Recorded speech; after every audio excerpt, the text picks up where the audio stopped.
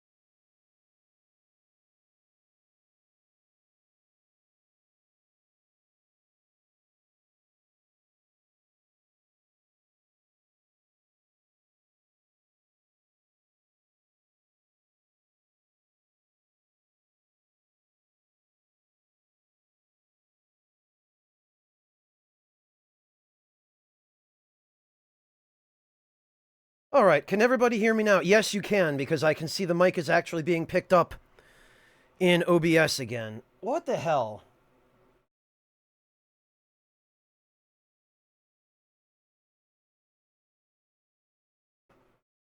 Every blasted time. There we go. Oh, I'm glad you like it, Mitkin.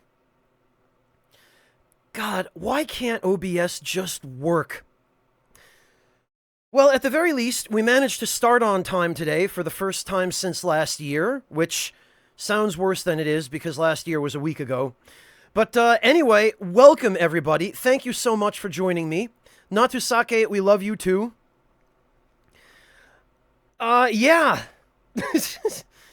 Yeah, I don't know what it is with OBS. And this is OBS Studio, mind you. So it has some unnecessary complexities that OBS Classic does not have. Yeah, it sure is a mysterious program. I've never had this problem with it until the start of the new year. I don't know what's going on. Alright. Good, well at least that works.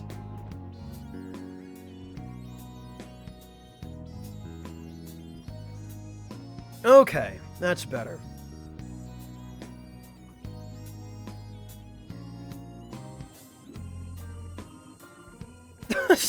You know, Jin, I'm inclined to believe you at this point that OBS is just based on RNG. Yeah, no, it's just programmed with a built-in algorithm where it just sometimes randomly won't work.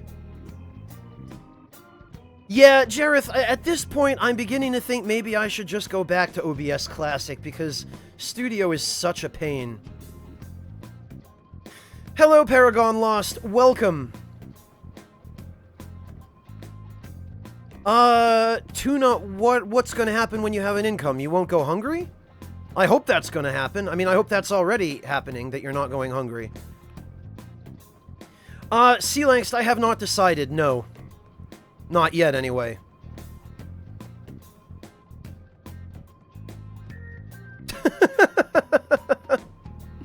Yeah, Blast Bowman, I can just picture that.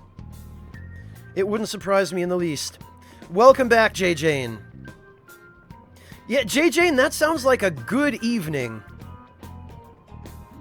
Glad to hear it, and I hope you feel better, Jay. Speedy recovery to you. Oh, Christ, Tuna! Don't you dare throw your paychecks at me. You keep some for yourself, damn it. Hey, Mel Brooks, good to see you. Hey, Upset Coffee, good to see you as well. Okay, Red. Katamai, I originally switched to OBS Studio because there were a couple of features it had that OBS Classic no longer supported, such as being able to overlay the text chat, the stream chat, you know, on the video feed. Blast Bowman, thank you so much for the Twitch Prime sub. Welcome to the Ragtime Lounge, Blast Bowman. Very much appreciate your support. Thank you. Hey, Dakota, good to see you. Oh, good luck with your new semester, Dakota. I hope all your classes go well. What are you taking this semester?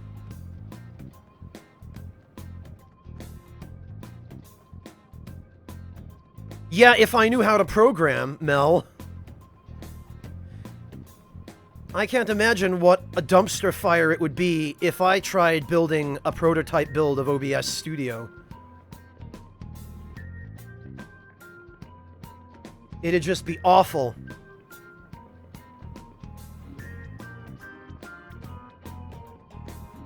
Oh, okay, Red, that's a pretty long drive. Upset Coffee, yeah, with you around, I should know better, shouldn't I? After you single-handedly funded Nick for, what, like 3 months?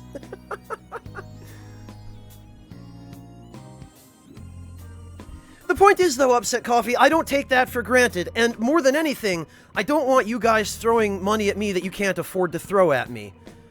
I want you guys to take care of yourselves first, for God's sake, because, come on. The idea of my viewers being out in the cold, freezing, starving, and living in cardboard boxes because they gave me their last paycheck is, not something I relish living with. Yeah, well, Mel, I'm pretty hopeless at anything involving code, be it compiling, writing, debugging, it doesn't matter, I'm trash at it. Oh, C-Links, please tell me we haven't started a new meme. Oh god, no. Alright, well, let's get going.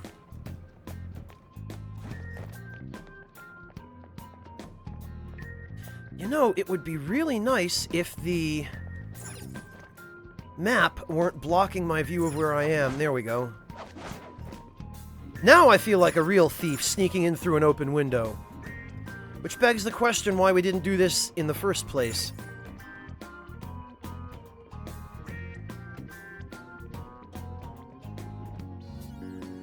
No, Lord Louise, this is just, not the first broadcast.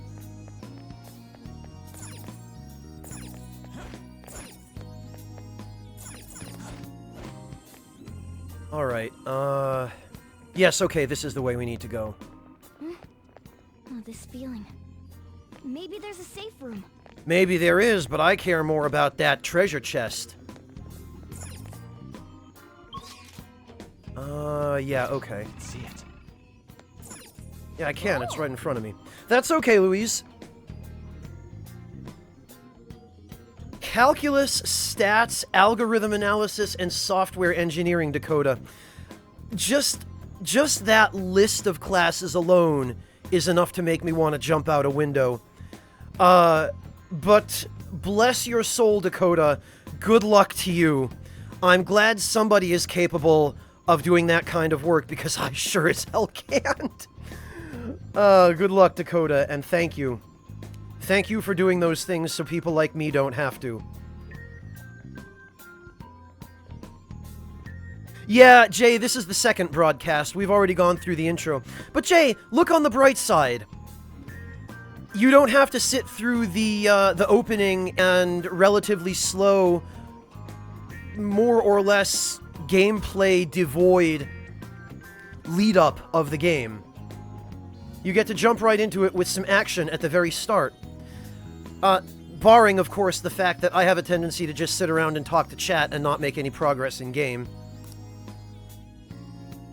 Oh, it sure is a good thing we have 4 lockpicks. Morgana, you're not helping me open this chest, buddy. Oh, alright, great.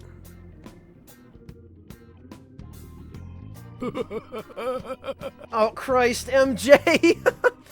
And Time is Convoluted. Thank you, Time is Convoluted, for the... Oh, wow, a $9.99 sub. Thank you so much, Time is Convoluted. I really appreciate that. Welcome to the Ragtime Lounge, Time is Convoluted. And MJ, my God, thank you, MJ, for the $50 donation. MJ says, throw money at you, you say. Happy to oblige. God, thank you, MJ. I really, really appreciate that. That is a tremendous help. And also, why are sub alerts not working?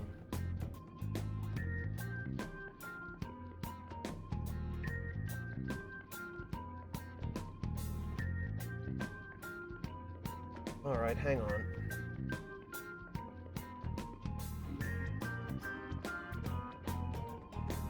Let me see if I can do something about this. Greetings, undead warrior. Oh, alright.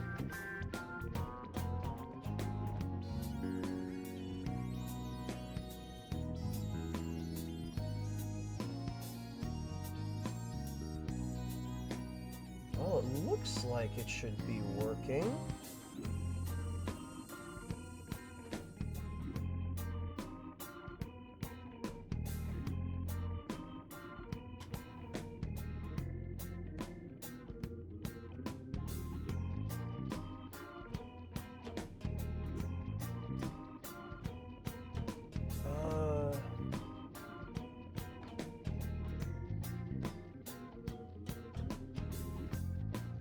Alright, well, hopefully that will work.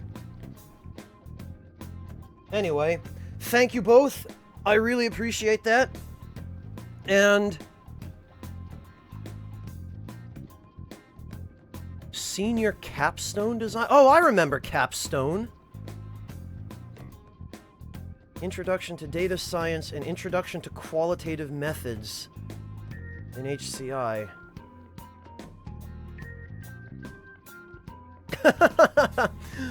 Jay, well, good luck with everything leading up to graduation, and congratulations in advance, or perhaps I should say congratulations.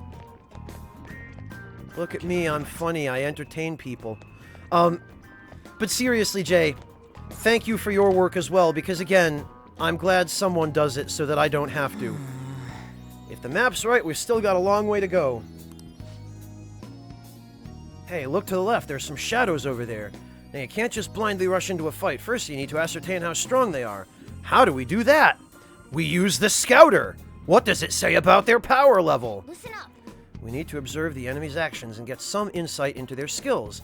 That should be possible for you, Joker. Yeah, you can use Third Eye. We know how that works. I have something. What does the Scouter say about his power level? He's yellow! I spotted a shadow. I'll reveal your true form. Hey, Venus, good to see you. Now's our chance to strike. Go. Mel, yeah, a lot of other people have been getting those kinds of errors as well. I don't know how true this is, but according to Dreaded Cone, it was because there was I guess the most toxic player in the League of Legends community, supposedly, got something like a 600-day ban, and somehow that catapulted him to 400,000 viewers, as a result of which Twitch has just been on fire for the past several days. Everything has been breaking everywhere. So apparently that's why.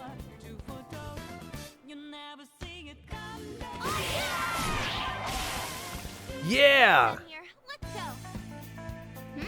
Nice work, team. Again, I don't know how true that is. But that's what I heard. Okay. They were nothing. Yeah, I'm sure it also doesn't help that AGDQ is in progress right now. That's a good point, Corleone. We've got our sight. I'll reveal your true form. Oh, that's awesome, JJ, and I'd love to see how that works out. All right. The first move is ours. Attack! And what a first move it was. A spectacular victory!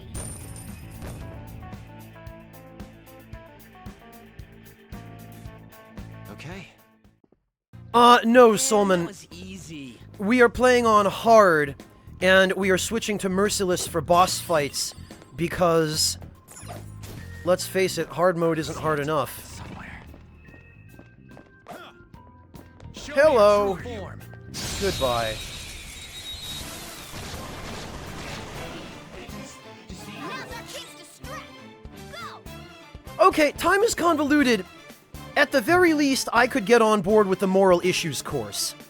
That I could possibly enjoy. I did actually take an ethics class back when I was in university, and I enjoyed that class quite a lot. Had a great professor. Gorgeous Panther. We're done here. Let's go! A spectacular victory! But all the rest of that stuff would just give me cancer. So props to you, Time is Convoluted. I'm glad that there are people who have the kind of brains required for that sort of work. And actually, let's... I think this is slightly better for Ryuji.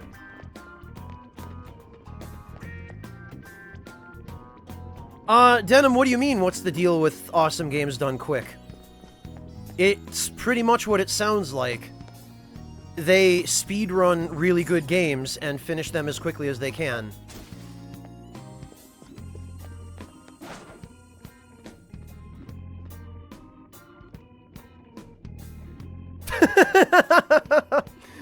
Doctor, I take it you've tried out some of their products recently, or else just been listening to the podcast. Well, the Best Friends podcast, I guess I should be clear, for those who aren't familiar. Now's our chance to strike!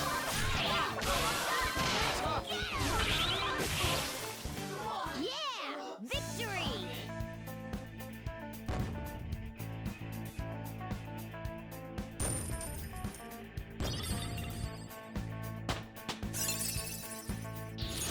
ESOC 300, Mel? I don't think I'm familiar with that.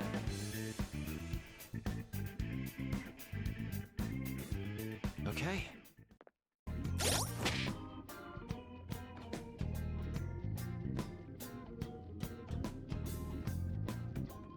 Hey, welcome back, Clint.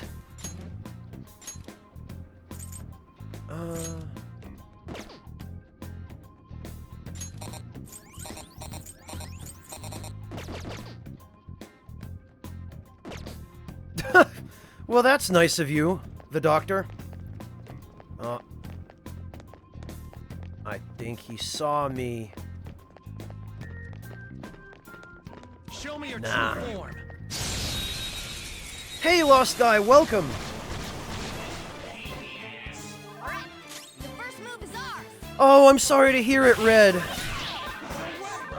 Good luck with your reapplication. So gorgeous, Panther.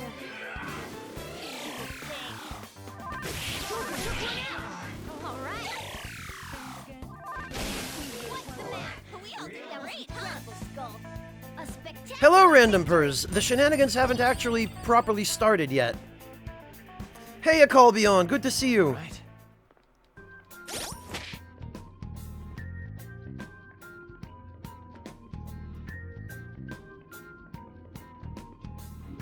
Oh, really, Denim? I haven't heard about that.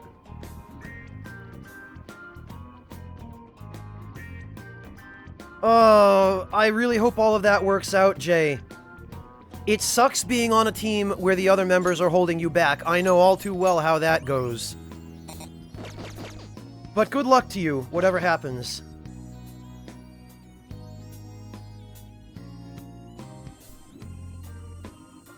Oh, Generic, you're talking about taking a gap year, as they say in the UK.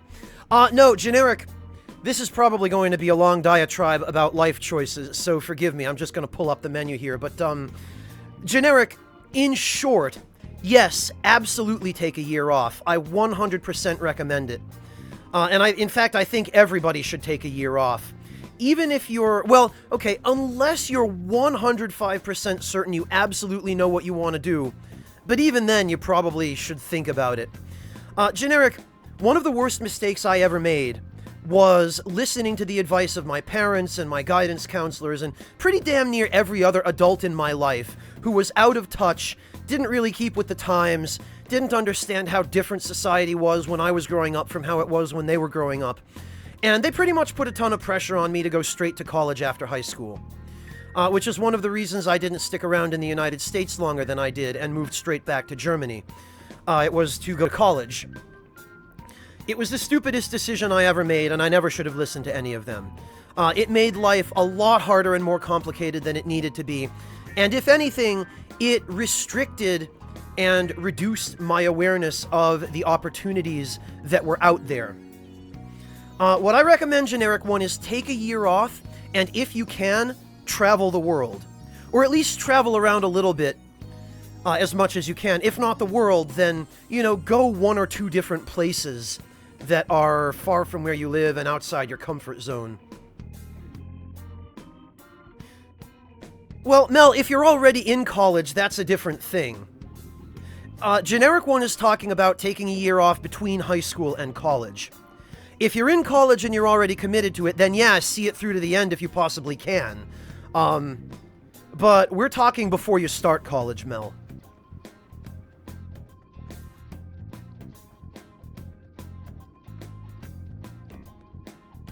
So yeah, Generic One.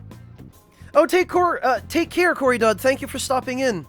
Sorry I didn't say hi to you. I didn't see you, drop in.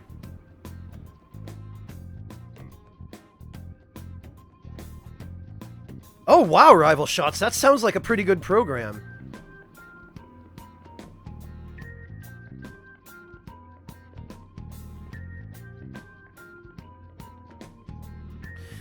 Oh, I see, Denim. Huh. I haven't heard that, but I'll keep my eyes and ears out.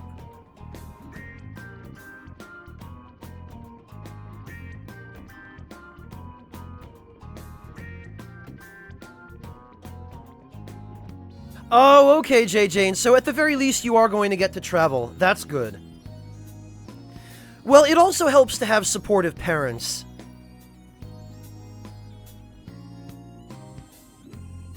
Thank you, Corey Dud. And Demon Eye provides a good point as well, Generic One. If your college offers exchange programs, and if they're available to you with whatever major you're taking, they're worth exploring.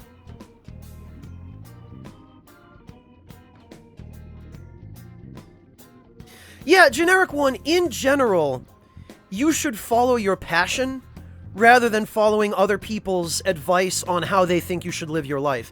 That is the one thing that I have consistently, repeatedly regretted doing, is taking other people's advice as to how I should live. Because I found, unfortunately too late typically, that other people were just trying to live vicariously through me. And that's really not great. You should do what you want to do, and you should live in a way that builds upon the things you want to be able to experience. So, if you want to learn animation, and you want to go to another state and maybe get an apprenticeship as an animator, I think you're going to find you'll be a lot more motivated to stick with that than you will going to college and majoring in something that someone else tells you should major in, that you yourself might not actually be interested in, which is what happened to me. My parents convinced me to major in environmental sciences, and that was the stupidest decision I made up to that point in life. And then the stupidest decision I made after that was that I let someone I was working for convince me to take a certificate program for outdoor leadership and ropes course management, which I never ended up using either.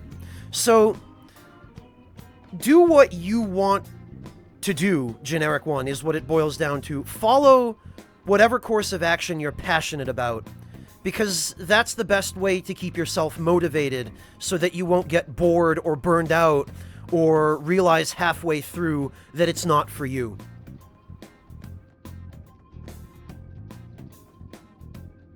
So that's what I would advise. And it sounds like a lot of other people in chat have some good tips to weigh in with as well, so hopefully some of this will be of use to you, Generic One. Yeah, well, Random Pers, what had happened was I took a couple of courses in high school in America that I really enjoyed. They were courses relating to things like wildlife management and environmental sciences. And I made the mistake of expressing a passing interest in that subject matter to my mother. And, well, she pretty much just clung to that and thought, oh, finally, my son found something he's interested in. I'd better push him and do what I can to encourage him to stick with it. And, you know, I had only really expressed a passing interest in it as something I might kind of sort of think about. But then she got it into her head that, oh, this is what Franz wants to do. And then I never heard the end of it. So I foolishly let her convince me, yeah, go to college for that. And I did. And I found out in college that it was 90% math. I had to take a bunch of science electives, or not science elect, but like core science courses and mathematics courses that were required for that major, and I'm terrible at math. So that was a dead end and a huge amount of wasted money. Glad to hear it, Generic One.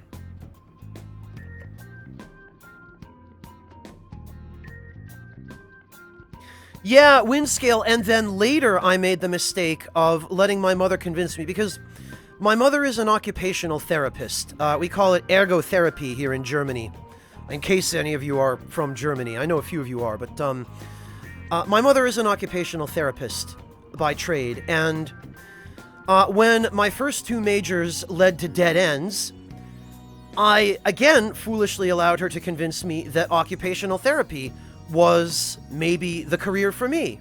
And so I returned to university for the third time in my life to pursue a major in occupational therapy. And big surprise, that too led to a dead end.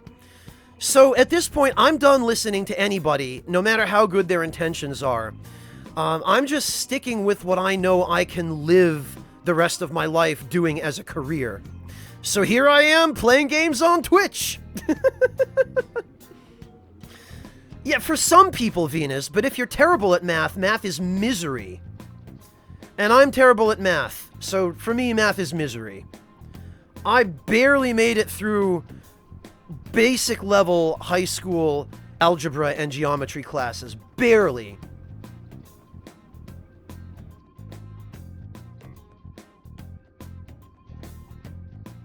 Well, Artista, sometimes just researching a career isn't enough, right? Because I lived with my mother for 18 years, you know, the first 18 years of my life.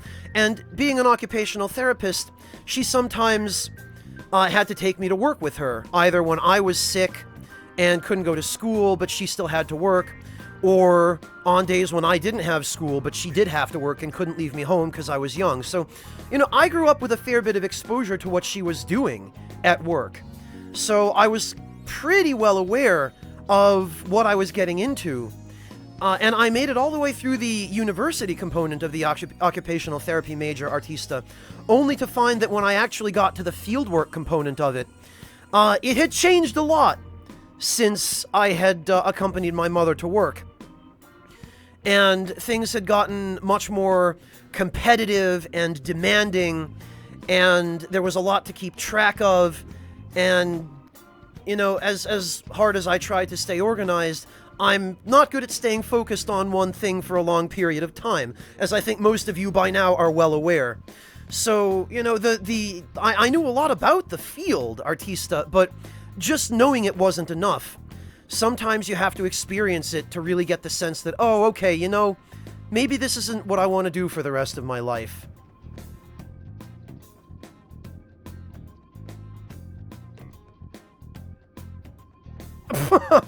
Oh, Clint. Yes, that would be funny, but it would also be pretty mean.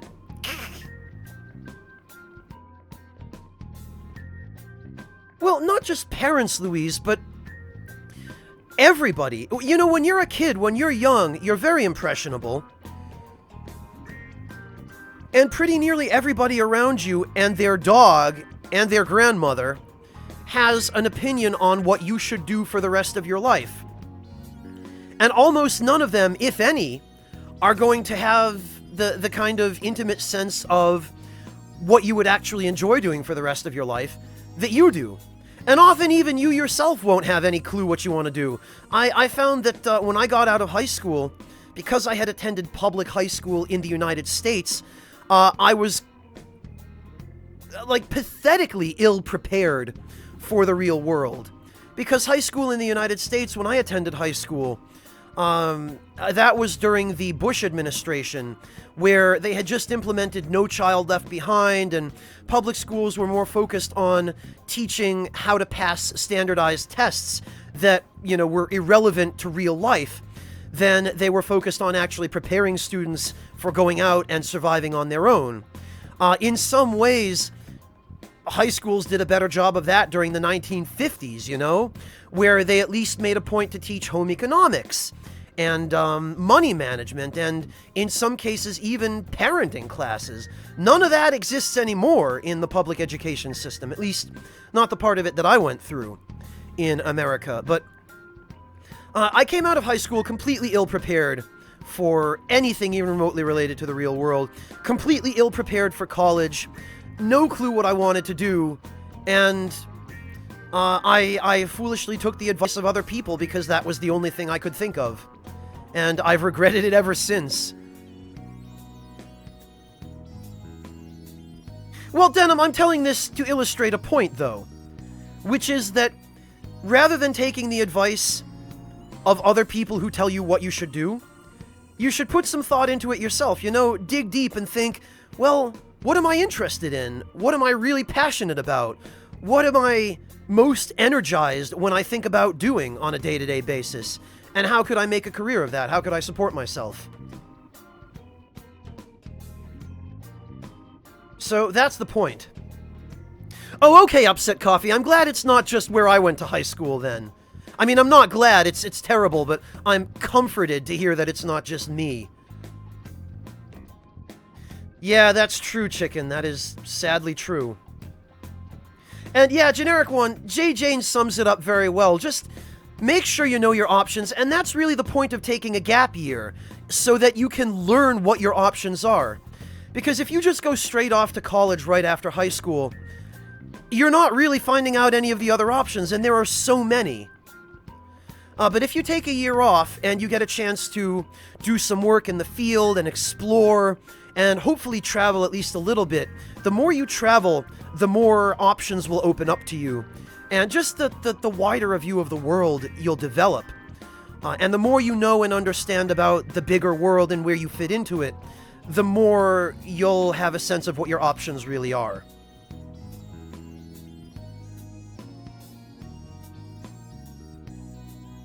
Oh, I envy you, Jareth. No, it's fine, Generic One. Maybe this will prove valuable to somebody.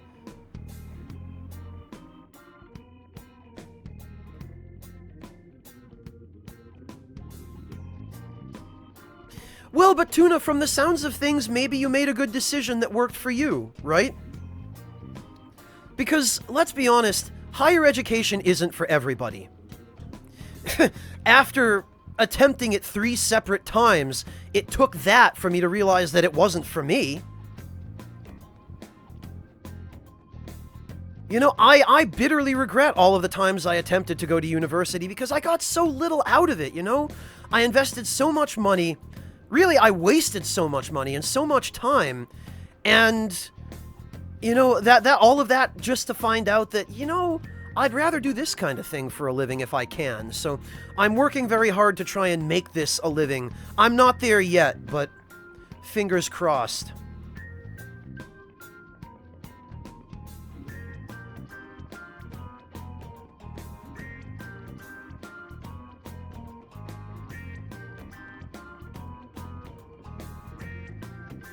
Never had to try to succeed. Yeah. Ilani, it's all the worse when you're not prepared for the demands and expectations that you're going to be suddenly subject to when you get out into the real world.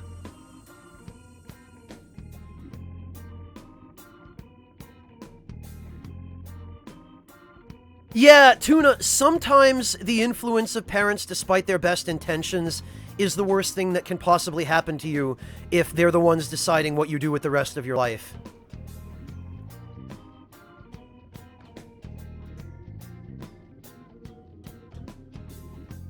Yeah, Mitkin, that's exactly what happened to me. I didn't even make it through the first semester of my environmental sciences major.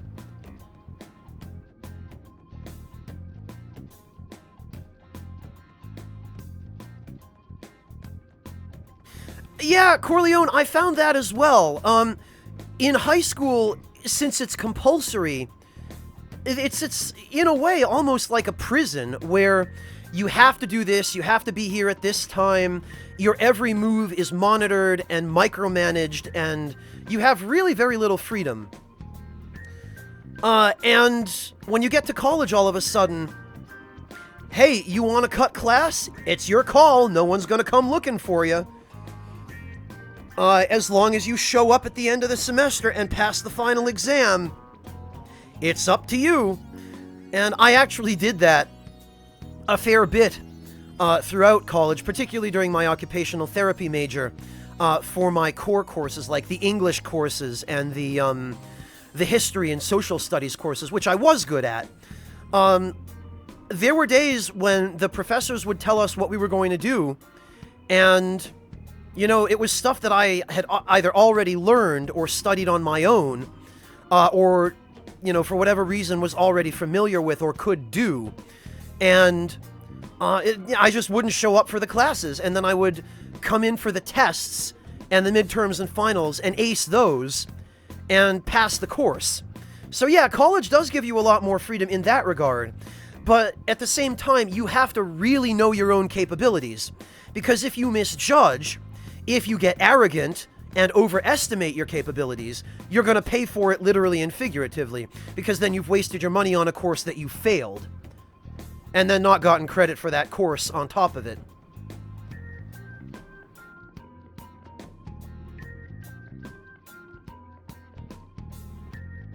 Yeah, Clint, you know what I'm talking about from the sounds of it.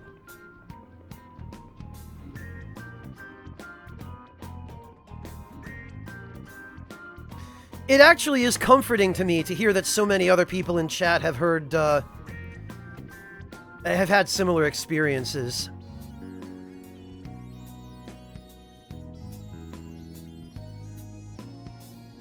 I see, Ilani. So, it sounds like school in Sweden is just about, you know, getting you through the conveyor belt assembly line of teaching you reading and writing and arithmetic and that stuff. And they don't really give you chances to focus on particular trades or skills, is that right?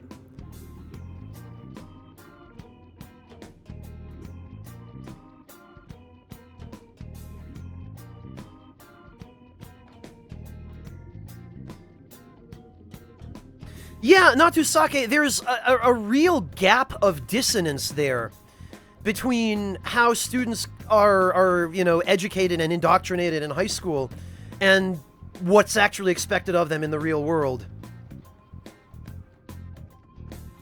Well, I'm not saying that, Tempest.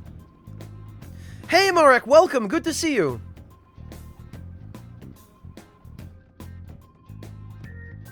Well, Gid, sometimes working is a good thing, even just because it will allow you to save up some money. And once you've worked for a few years and saved up some money, then you can go traveling. Or you can, at the very least, move around a little bit and see different parts of the world, see different ways of life. You'll maybe save up a little bit of money, and then you can, I don't know, you can volunteer in the Peace Corps or something, and go do some work in another part of the world for disadvantaged populations. And, you know, you could go maybe to Africa and help develop habitat for wildlife, that kind of thing. There are so many different volunteer programs and just vocational programs that, you know, once you've worked a couple of years and saved up a little bit of money to support yourself while you're volunteering, you can kind of roll the dice and say, well, all right, yeah, that looks interesting. I sure would love to go to South Africa and take care of some elephants. That would be cool. You know, I sure would love to go to a big cat reserve and feed tigers all day. Maybe that would be fun. Maybe I would like to, there are so many different things. Maybe I'd like to work at an aquarium, taking care of sharks and whales or things like that. Like, there are so many different opportunities out there that you just can't learn about unless you go out and travel and find out about them for yourself. You're never going to find out about that stuff in high school or college for the most part. So, it really is all about getting out and seeing the world and learning about what's out there.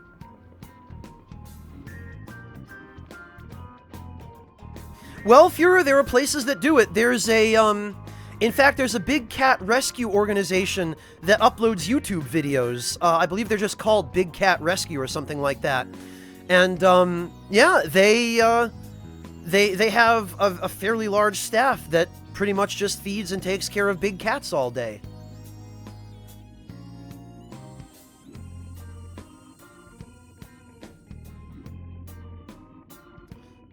Oh, geez, Tuna.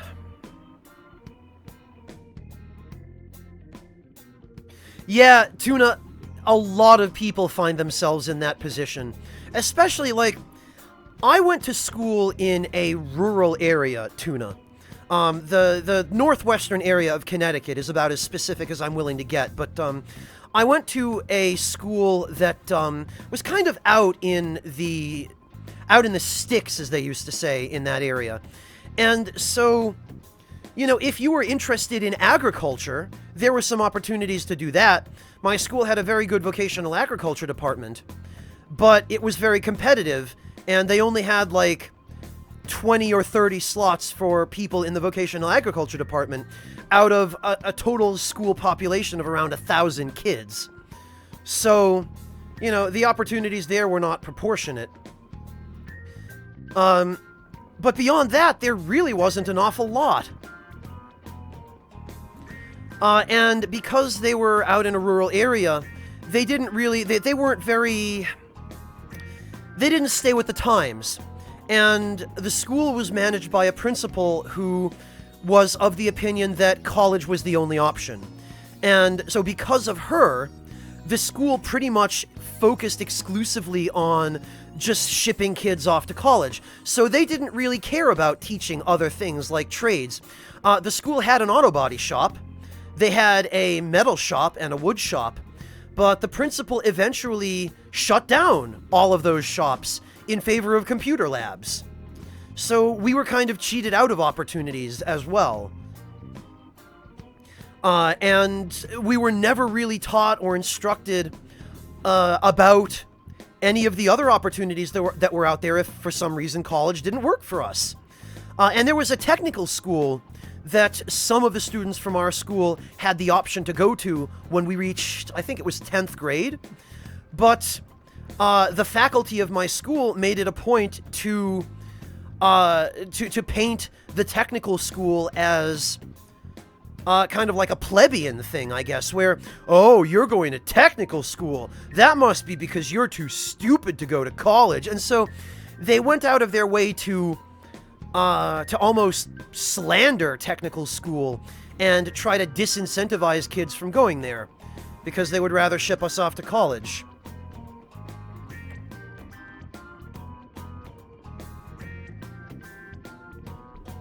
And yeah, that's pretty much it, Natusake.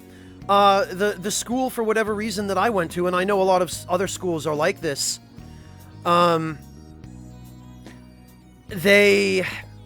they just had this agenda of sending us to college. Well, generic one, that's the point. We had a wood shop in that school. We had a wood shop until I was in 10th grade. And I took the woodshop class in 9th grade, and in 10th grade it was shut down by the principal, and it was replaced by a computer lab. And that was the epitome of really what high school was all about at that point. It was all about restricting your opportunities and making you do whatever it was the faculty thought you should do.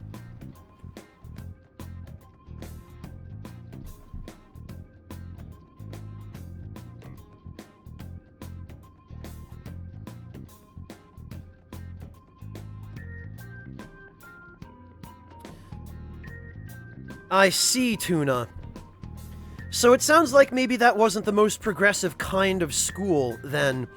But Tuna, from what you've described to me, it sounds like that school also did you some very serious wrong. So I suspect poor management and possibly corruption were the primary source of fault there. Well, Generic 1, even by the time I took it in 9th grade, they were already starting to strip out most of the fun stuff. At that point, it was mostly about building miniature wooden house frames out of little sticks of balsa wood.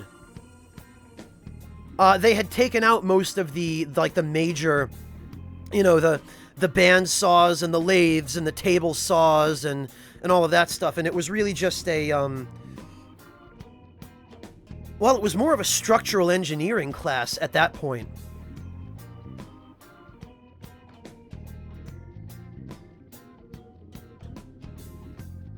Yeah, right, Doctor. I wouldn't make it at video game high school because, again, that's all about programming. It's all about math. I'm all about playing games that have already been programmed, not about making them myself.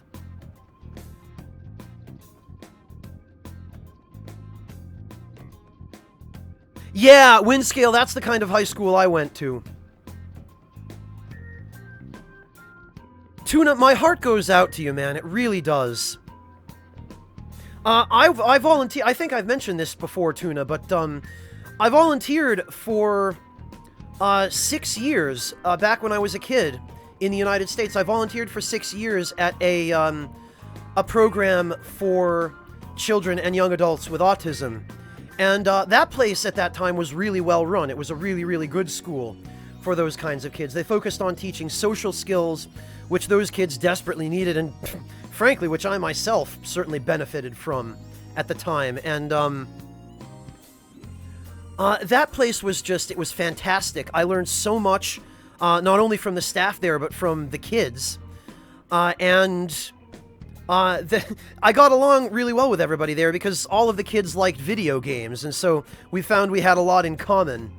And that was a good experience for me, but I also, at that same time, Tuna, became aware, because there were other people trying to open similar organizations in Connecticut at that time, I became aware of organizations that were more like the one it sounds like you went to, where either they didn't know what the hell they were doing, or they had the wrong goals from the beginning.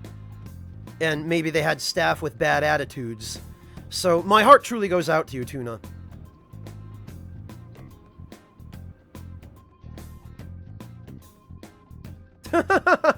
I'm sorry, J. Jane. I'm sorry.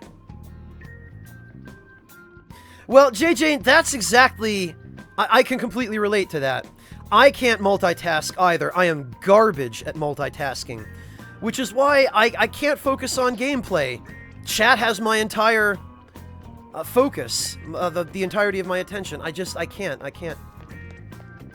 Gotta navigate now. Don't have the brain power to talk and navigate at same time. Oh no, bad speech suffering. But you're right, Jay. I should probably try and focus a little bit on playing the game. Nice. Nice work, team.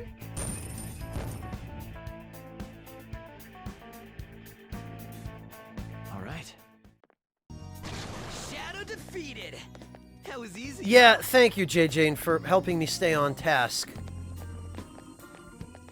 Oh, a treasure chest. Yay! Ah, yes, a snuff soul. That's what I like. Snuff those souls. Not opening. Guess I gotta find another way. I'm sorry, Tuna. Oh, you know what? I should probably go to that save room, because I haven't even opened it up yet. Nah, you know what? It doesn't even matter.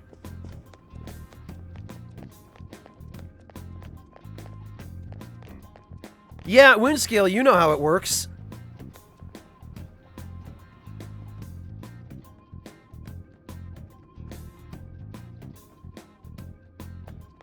Well, Blast Bowman, that's what happens when somebody asks me a question about a poignant and relevant and important topic.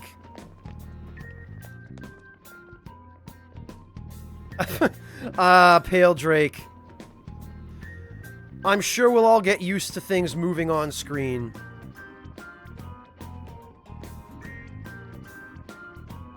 Wow, Random Purse, that sounds terrible.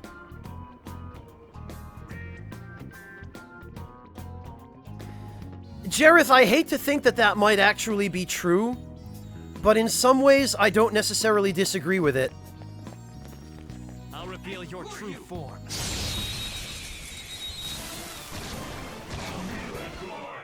Alright, the first move is ours!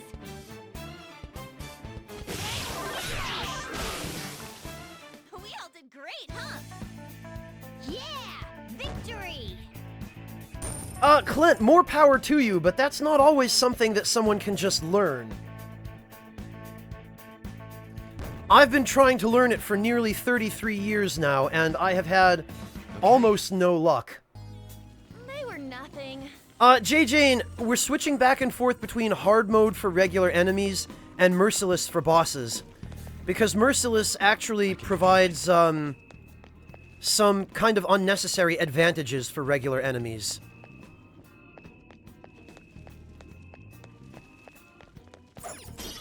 Greetings, undead warrior. Natusake, thank you for the sub. Welcome back.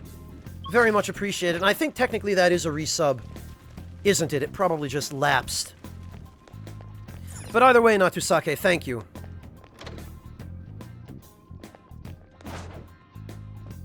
Gotcha. I'll reveal your true form. Clint, I don't think... I mean, yes, I get what you mean about something like that overstaying its welcome. But, it was an important topic that I felt was worth acknowledging with a proper discussion. Victory! Which, granted, is why most of us are here, I suspect.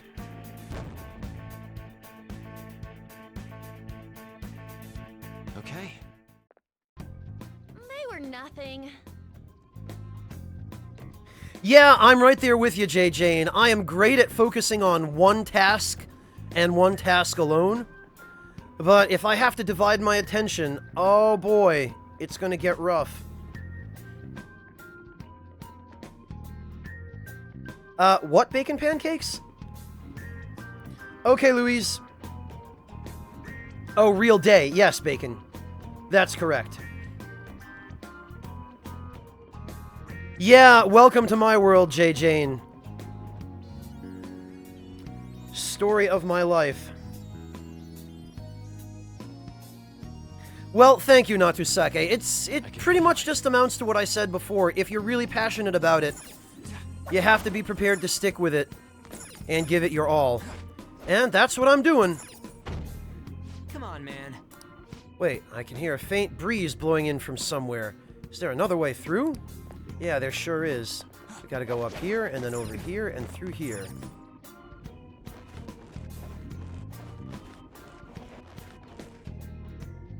See, Pale Drake, I envy you. I wish I had that. Because these days, hyperfocus isn't as helpful in general as being able to divide one's attention. Nice. Look, a treasure chest. Let's take whatever's in there, too.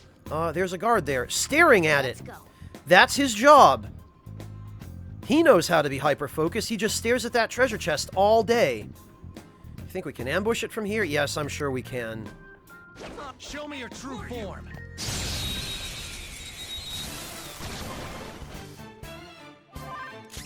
Hello, Retro Backlash. Welcome. G'day to you, too, mate. I bet it's pretty hot over there.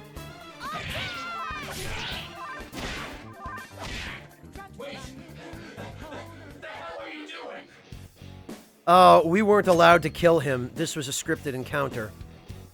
When an enemy is in a dire situation, it may try to bargain for its life. You can negotiate with it, possibly even gain a persona. Right. Okay. I'd like an item. Okay. No, I didn't ask for this. Yeah, okay, that works, I guess. See ya, superhero, you totally saved me. Yeah, after I almost killed you.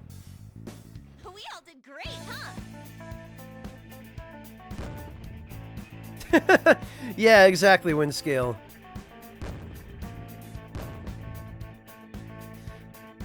I get that, Pale Drake. I get that.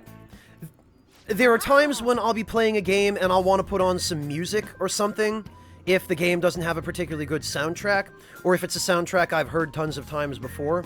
But barring that,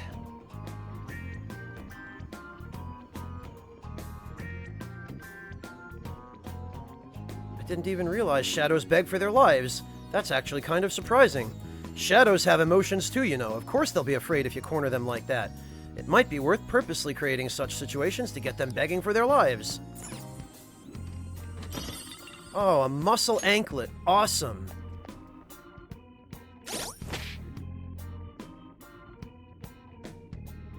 Yeah, same here, Jane.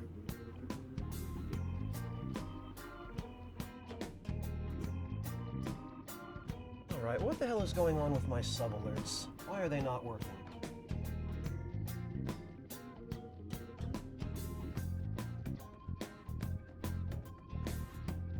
Let me see if there's something I can do here.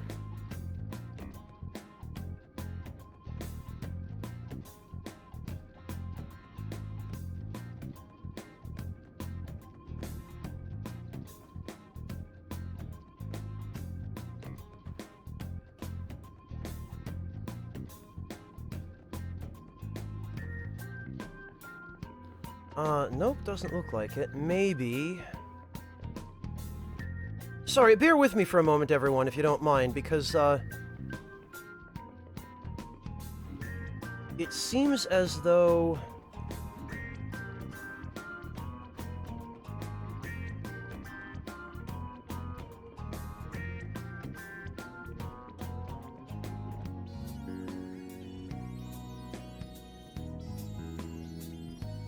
Huh. Alright, well, never mind. I'm not going to take too much time to do it now. I'll have to figure it out, later, I guess.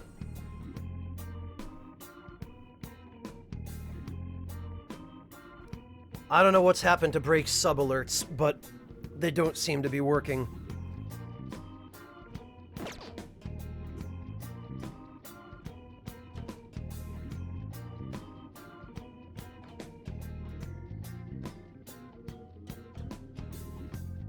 Let's see.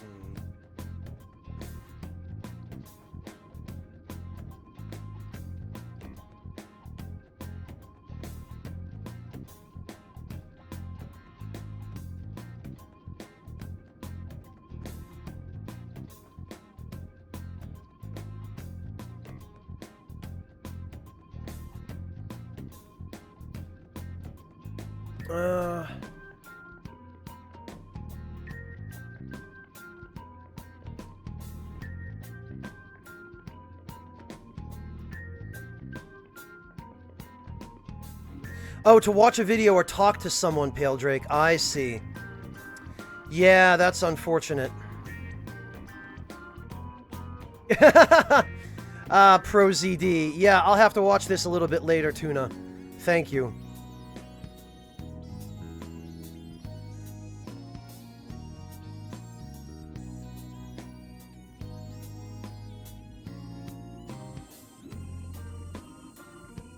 Yeah, me either, J. Jane. I can't.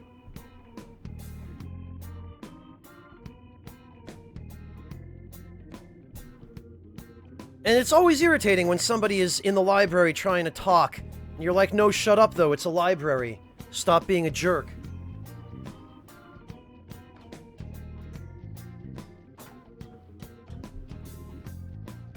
Alright.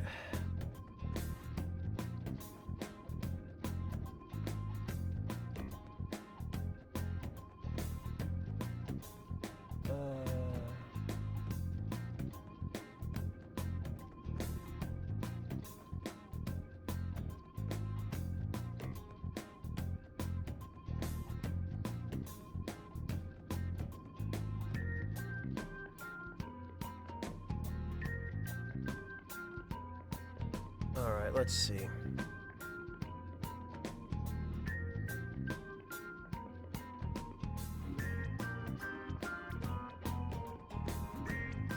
Sorry, bear with me, everybody. Okay, J. Jane, sounds good.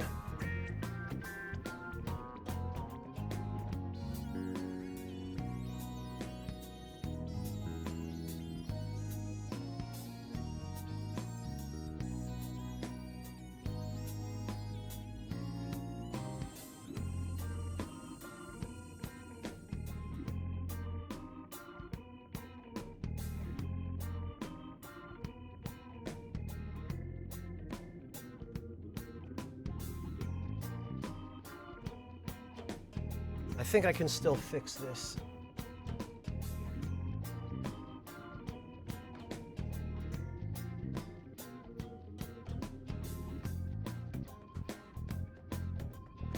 Let's see.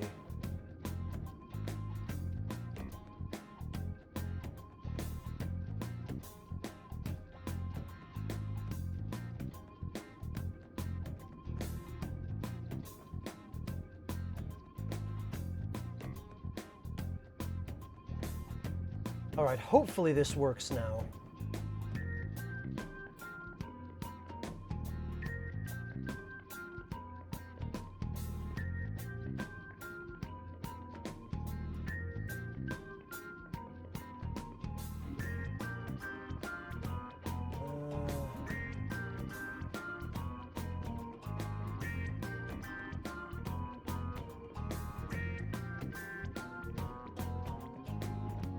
Oh, you know what?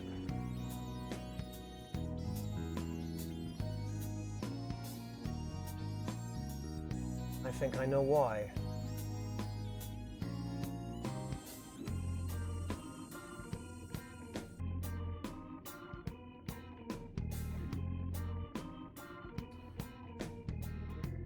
Okay, I think I figured it out. Sorry, everybody. I just want to make sure everyone gets proper credit for their subs.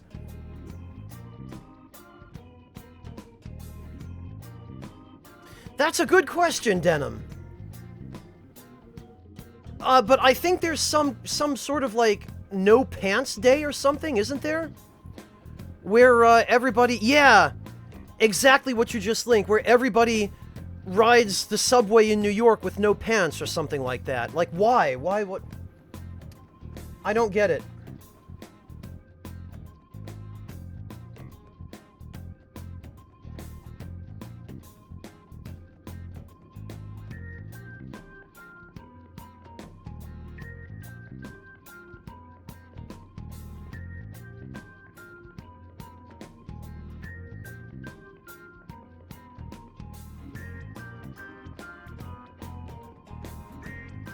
All right.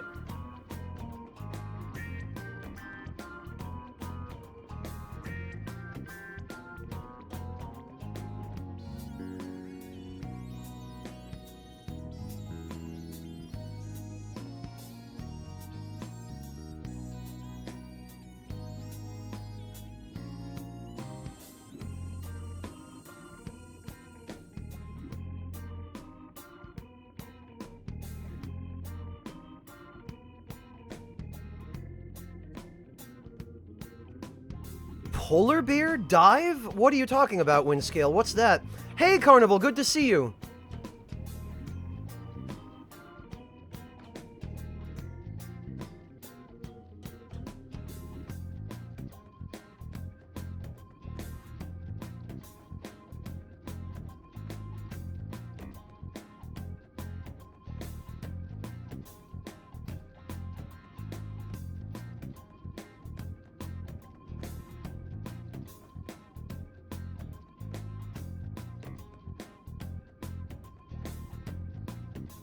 Oh, icy water. Is that polar bear dive the thing where you jump into freezing water?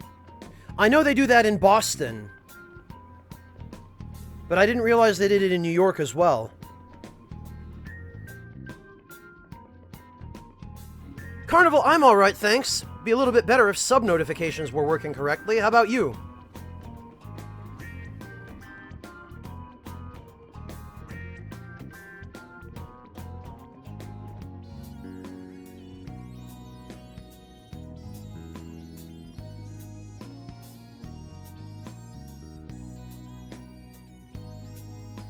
Oh, okay, Denim. It's what I thought it was. Gotcha. After a 5K, I see, Petty Funk. I see.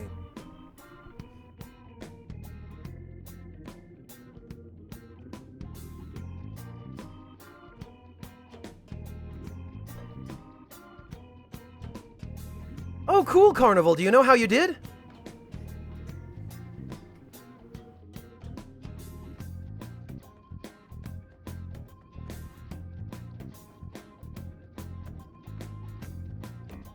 Oh, it's just a New Year's thing. I gotcha. Welcome back, Jay.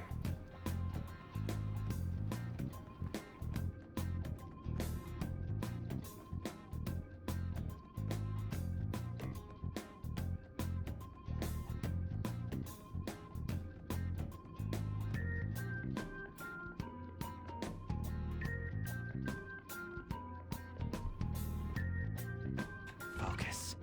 All right.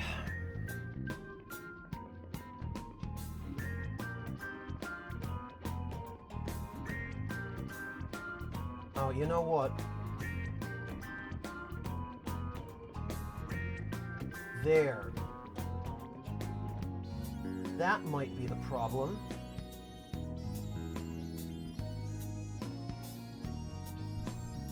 Okay, well, let's see. Let's see if that fixes it. Alright, thank you all for your patience, and I'm sorry for the delay. Live troubleshooting is never particularly conducive of speedy gameplay. Then again, neither am I.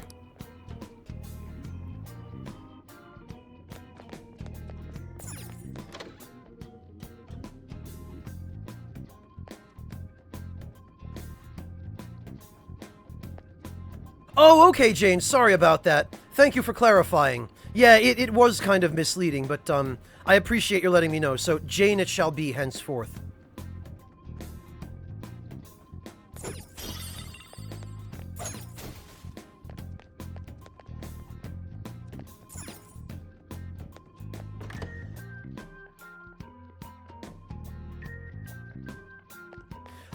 Natusake, pretty much anything plus me equals no gameplay. You should know this by now.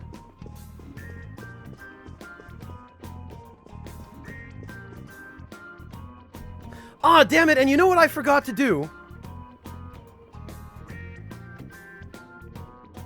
I forgot to use this. My technical difficulties screen, which I'm so proud of.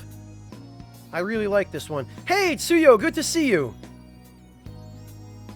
So, we'll just pretend I used this during the segment where I was fixing sub notifications. Hopefully fixing them.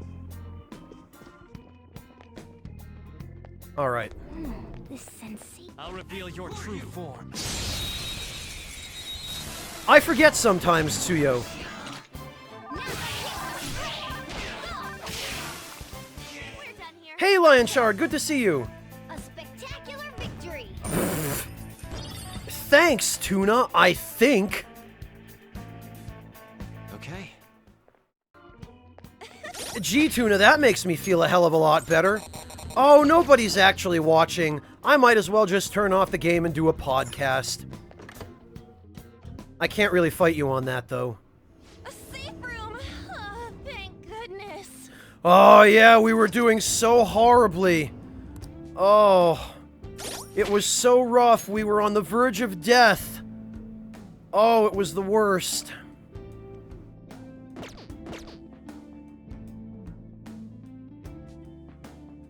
Oh, don't do that to me, Slice. That's mean.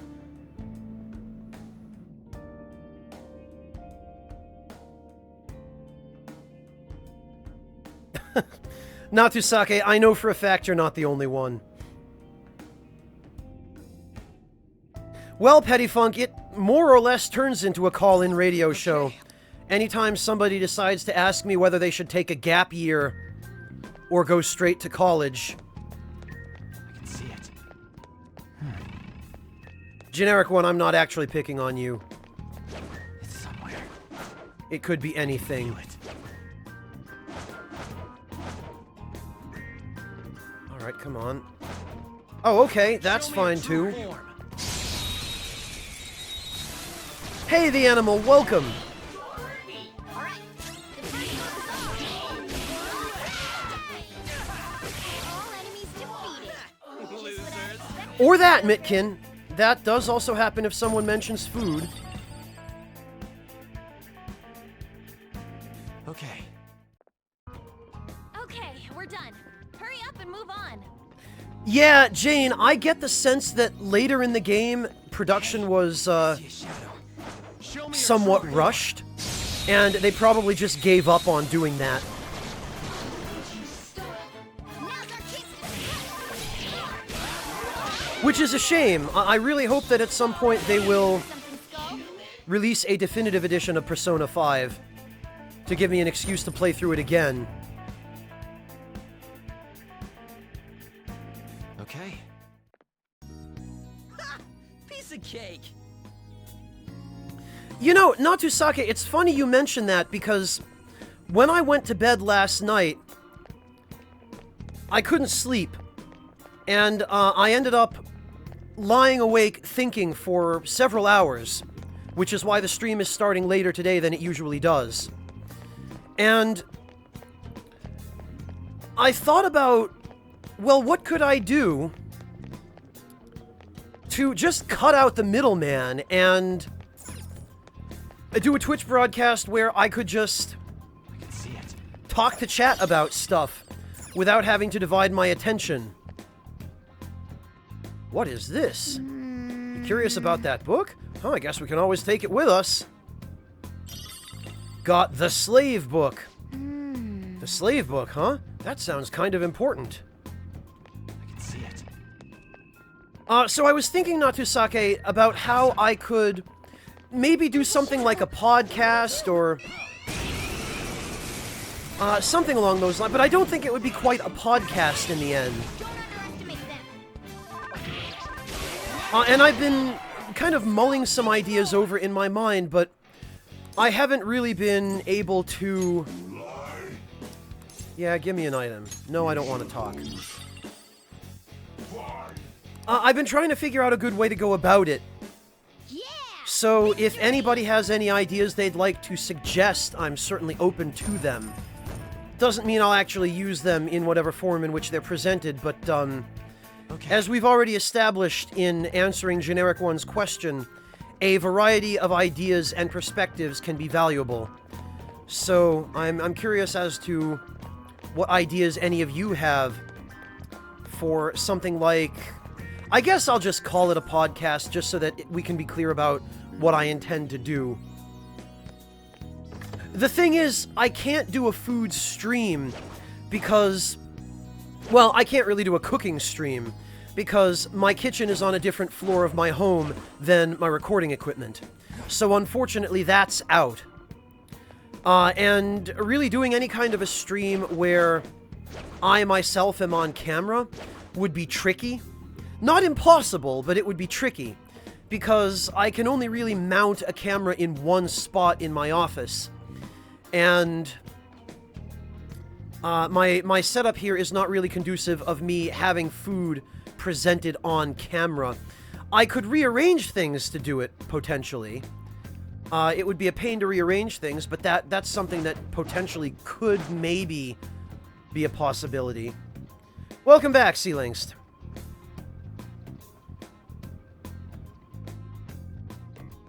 Tuna, I told you, don't throw your paychecks at me unless you can absolutely 100% spare Show me something. your true form.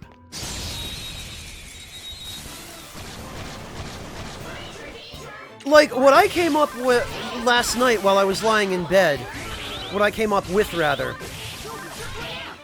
Alright. was something along the lines of maybe I would call it, I don't know, Fireside with Franz. And I was thinking maybe I would do what the best friends and I did after the Demon Souls streams, where we just had a picture of Bonfire-chan on the video feed, and kind of had it like I don't know, like one of President Roosevelt's fireside chats, that kind of thing, where except instead of just it being him talking to the audience, it would be everybody in chat sitting around having a fireside chat, which is basically what I've been doing up to now, instead of playing the game. But that was just one idea. That was just one thing that went through my head. And I would like to find a way to integrate food somehow. And it's kind of boring just looking at a picture of a bonfire for 10 hours of podcast. So I'm trying to find a way to, I guess, min-max that idea and make it as interesting as possible to watch and to listen to. So I've just been kind of mulling ideas over it in my mind of, well, what could I do on stream in terms of video to make things more interesting? And that's where I'm kind of getting stuck, I guess. Cool, right? Bye. Yeah! Nice! Well, Artista, I had considered getting in touch with somebody like Xiangmo. I don't know if you're familiar with him. His name is Thomas, and he is the one who does all of the emotes for Marcus's stream. And he actually recently did pitch me an offer for emotes, but I already have somebody working on emotes for me, so I wasn't able to take him up on his offer. But he is really good at pixel art, and also pixel animations, and I was thinking that, well, maybe I could hire him to do a looping pixel animation of, I don't know, a nice cozy burning fire in a fireplace or something like that, and that maybe I could use that on stream during a podcast type thing, but I don't know. Did that catch your attention too? We should take it with us. Got the King book. Yeah, I wonder who that could be, Clint. And Clint, the reason I asked you to give her a hug for me is because she contacted me yesterday to tell me that she's basically donating all of the new emotes because of the work that I did for them on Salt and Sanctuary. And I might or might not have teared up a little bit there, because it was just such a sweet and generous offer for her to just give me... It's going to be basically 8 new emotes at no charge. So yeah, Clint, next time you have a chance to give her a hug for me, please, please give her a hug for me. Nice. Hey, 108 Sins, good to see you. With this power. Oh, I follow him, Mitkin. Unless you were talking to everybody else in chat, in which case, yeah, go follow him.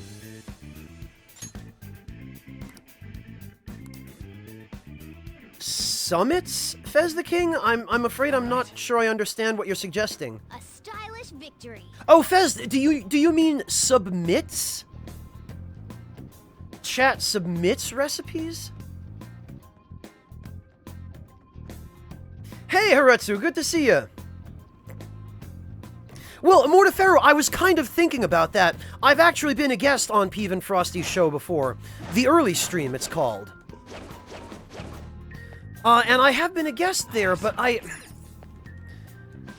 don't know, I don't think that quite that format would work. It'd be similar, but what Peeve usually does with the Early Stream is that he will have a bunch of fan art expressly for the Early Stream that viewers submit, and he'll just cycle through it over the course of the broadcast. And I'd like to do something a little bit more specific to whatever the subject matter happens to be, you know? Oh, that's okay, Fez. I figured it out eventually.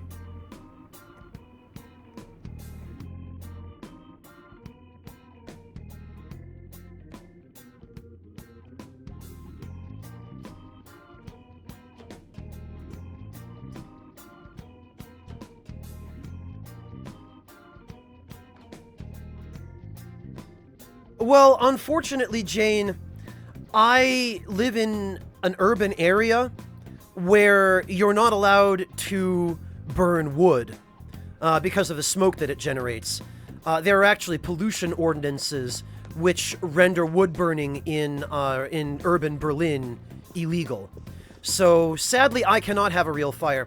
If I were still living in Connecticut with my parents, they have a wood stove, but that would have been downstairs anyway, and my recording setup is not something that I can just set up in the middle of their living room next to the wood stove, because it would be in everybody's way. So one way or the other, unfortunately, I can't have a real fire.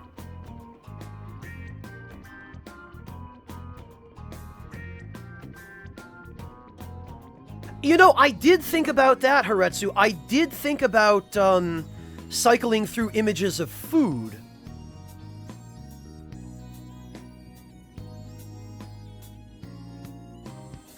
Well, Jane, that's kind of what I was going for with potentially hiring Thomas to put together a really nice pixel image of a bonfire, or like a camp, or really a fireplace, you know, something cozy, something like an indoor scene. Oh, okay, we can't do anything here yet because we need to go to the library. Hey, look! It's just like that one we saw before, if I'm remembering right. We gotta pull this. Wait, there's a round indentation underneath. Looks like it won't move unless we fill that. So we need a key. I wonder where it could be. Yeah, we have to go to the library.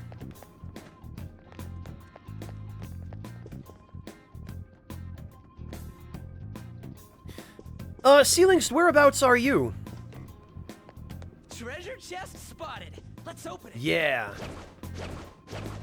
Because, Ceilings, it's I think only wood that's illegal here because it creates smoke. There are still homes in this area that are on the gas lines, and so there are still some people whose houses burn like natural gas. But burning wood creates a lot of smoke, so it's against city ordinances.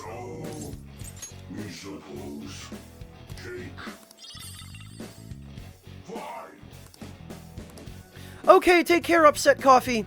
Thank you for joining us today. Nice work, team.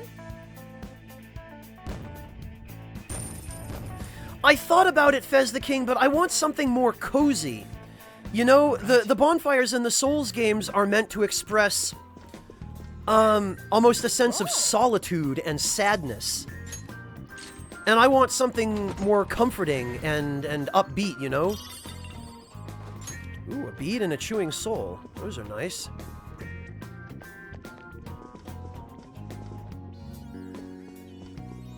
Alright, I think this might be... Yeah, this is it.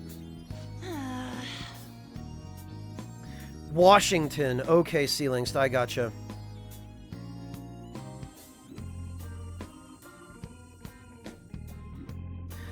Yeah, understandable, Ceilings. Jeez, I hope you guys are all okay.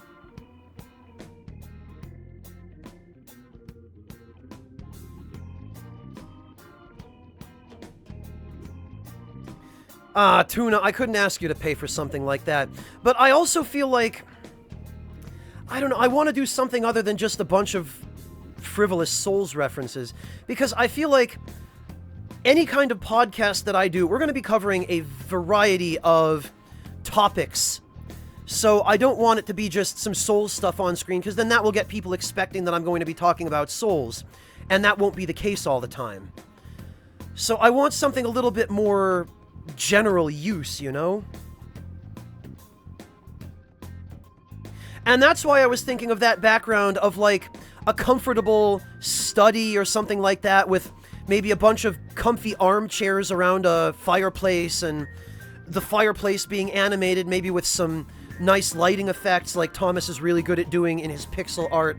So I thought of something like that, or depending upon whether or not he would actually be willing to do something like that, maybe seeing if I can dig up another artist who would do something a little bit more realistic, but I really do like the pixel style. An Aga oven? I don't believe I have, Scarred Howl. Or if I have, I don't know it by that name.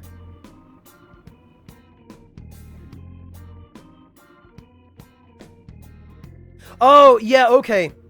Petty Funk, thank you for clarifying that.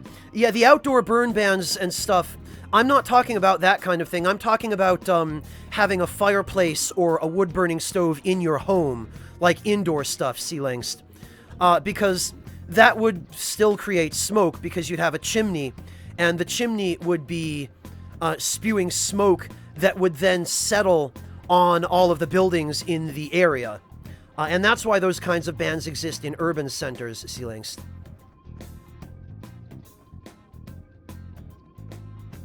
Yeah, I can imagine, Sealangst. So much of California is on fire now. IRL TV that lets you stream from your phone and tablet. I don't know how that would help me with a podcast, though, Mortiferu.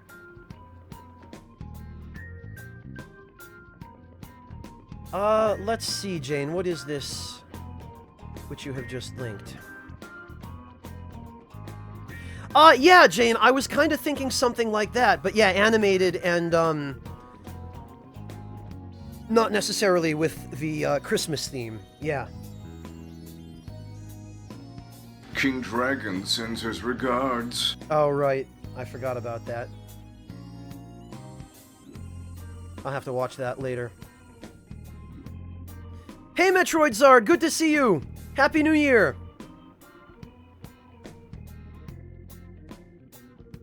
Alright, let's see. Whoa, it's so musty. A library, huh? This definitely seems fishy. What do you mean? Come on, it's the library in a castle. There has to be some kind of secret mechanism in here. Let's look around. Oh, and now the music changes. I can feel it. Oh, Wait a second. It looks... the books on this shelf seem familiar. They're the names of the volleyball team members.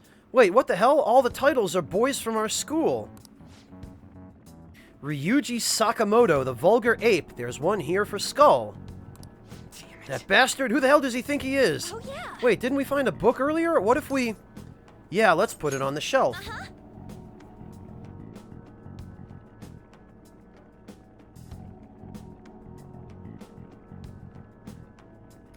Oh, J. Jane, that's an anime trope, and I think originally a manga trope. It's meant to express a particular emotion, and in Japan, it is understood to always mean the same emotion that that is meant to be expressed. Unfortunately, the way that we tend to look at things in the West, that emotion does not necessarily translate well to Western sensibilities. So it's not that they're winking, it's that they're wincing. Yeah, maybe something will change if we put it on the shelf. So we need to put the slave book here.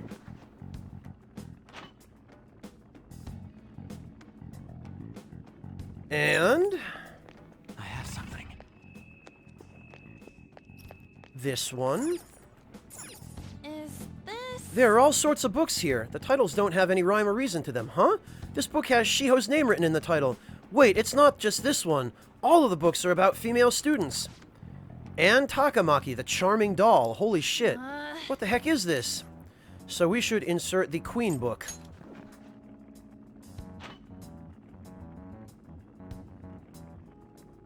Sealinks, that is Whence. Greetings, undead warrior. Not Wince. And okay, excellent. I'm glad to see sub notifications are working again. N Reigns, thank you so much for the resub. Welcome back. Really appreciate your support, N Reigns. Thank you, thank you, thank you. And Happy New Year to you, my friend.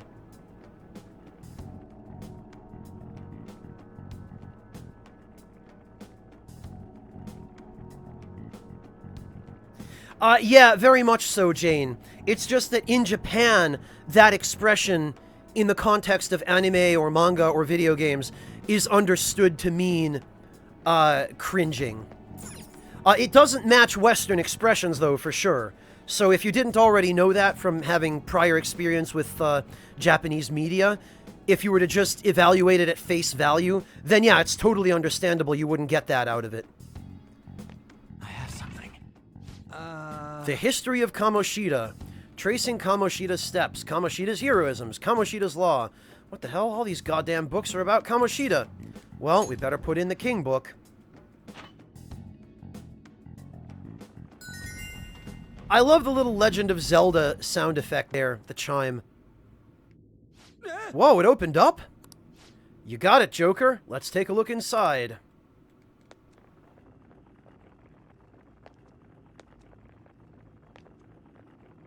Yeah, Jane, the character portraits really do put it front and center, don't they? In games like this. What? The hell is this room? There's tons of pictures of Suzui in here. Wait, it's all pics of her? Yeah, this is the expression you're talking about, isn't it, Jane? Yeah, this expression is, in Japan, it's understood to mean, oh, no. Or, ach, mein Gott, as we say in Germany. We'll make the bastard pay for this. Yeah. Hell yeah. Morgana, Sea-Lynx, because Navi doesn't constantly tell you to go to sleep.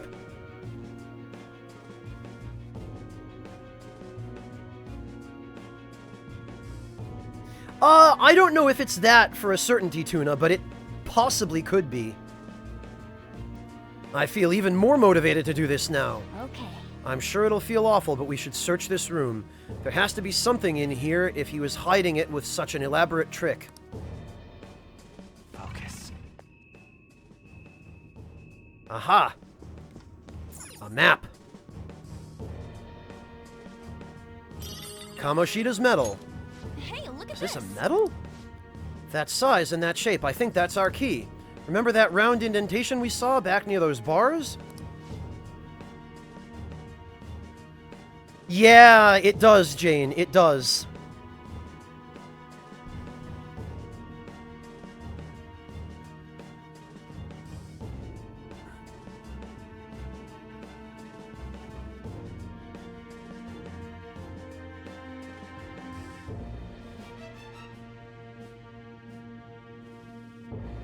The thing you have to remember, though, Jane, is that because Japan is a very... Well, it's many things, but because it is a very repressive society, and because it is viewed as a faux pas in Japan to express too much emotion verbally, or even physically, even in terms of your body language, they have this habit, I guess, in Japan of trying to express as much emotion as they possibly can, as subtly as they possibly can.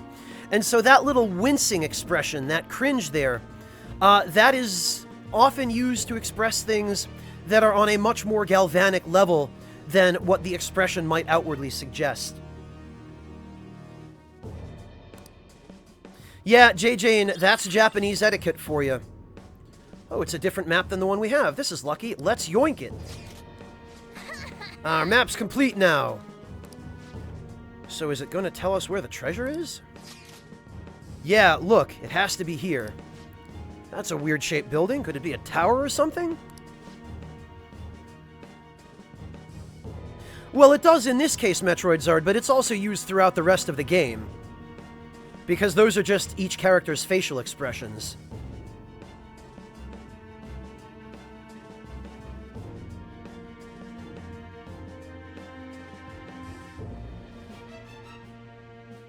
Yeah, I was kind of disappointed by that as well, Cryon Lord, but let's not get ahead of ourselves. We'll get there. Considering our current position, I'd say we're about halfway there. Alright, let's hurry over there. No, now that we know how much we have left, we can calculate the best way to pace ourselves. Let's keep exploring, but take breaks when we need to, Joker. Oh, I'm sure we'll be fine. We've got SP adhesives.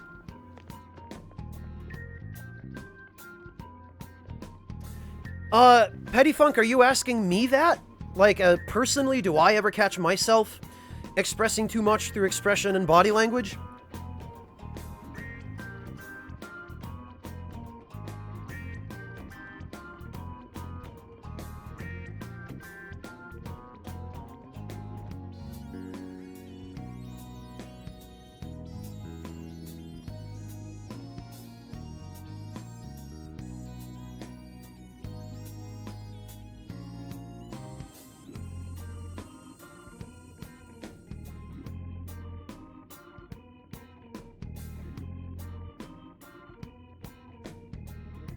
Well, that's the thing, Jane. They're not supposed to be making submissive faces.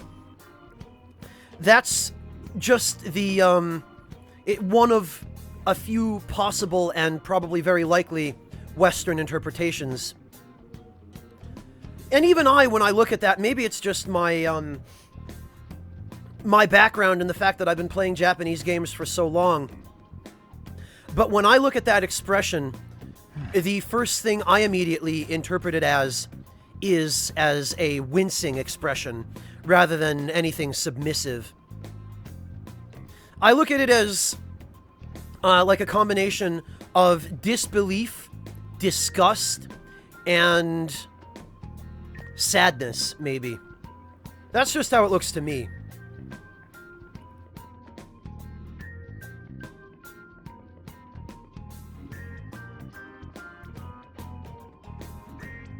Oh, gotcha, Petty Funk. Yeah. Especially if you work in food service, I can imagine you must have to restrain yourself sometimes. I know how that goes. I worked in the food industry for a while myself in high school. I had a, what do you call it, a part-time job. At a pizzeria, actually.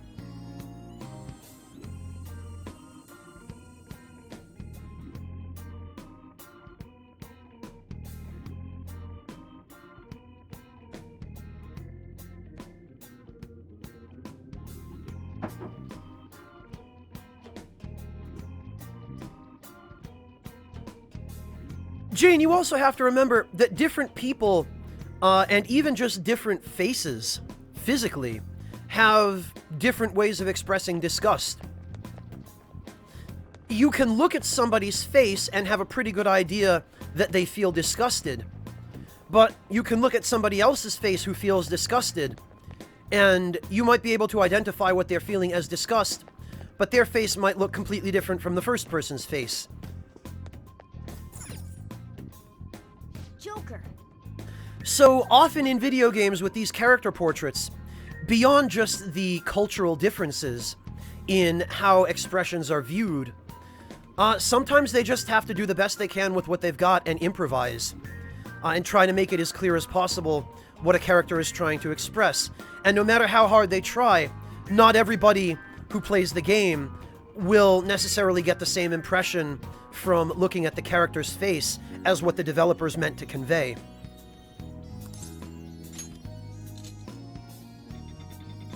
No kidding, Natusake.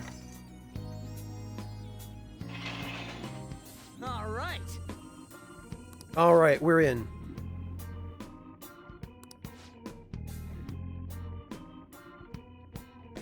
Oh, I can only imagine, Petty Funk. Do you actually 10-bar, or are you a waiter?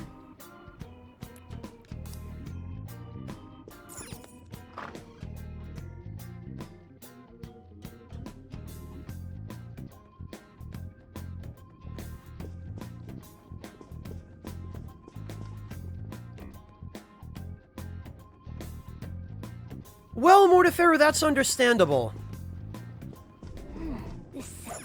The trick with body language, though, Mortiferu, is that, sometimes you use it subconsciously, even if you're not consciously trying to convey something with it. And Mortiferu, that's always something that,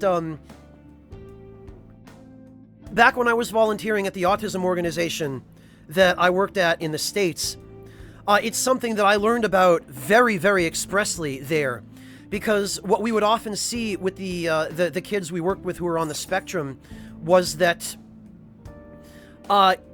even though they didn't have a clue that they were conveying something particular with their body language, it was always very apparent whether they were upset or happy or tired or excited. You could always tell from their body language what they were feeling, even though they didn't always have the words to tell you outright, to express what was on their minds. So that actually, Mortiferu, was where I first learned to really read body language and to become acutely sensitive to it. So even when you don't realize you're conveying something with body language, you may be, you know, so...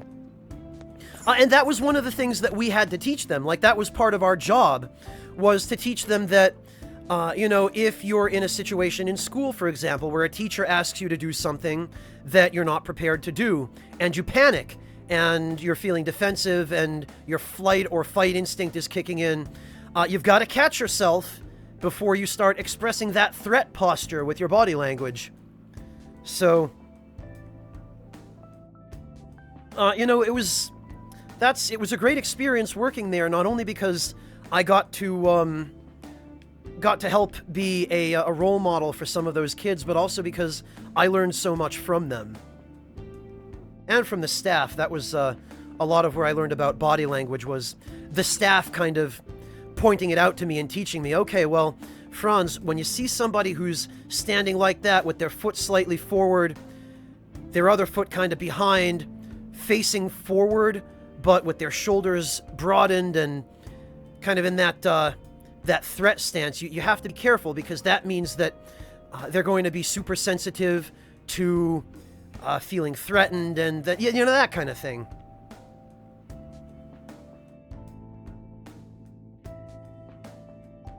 Oh, Metroid Zard, that's sweet of you. I don't know, I just...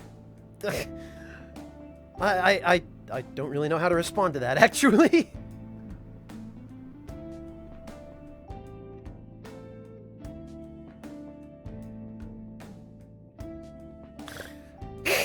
Well, Jane, that's any Japanese game, though, isn't it? Because, think about it. Japan has a view of women that is already several decades behind the rest of the developed world. I think the majority of us are already aware of this. And it's unfortunate, but it's true, right?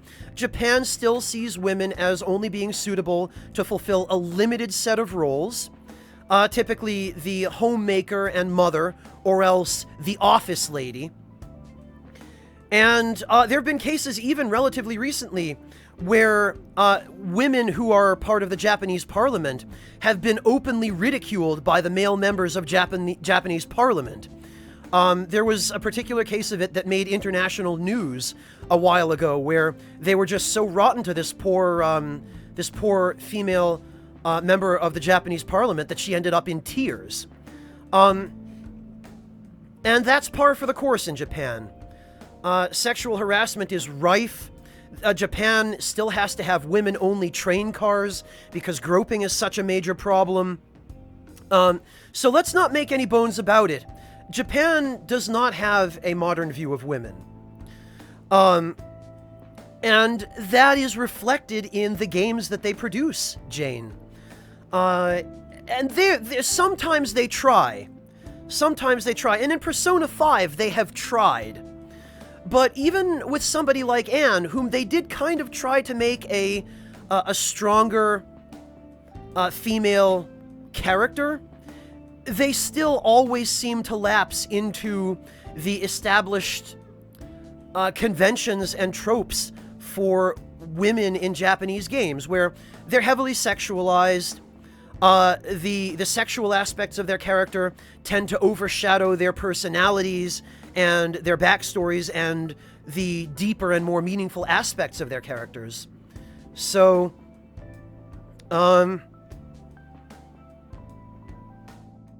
they tend to just... what's the word I'm looking for? I guess they tend to revert to those tropes just because they're what Japanese developers know.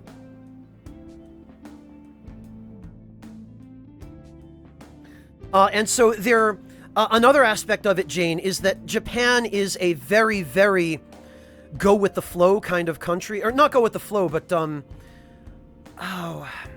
words are failing me today. They're a collectivist society with a very strong hive mind. And one of their favorite sayings in Japan is that the nail that stands up will be hammered down. So they're all about doing what everybody else is doing, not trying to be different, but rather trying very hard to be the same. And so Japanese developers tend to look at that as, well, if we try too hard to do something different, something that is a step away from what is conventional, then we are going to bear the brunt of social disapproval. And that is such a big fear in Japan that a lot of people just aren't willing to do it. Yeah, you could put it that way, Denim. Yes, keeping your head down, not causing any... not rocking the boat, I guess. Not making any waves. Because harmony is something they value in Japan. And that, yeah, I know, it is unusual, Random Purse. I'm feeling a little bit tired today, and I'm not quite so on my game with expressing myself as I normally am for some reason. I'm also kind of hungry, but I'm going to wait a little while to eat. But yeah, what it amounts to is that in Japan, it is expected that you will do what everyone else is doing, and it is looked down upon to make waves, to make it a point of going against what society says.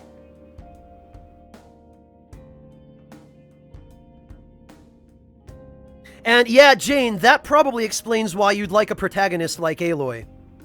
Aloy is a fantastic protagonist. I like her a lot as well.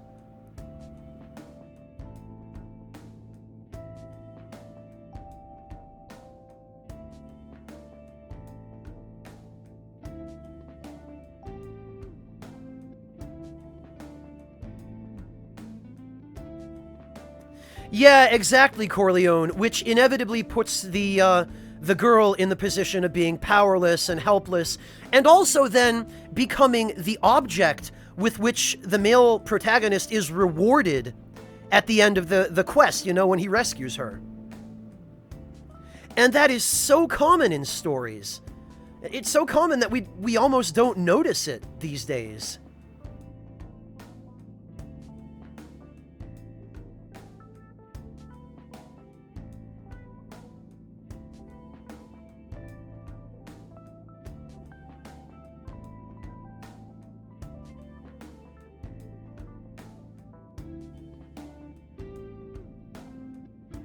Yes, Sea-Lynx, it is. Very much so. Hello, Kia Elf, welcome! But Sea-Lynx, it's kind of a trade-off, because... Alright, for those of you who are interested in multicultural psychology, maybe this will be of interest to you. By the reckoning of multicultural psychology, Japan is classed as a high uncertainty avoidance country. And we're talking about the Uncertainty Avoidance Index here, for anybody who is familiar with it. And what that means is that Japanese people, due to the norms and conventions of their society, they have what is called a high uncertainty avoidance, which means they do their damnedest to avoid uncertainty. So they are, in other words, highly avoidant of uncertainty. And that means that they like everything to be predictable. They like everything to always work and to always go the same way. They like things to be highly structured. They tend to panic and not know what to do when they are placed in situations of uncertainty. They tend not to be very good at coping with uncertainty, either emotionally or in terms of knowing what to do. It also means they tend to have very stressful home lives, very stressful jobs. They tend to be under a great deal of pressure, and they tend to be very resistant to change. They tend not to cope well with really anything that is different, but particularly people who are different. They tend to be very xenophobic, and they tend to be very high-strung for the most part.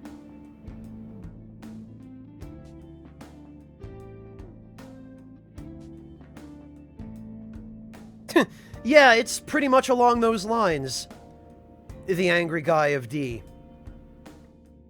So, Japan is a very high uncertainty avoidance country. In contrast, there are, on the other end of the uncertainty avoidance index, low uncertainty avoidance countries. And those countries are, for example, the United States. These are countries where uncertainty is just accepted as an aspect of everyday life. and people just sort of expect that things will go wrong. I believe the UK is another low uncertainty avoidance country. And in these countries, people tend to just live every day figuring, well, I might get hit by a bus when I walk out the front door in the morning, but fuck it, better make the best of every day and just take things as they come.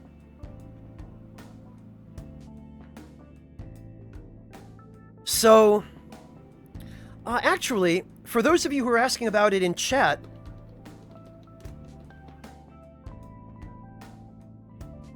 let me see.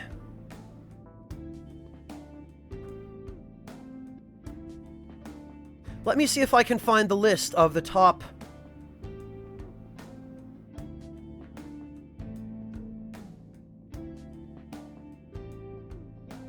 Yeah, actually, for whoever it was that just asked, the United States scores a 46 on the uncertainty avoidance scale. Whereas Germany scores a 65. So yeah, Germany is much more high-strung than the US. And then in Singapore, they only score an 8, which is insane. So they're super laid back in Singapore. Denmark scores a 23. Yeah, Germany, we're not too keen on uncertainty here. We don't like it all that much. Alright, so let's see. So the uncertainty avoidance scale goes from 1, which is low uncertainty avoidance, to 120. And actually, I'll post a link to it here in chat for anybody who's interested.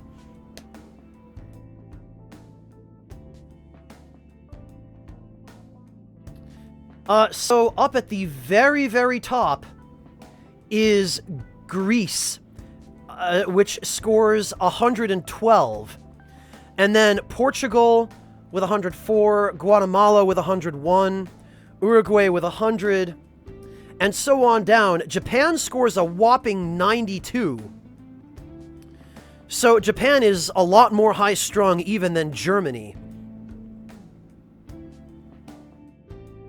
And then the United States is down at 48.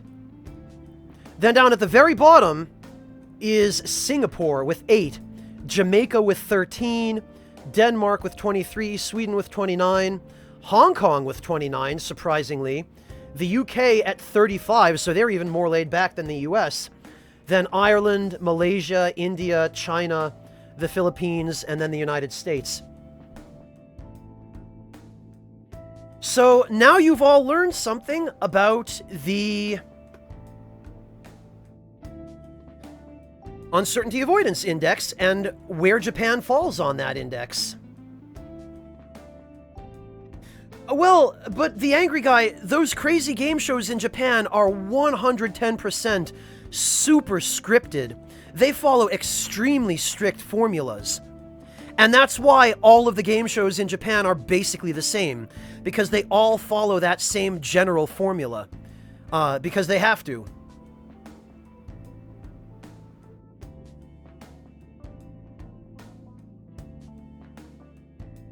Yeah, you shouldn't be surprised by that at all, Denim.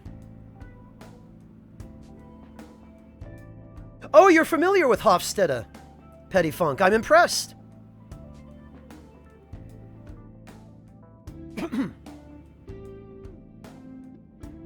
Well, Random Purse, it's a subdivision of a country, but yeah, it's treated like a sovereign state in most ways.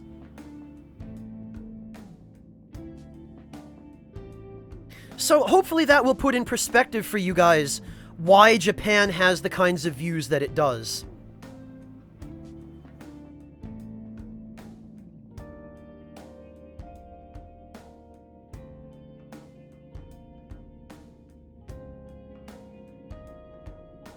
Alright then. Let's get a move on. Okay, let's get back to exploring.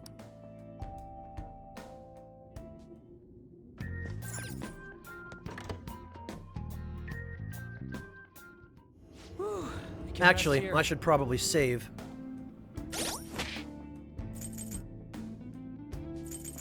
Whoops, no, not like that. What am I doing? I'll just add this.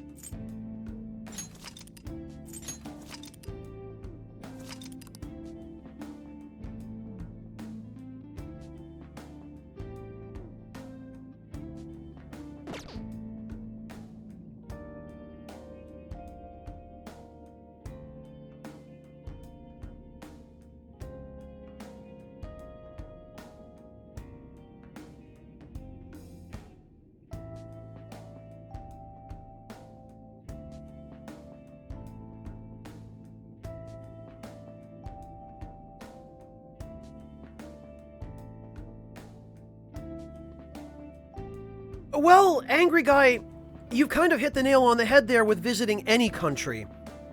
Not just Japan, although it certainly is true of Japan as well.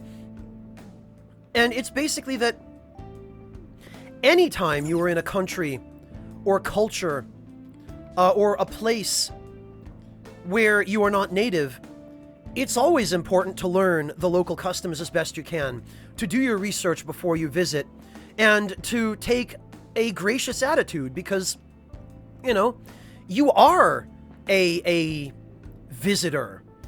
You know, you are somebody who is there by the good graces of the people who actually live there. And so how you conduct yourself is a direct barometer of how you will be treated. And that it behooves you to not only conduct yourself politely for the sake of being treated well, but to conduct yourself civilly so that you represent your own culture well. You know, part of the reason Americans are hated and looked down upon in so many other countries around the world is that they have a habit of when they go traveling, they just treat everybody like peasants and like they ought to be serving them.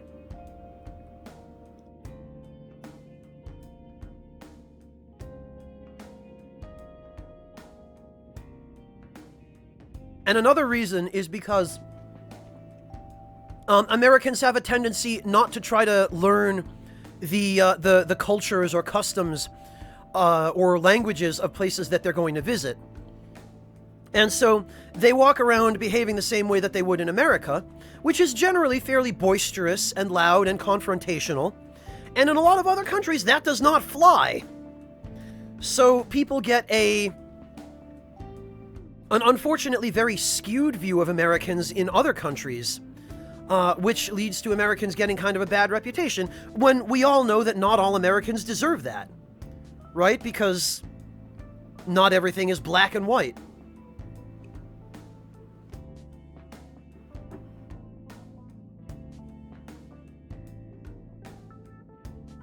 My favorite, and this is something I observed in Japan during the time that I stayed there, is that... Oh, wow, generic one. Switzerland's a 58, huh?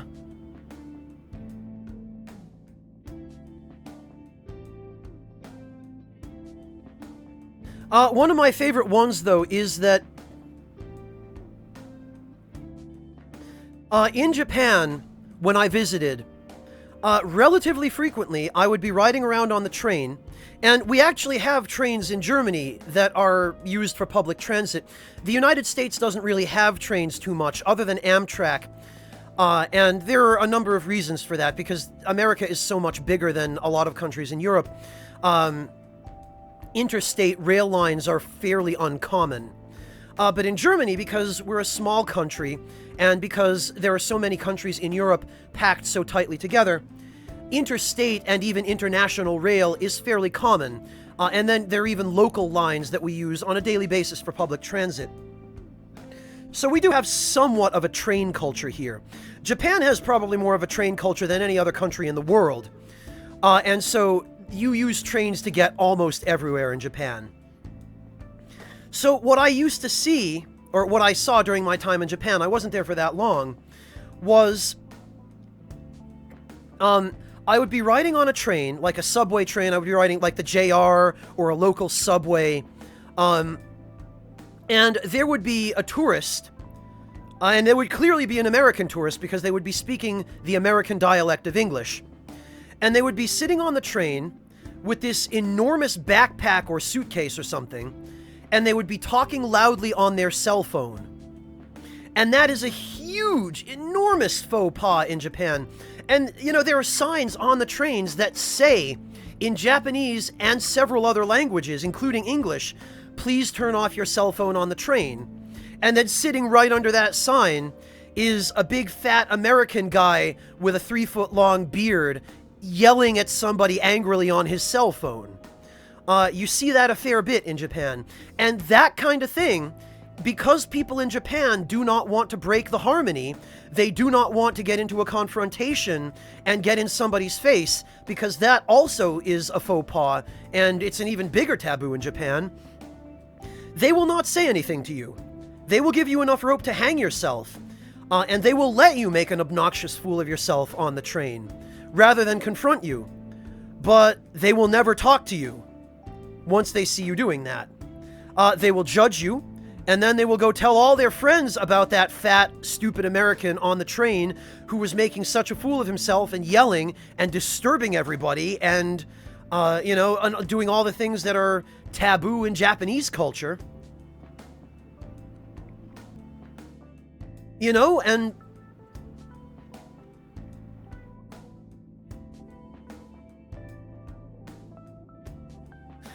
no, Jane, it isn't even that. They won't even get passive-aggressive with you. There are countries where people will get passive-aggressive. You see that a fair bit here in Germany as well. But no, Jane, even in Japan, well, I should say especially in Japan, they will not do anything to breach the peace. Even if you are yelling and screaming at a Japanese person, and, like, they've insulted your mom, and they've said something to just offend the hell out of you, and you're sitting there giving them a piece of your mind, they will stand there calmly and probably apologize profusely, but, they will not yell back at you. They will not show you, generally, any kind of aggression. Unless they think they can get away with it or they're drunk. Because in those situations, you might experience that. Marcus, notably, has a story of this really old racist Japanese guy whom might have been drunk, but there was something wrong with this dude. And this guy was actually physically attacking Marcus, but that kind of thing is the exception rather than the rule, and you almost never see it outside of people who are uncontrollably intoxicated. Those who are in full control of their mental facilities in Japan, Jane, they will cut out their own tongues before they say a word of aggression to somebody in public. Because it's all about saving face, it's all about preserving the harmony, it's all about, it's all about making things look like everything is okay.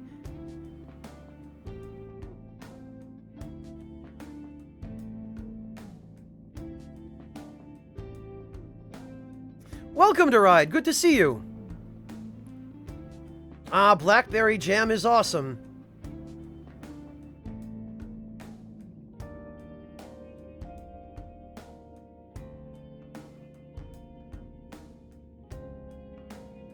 Oh, yes, generic one. Unfortunately, that is all a lot of people know about a great many countries that have festivals like that. It's unfortunately selective advertising and marketing. Yeah, pretty much, Windscale. That's what it amounts to. Don't be a dickbag in Japan. Nobody's gonna stop you, but everybody will remember that you were a dickbag, and they will never talk to you again.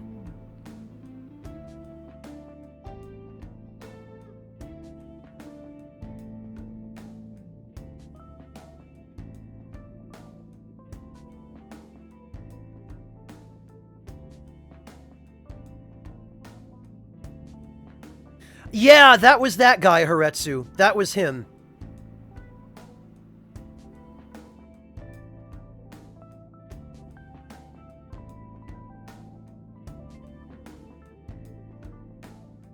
Ilani, do you mean less forgiving or more forgiving? Because the truth is they're actually a lot more forgiving, although they also expect you to know how to hold your alcohol. And that's one of the reasons I could never get a job with a company in Japan, because corporate culture there involves a lot of going out and drinking, and I don't drink.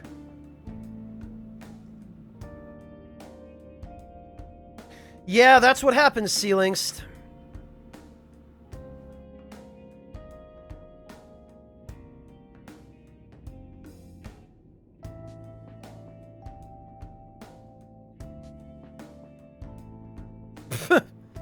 Well, Angry Guy Ann is half American, so Persona 5 kind of counts.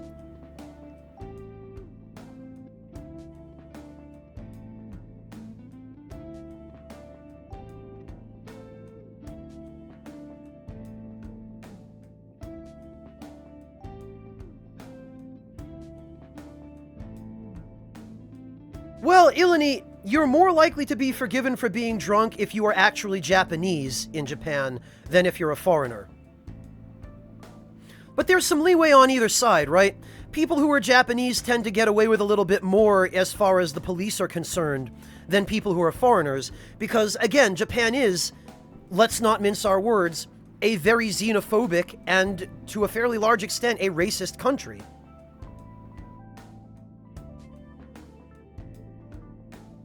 She is, Tuna. She's half American and I think half Swiss? Or like half Finnish or something like that? But Ilani, there's also some leeway for foreigners in other regards, with respect to lesser things like faux pas that don't necessarily run afoul of the law. Because in the case of a foreigner, Japanese people are more likely to look at you and say, oh, well, he's just a stupid foreigner. He doesn't know any better than, not taking off his shoes in the Genkan, or, that he's not supposed to wear a bathing suit into the onsen or something like that. That kind of thing, they'll correct you. They'll tell you, no, please take off your shoes at the Genkan. But they'll usually just let it go as, oh, that's just a foreigner. They don't know any better.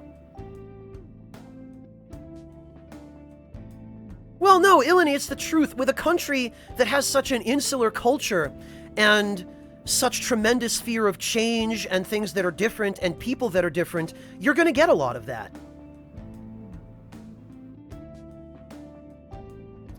Was she half Japanese, half Finnish, Tuna? I don't know. I don't think she's Japanese. I could be wrong. I might be misremembering. But I thought she had at least some American ancestry.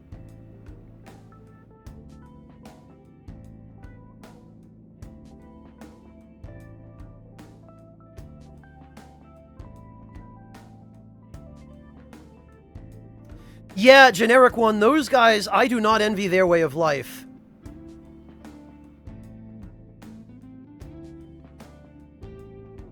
I do not envy that at all, Generic One. Generic One, there's an expression in English for those sorts of people, and we call them, I guess maybe the expression relates more to their way of life. We call that way of life the corporate rat race. And that's pretty much what it is. They're just a bunch of rats racing in cages. They're never going to get to the top, probably never even going to make middle management. They're just worker drones who spend their entire lives sacrificing everything for the company.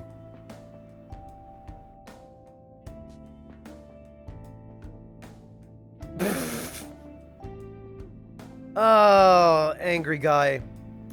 Yeah, Corleone, she does tell you in her social link where her parents are from, but I don't remember exactly. Oh, you're gonna look it up. Okay, that's fine.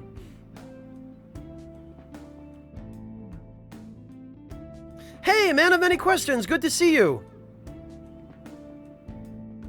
Here to sandbag the stream with many questions, I see. Well, you're just in time. Welcome.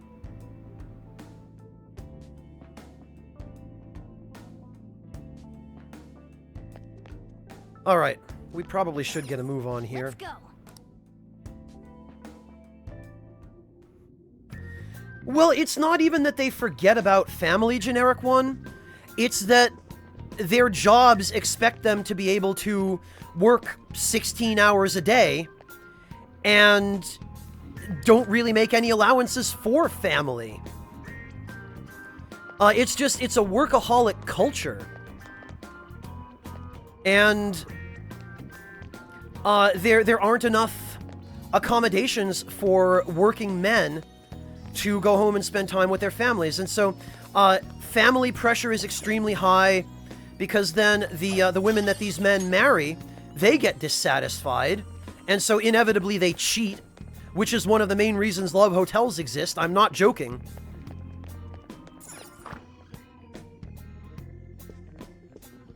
So it leads to all kinds of social problems related to how much pressure and stress there is on the working husband.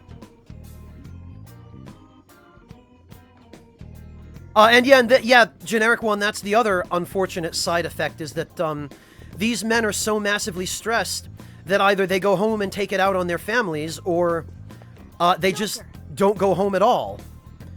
They stay out and sleep at capsule hotels. Hold on, Joker.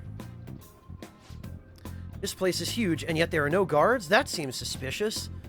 But the treasure's up ahead, right? We don't got a choice but to keep going. I guess that's true, but we need to make sure we're ready for whatever might be ahead. What do you think, Joker? Should we continue? Yes, we have to.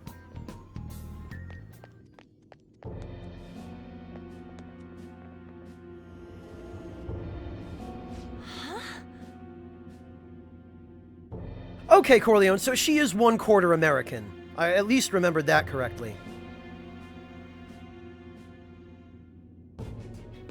Wait, was that the gym? I get it. The gym's some kind of holy place for him. He's a god there. I can't believe he can think like that, especially after what he did to Shiho. Damn it. God, that bastard makes me so freaking sick. Just you wait, Kamoshida. I see, so you're the ones who tampered with the library. It seems my time waiting here has paid off. Yeah, maybe for us. Just as that ape there said, this place is a holy ground for our great King Kamoshida. It is preposterous for miscreants like yourselves to come waltzing in like this. Oh, you want to go? Bring it! You will pay for foolishly defying King Kamoshida with your lives! Yes! Ah, Morgana's so excited! I knew this would happen. Well, we don't have a choice. Let's take it down.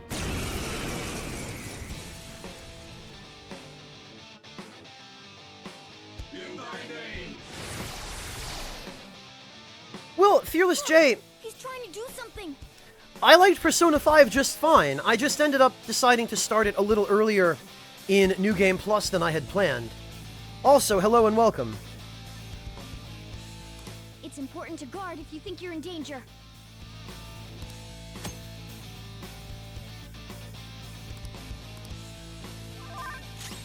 I have Deride, yes. Alright,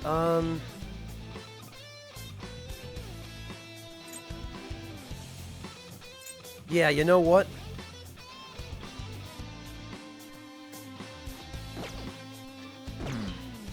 I am going to guard. Just because I want to see how much damage this guy's attack does when it reflects off of me and back onto him. Oh, it healed me. Okay. Not this. Persona! Hang on.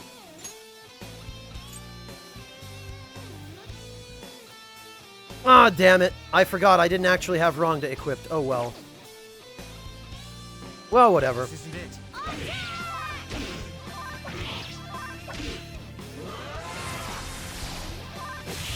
Later, loser.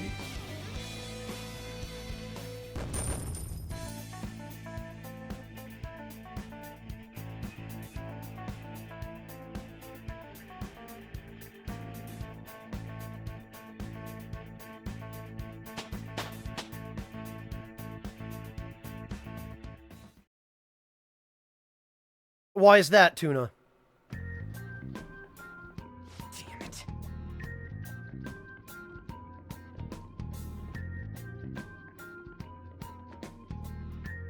Oh, I see, Tuna. Well, no, I don't want anyone to get killed here. Looks like he's making a concerted effort to stop us now.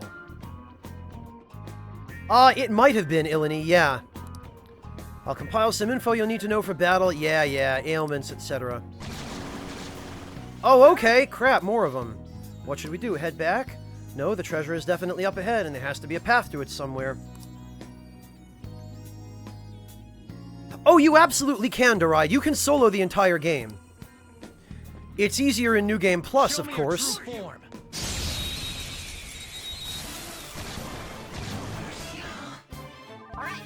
the first move is ours. So, I'll give you a quick look, then. Yes, 89 agility.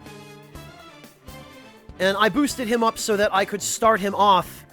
Rather, I could start Peter off with the first move in any battle.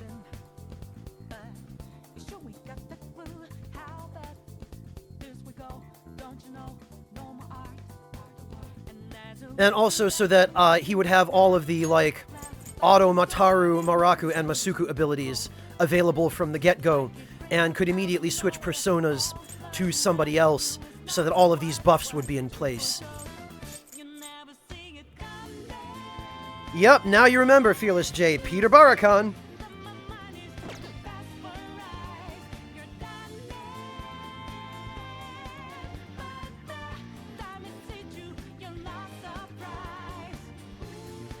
Generic one, that is the combined form of Shiva and Parvati. You're thinking of Ardha. At least as far as I understand it.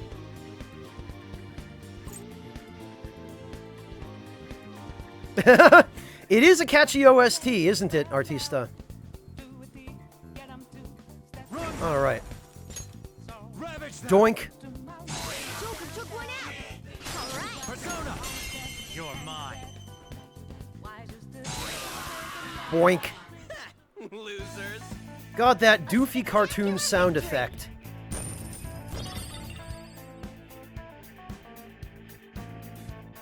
Okay.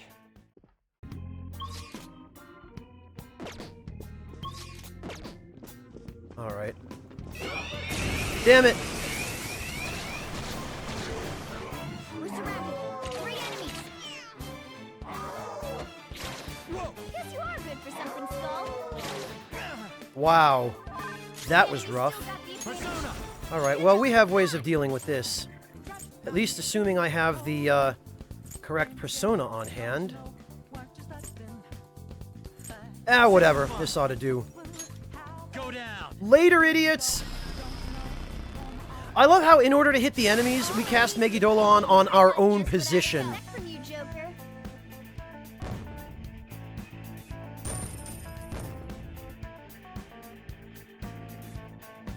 Yes, that was a boxing glove, Dante.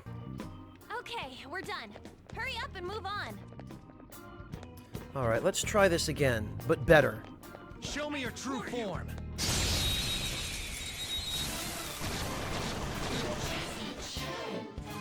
Oh, Clint, I'm so sorry. I wish there was something I could do about it. But, I guess it's just Twitch being broken, because that's been going on for the past few days. Team.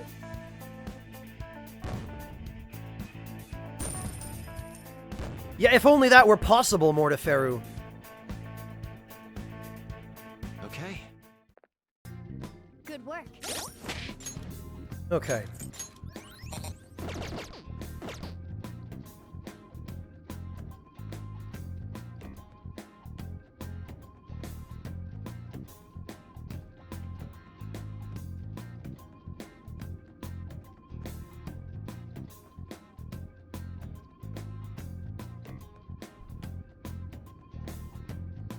Yeah, Clint, I don't know what it could be other than Twitch.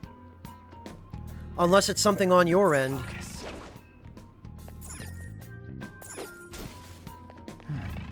Alright. No, come on. God damn it. There. It's somewhere. Just junk, though. Okay, so we have to go up here.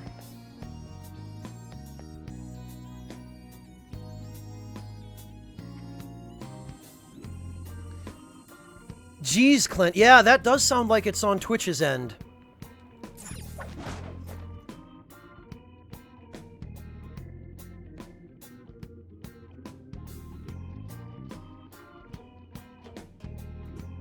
Random Clone, I hope you'll forgive me, but,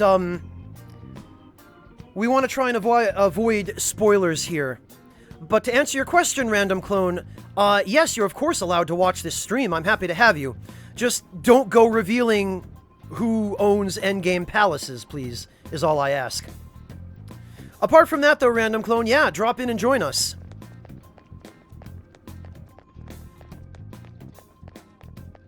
Right, I think we have to go up here somewhere. Oh, it's here.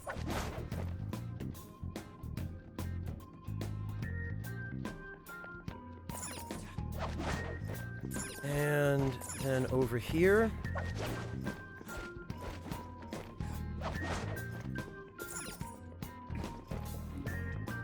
And over here. Treasure chest spotted. Let's open it. Yeah, let's. Oh, hello!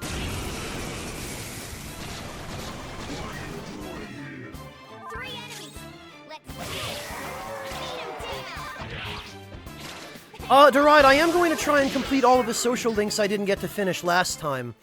I don't know if it's going to be 100%, but at least now that we don't have to spend time boosting our character stats, we should have plenty of time to max out every social link. I hope. Unless I manage to mess it up somehow.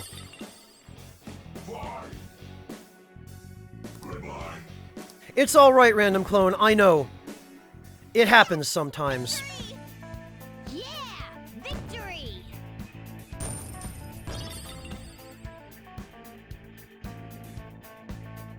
Alright. That is really weird, Random Clone. I mean, generic one, sorry. Wood clappers, alright.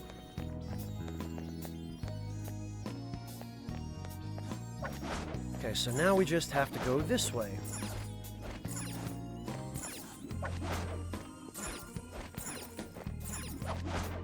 I hope not, Ilani. I hope not. Oh, you know what? We need to go around here, I think. Through here, and then, yeah. Focus.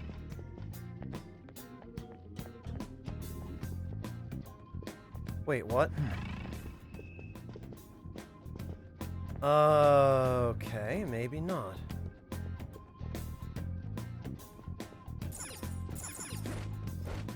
Oh, here it is. Okay, I knew it was around here somewhere.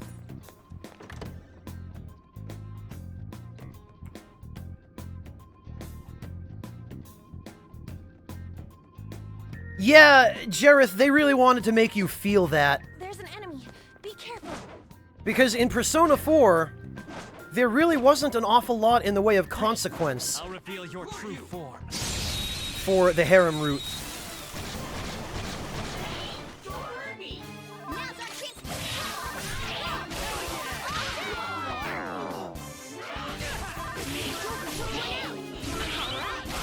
Yeah, that's what I like. Reflect. Nice work, team! Look at that doofy weapon Ryuji's got. Didn't even notice it was so silly. Okay. We beat him. Alright, let's get going. Angry Guide, it's funny you say that because I was never terribly fond of Oya. Joker! A treasure chest! Let's open it! Yes, and also an enemy, I believe.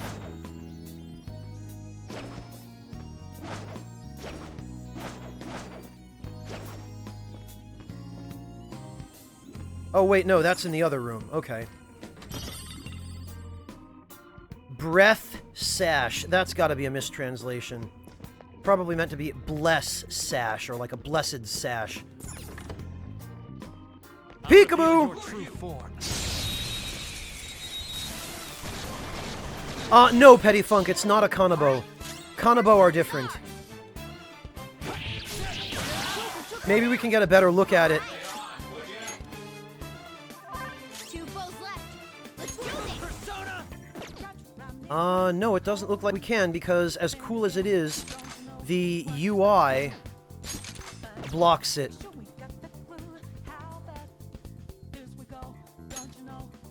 Oh, there we go, okay. Actually, it looks a little bit more like a barbell.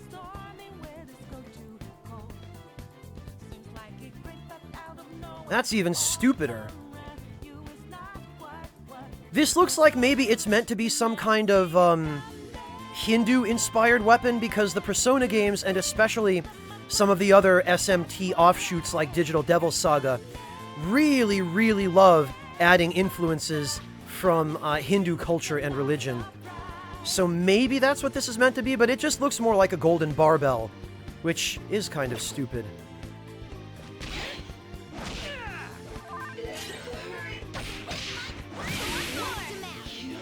You're so gorgeous, Panther. Only one more. Let's go! Yeah! Victory! You won't get any argument out of me, Cryon Lord. It's possible that that's what it's meant to be, Sea-Langst. All right. And we're done. I don't know if it extends, but... it is actually made from the persona that I believe is based on the monkey in the Story of the Three Kingdoms. So maybe that's what it is meant to be. Maybe it is meant to be the Monkey King's staff. Hey, Miku, good to see you!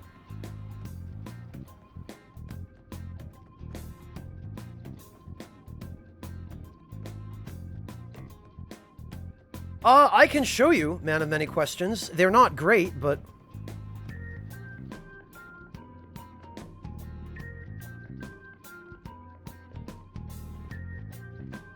Jane, that might originally have been true, but if it's the case, then she was cut.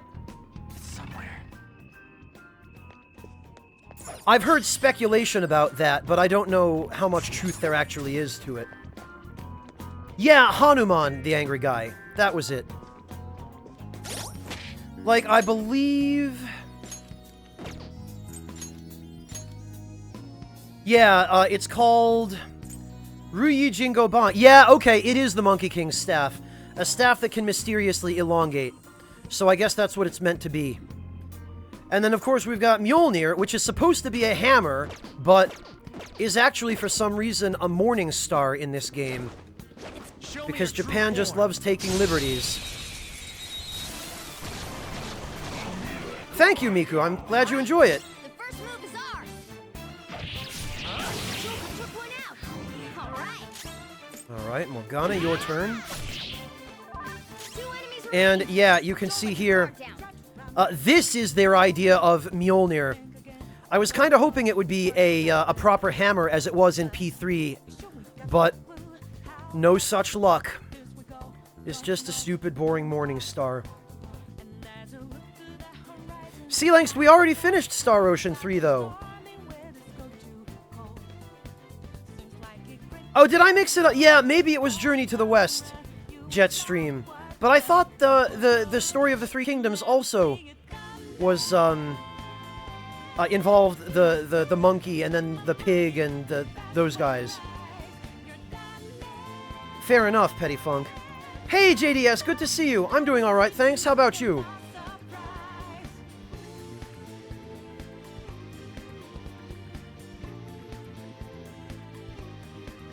Fair enough, angry guy, fair enough.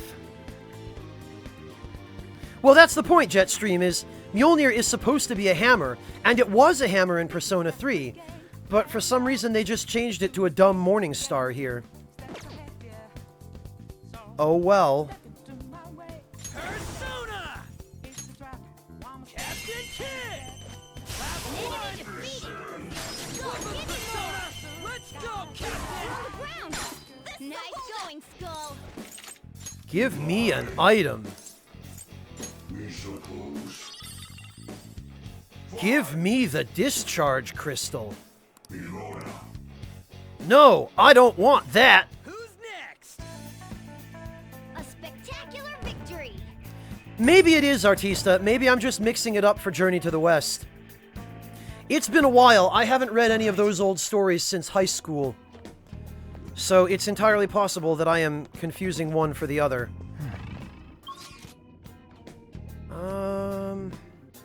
Alright, it looks like this is the only place we have left to go then.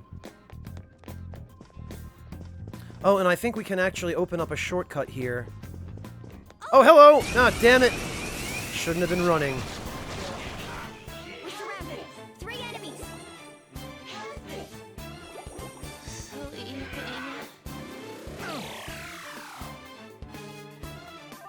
Panther's falling asleep. Hey, rise up. Alright, whatever. Sandalphon will save us. Boy, will he. Just what I'd expect from you, Joker.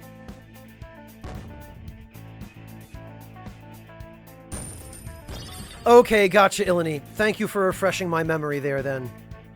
Okay. Okay, we're done. Let's go.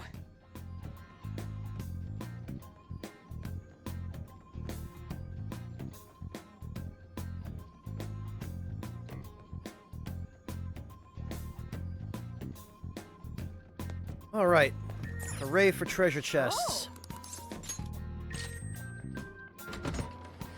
Look at Ryuji acting like a bro. Yeah, pat me on the back. Yeah, I did such a good job opening that treasure chest.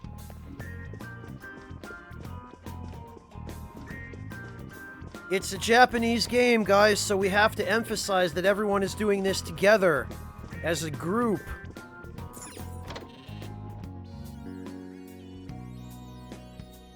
Mudkips, there really is no strat for starting New Game Plus, because you end up just using all of your personas, your overpowered personas from the compendium from the previous playthrough. So all it really amounts to is you start New Game Plus and you just beast everything, as I'm doing now. You notice? Hey, look at that. Oh, that matches up with the map. There's no doubt that's the tower we're headed for. So the treasure's up there. Hell yeah, we did it. So where's the entrance? That's pretty shady. All the way up there? Oh, not again. It's no surprise that security would be tight around here. Let's go. But as they say, nothing ventured, nothing gained. Let's kill them all!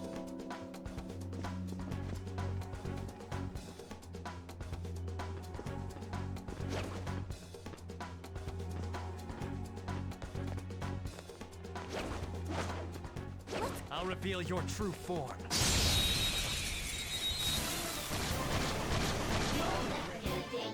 Now's our chance to strike. Alright, well, in this case, it might be a little bit easier to just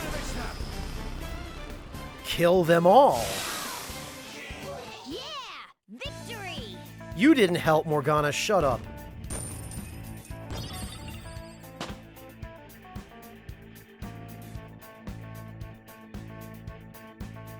All right, level up. I don't believe I have Jetstream. It had kind of crappy attack power, so I just never used it.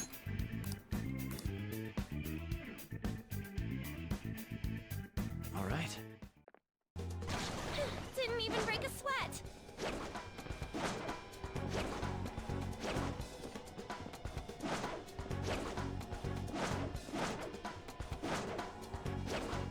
It's close enough to strike. It sure True is. form. I don't know, the angry guy. As much as I hated Teddy, First move is I on. think I would prefer him over Morgana. Let's go. Alright, well, what do I have that I could use while I I got it. recover some SP? Probably this. There.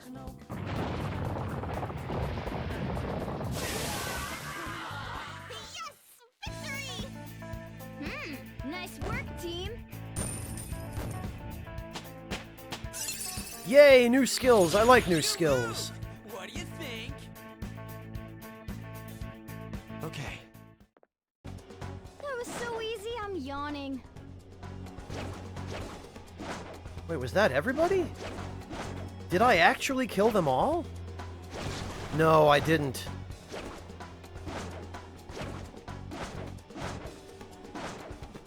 Show me your true form. A Krampus persona. That'd be amusing. I've got it. Go down. Yeah. Yeah. Nice. Kill them all. Nice work, team. All right. Tuna, alright. Well, thank you again, Tuna, for everything. I really appreciate it. I would give you a hug if I could. And yeah, good night, Tuna. Thank you so much for joining us today. It's always a pleasure to have you.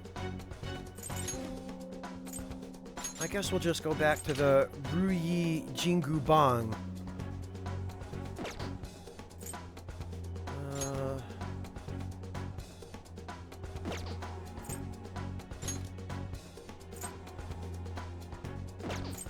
Okay, yep, this ought to do.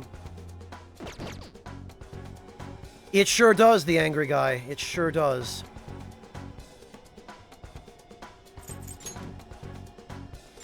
There we go. C-Links, what on earth are you talking about? No, Doride, it's that Mara is actually kind of garbage in this game.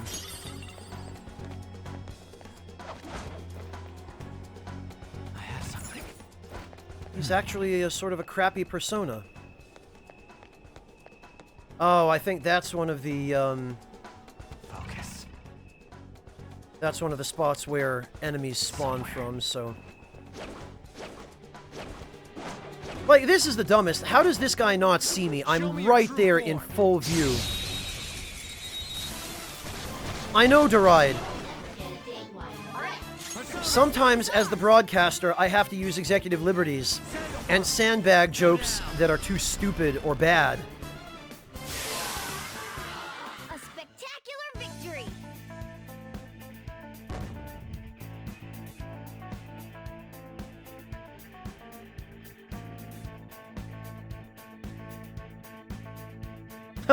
Well, Clint, I appreciate the intent anyway.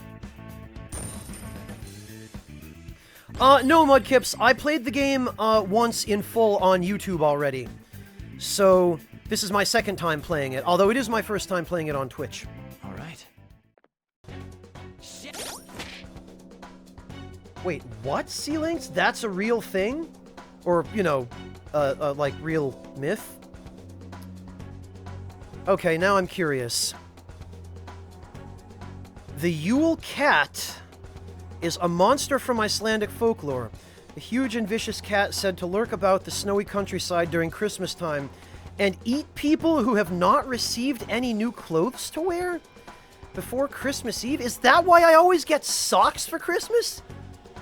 The Yule Cat has become associated with other figures from Icelandic folklore as the house pet of the giantess Grýla and her sons, the Yule Lads. The threat of being eaten by the Yule Cat was used by farmers as an incentive for their workers to finish processing the autumn wool before Christmas. The ones who took part in the work would be rewarded with new clothes, but those who did not would get nothing, and thus would be preyed upon by the monstrous cat. The cat has alternatively been interpreted as merely eating away the food of ones without new clothing during Christmas feasts. Perception of the Yule Cat as a man-eating beast was particularly popularized by the poet Johannes Ur Kutler? I can't quite... Okay, there's a short cartoon about the Yule Cat created by Justin East with music by Danny Elfman. Okay. That's fascinating.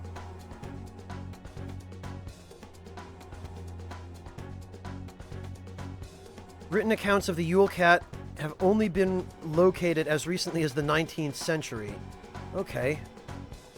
Very interesting, C-Links. Hey, Tango Rat, good to see you. Yeah, that is kind of a weird myth, Slice. But yeah, here in Germany, we're all about Krampus. Okay, Fez the King, take it easy. Thank you for joining us today.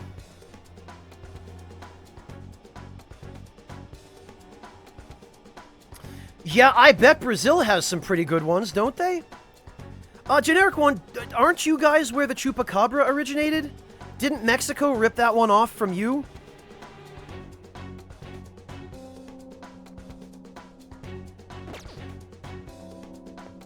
Okay. Well, this, I think, is locked. Yep. Come on, man. Seriously? It ain't opening. The treasure has to be at the top of this tower. Is there any way we can climb up? Yes, actually, there is.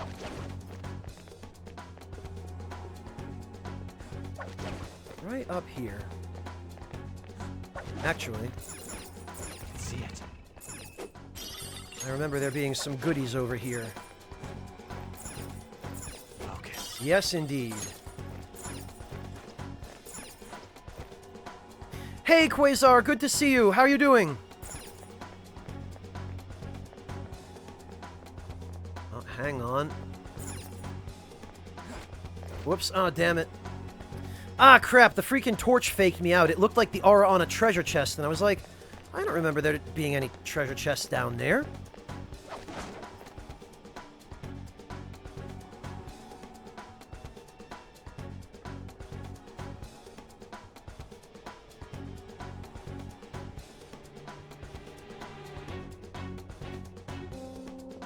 Alright. Well, back up we go then.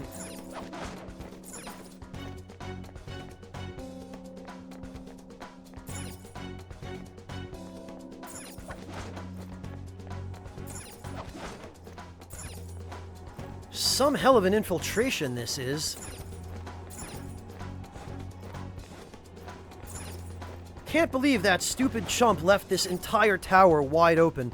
Although, to be fair, no human could ever possibly jump this. This is like a 2-story jump just from here to here.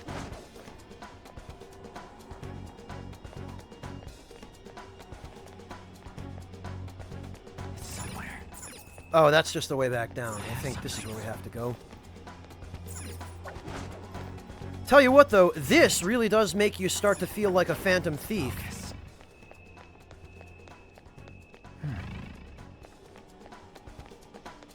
Okay.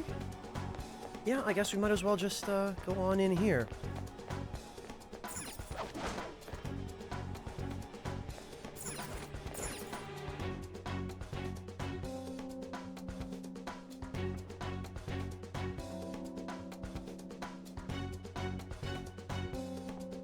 Huh, no, it certainly isn't, Angry Guy. Not all of them, Quasar. I don't feel like paying for all of them. I got a couple of them just to see how much different they were from the base game personas. And yeah, freaking Messiah is super broken at the beginning of the game. I can see it.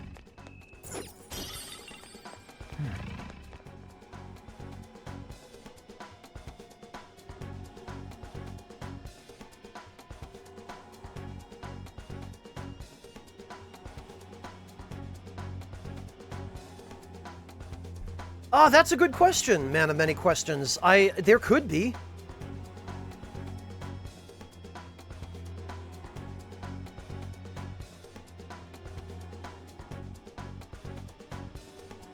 Yeah, that's for sure, Haretsu. I didn't even actually buy Kaguya, but believe me, I have been informed of how broken she is.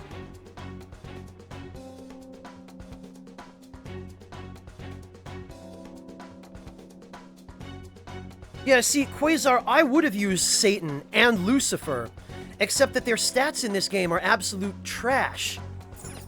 Which I think is because the dev team wanted you to use Wait. Satanael instead. What's going on? The distortion is getting stronger. The treasure has got to be nearby.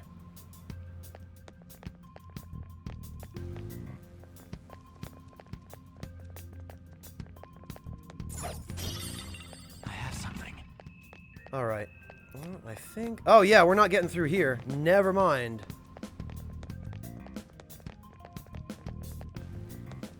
I can Oh, feel it. look! Kamoshida sure does love boobs.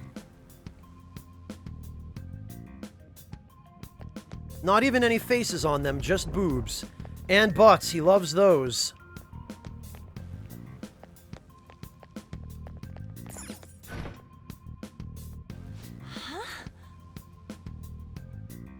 What's this?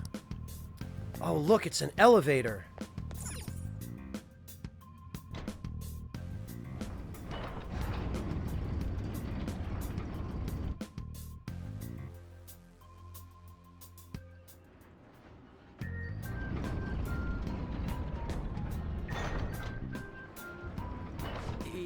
Yeah.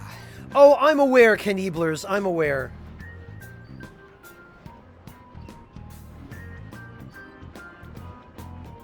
Hey, where are we?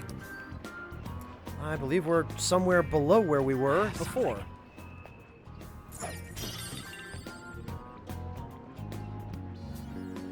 Yeah, same here, Quasar. I really like Lucifer's design in these games, the Persona series, but boy, did they go out of their way to make him worthless in Persona 5. His resistances are crap. He needs so much work in order to make him even remotely viable, and even then, I can feel it. he's still never on par with some of the other high-tier Personas. Hey, something's coming up. Oh, hello! What? How's that fair? I'll reveal your true It form. is fair, because I still got the jump on this idiot. I knew he was coming. Okay, or she, whatever. We're done here. Let's go. Yeah! Victory!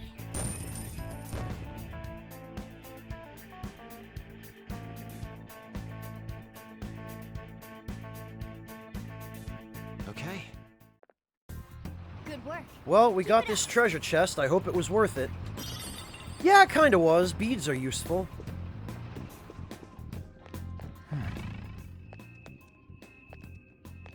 Hey, look at this. This has to be a joke.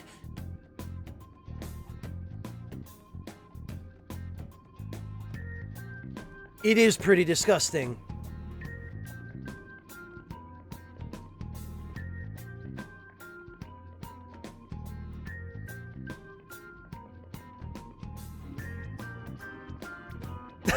That's one way to put it, Haretsu, but yeah, it's true. Unfortunately, he's super garbage in this game.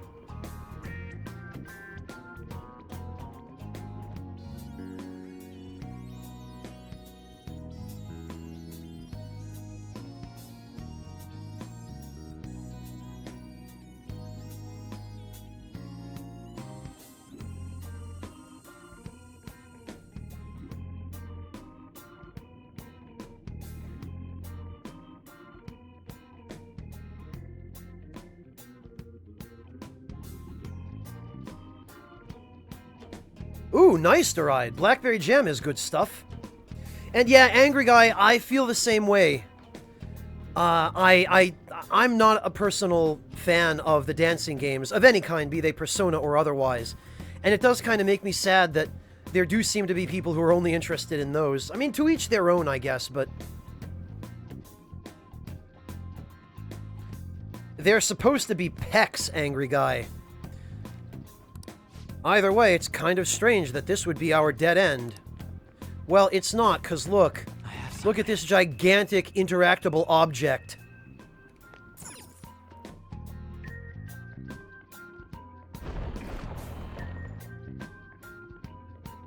Huh? This looks familiar. It's the entrance hall. Have you already forgotten? Didn't realize we would end up here. Hey, look. There used to be tons of soldiers wandering around, but I don't see any of them now.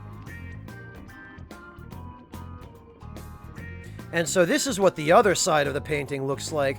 Oh, big hero Kamoshida.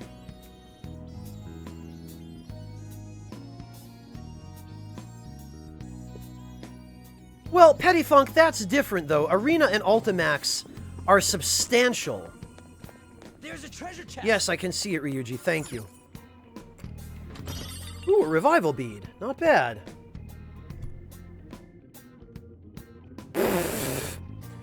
Oh, Tangle Rat. I guess possibly.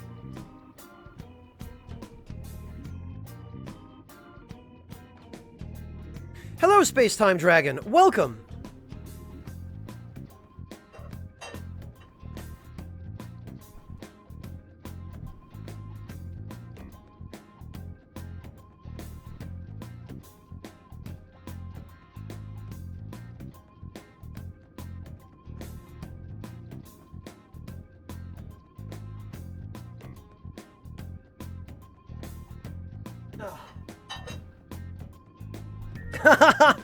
Clint, I see you remember. Never forget, Clint. Never forget Star Ocean 3. Yeah, it's funny, isn't it, that you don't tend to have that problem in Persona 5. I can feel it.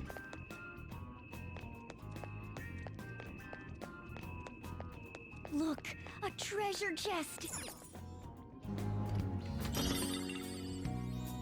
One bead, not bad.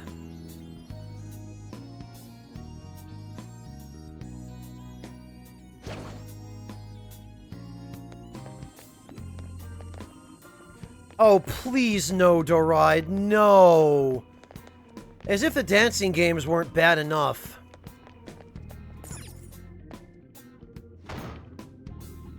Whoa! It's not going to open from the inside either? Seems like they're trying to seal up all the entrances, as if that'll stop us. Yeah, those stupid chodes. They can't stop the Phantom Thieves.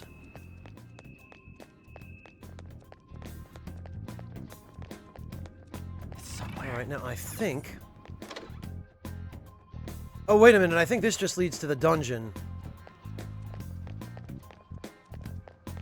Yes, it does. Okay, this is not where we want to be.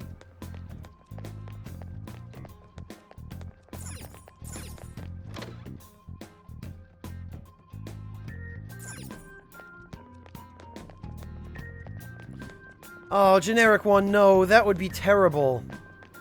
That would be the stupidest. Welcome back, Red. Focus. Grab that.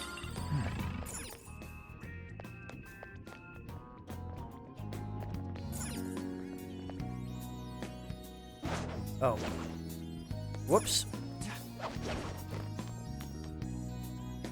Alright then, out we go.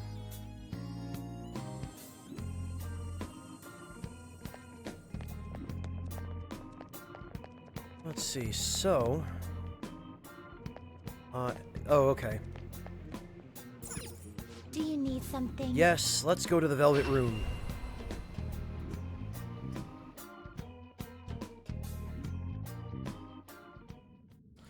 C-Links, if Atlas ever goes that route, I'm just dropping all of their games.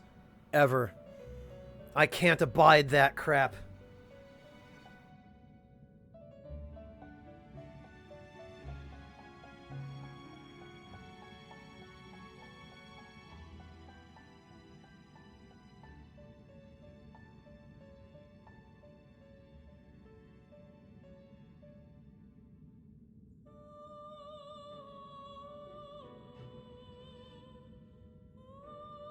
How would that even work, Jake the Snake? I can't even picture that.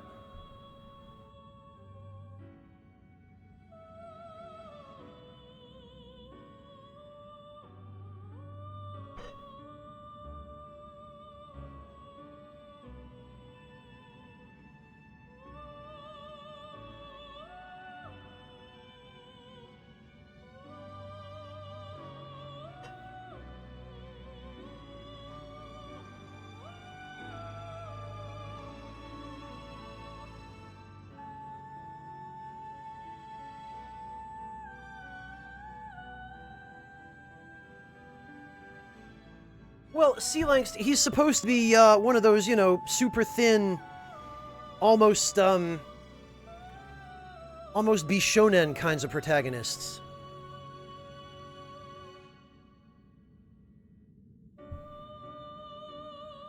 Oh god, Jetstream, no, please.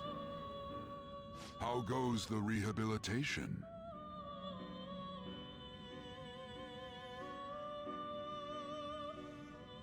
Oh, let's see. The inmate needs our guidance. Oh, we're still restricted to, Let us begin the search. Oh, we haven't even gotten Vishnu yet. Okay, well, you know what? You change Register. Your mind, you'd like to read the compendium. Registration.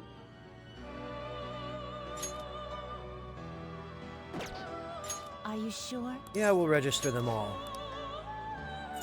Read here. Now, fuse. The inmate you wish to perform fusion.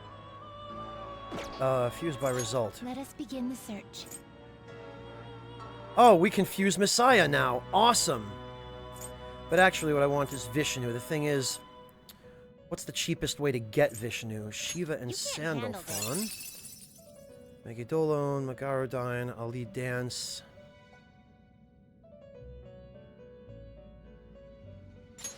Not of a high enough level to create this persona. Great, so I don't have that ability yet. God damn it. So I still need to max out the freaking Justice Arcana again in order to be able to fuse this.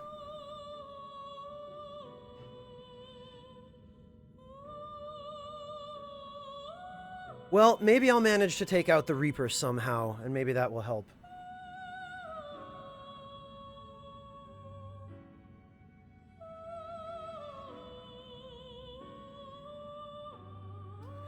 Oh, you have to unlock their social link first. I keep forgetting. What item to give to Igor, Jane? But no, I remember now. Thank you, Haretsu, for clarifying that. I forgot that you don't actually gain access to any of the social link abilities until you unlock that particular social link. So once we actually start the Justice social link with the twins, then I should have access to the abilities that let me fuse personas higher than my level. Yeah, I know there is, Red. I did it by accident on my first playthrough.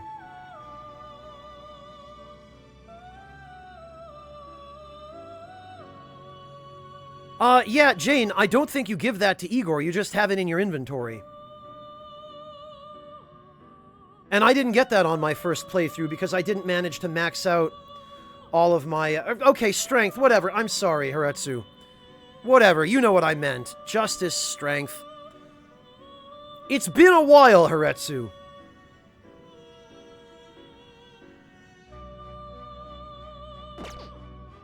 Alright, well, in that case, there's nothing I can do here. Are you finished? It is time, inmate.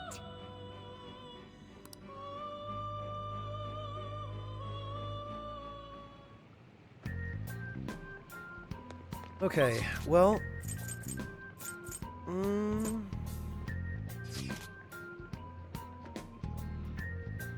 Actually, I think it might be better. Just go in through here and then back up the elevator. Right, Fujiwara. Like I said, it's been a while. I've forgotten some of those details by now. It's somewhere. Okay, in we go.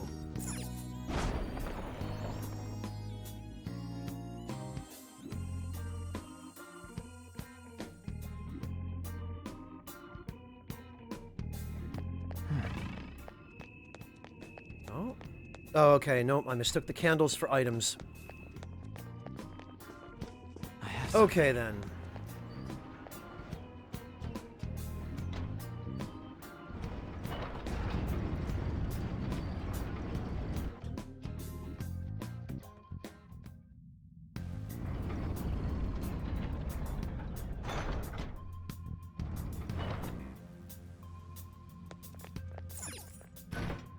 Alright, where were we? I can feel it.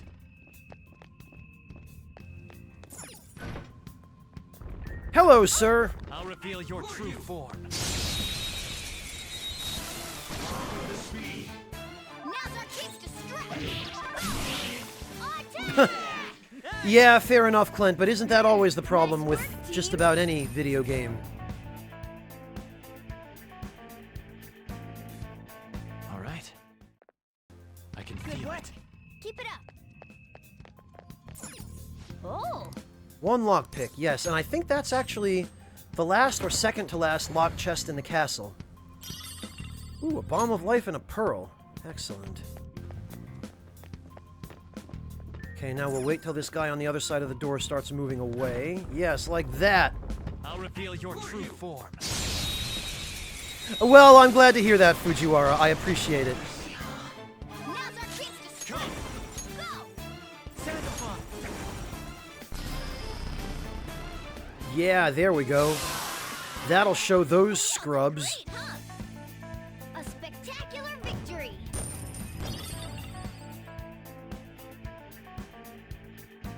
Okay. No match for me.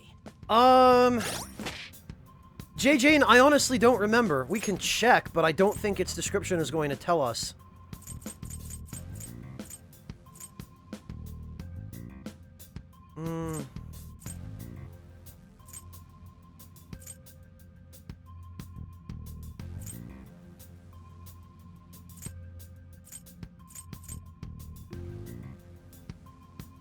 Fountain pen, business card. Whatever it is, Jane, I don't think I even got it. I don't see anything in here that looks like it.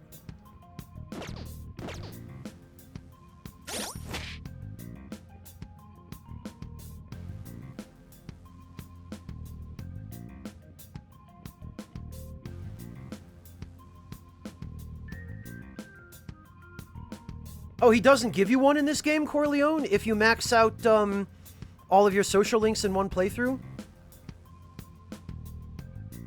Hey, Aquamancer, good to see you. I've been alright, thanks. How about you?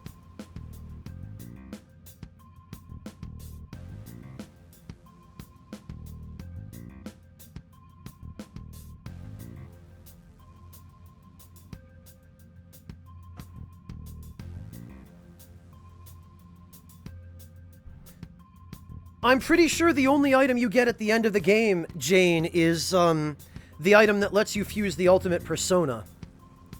And I don't even know if they handle that as an item in this game. They did in P3 and P4.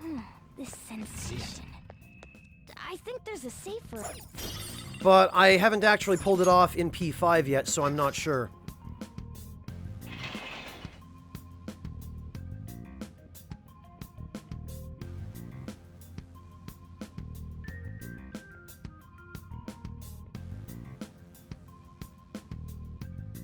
Oh, I do vaguely remember you mentioning that, Ilani. Yeah. Yeah, it's a shame, because I'm already full up on personas and I need more room. I can see it.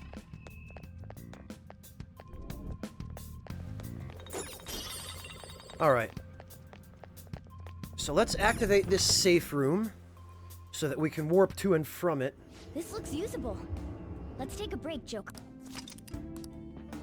Okay, Gid, I gotcha.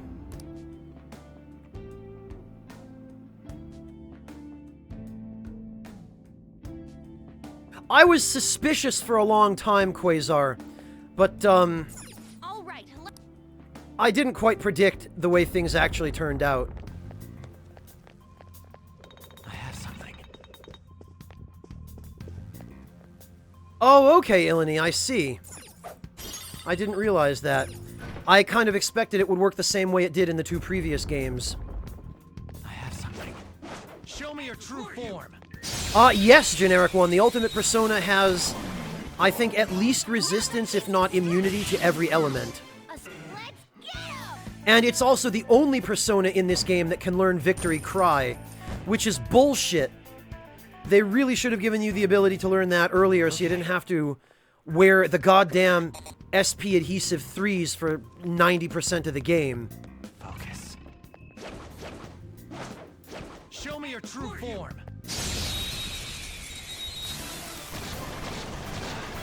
Now's our chance to strike! Come. Don't rush it. Yes! Victory! A spectacular victory!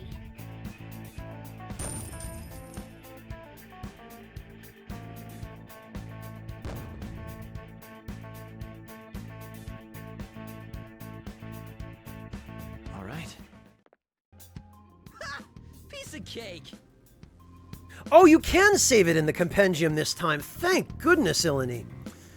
Yeah, that's good to know. Feel it. Boy, was that stupid in Persona 4 not being able to save the ultimate persona in the I compendium. can see it. I can feel it.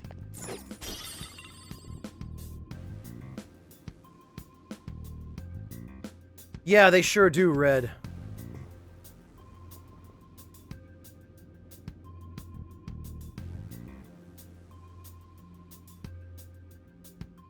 Well, Zervaria, that's because this is New Game Plus, and There's a chest. I am Show using me your my true form. endgame personas from the previous playthrough. Maybe it will get tougher when we actually get to the boss. Give it up. Give me the cheese. Your thoughts. Here. No, I don't want that. We'll meet again. We're done here. Let's go. Yeah! Victory! Yeah, Ilani, that's another reason I wish they had brought back shuffle time. Because that was pretty much the only way that you had any kind of control over the stat distribution of your late game personas. And it's one of the reasons why I really hope they release a definitive edition of Persona Show me your 5 true form. so that they can add shuffle time back. Alright. Let's go. This looks like a job for Megidolo. All enemies defeated. Just what I'd expect from you, Joker. Yeah!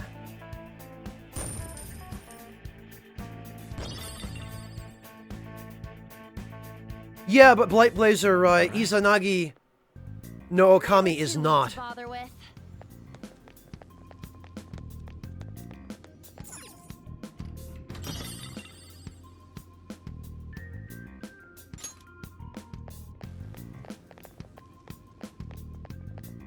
Okay. This should be the last chest here. Relax gel, really? I can see it.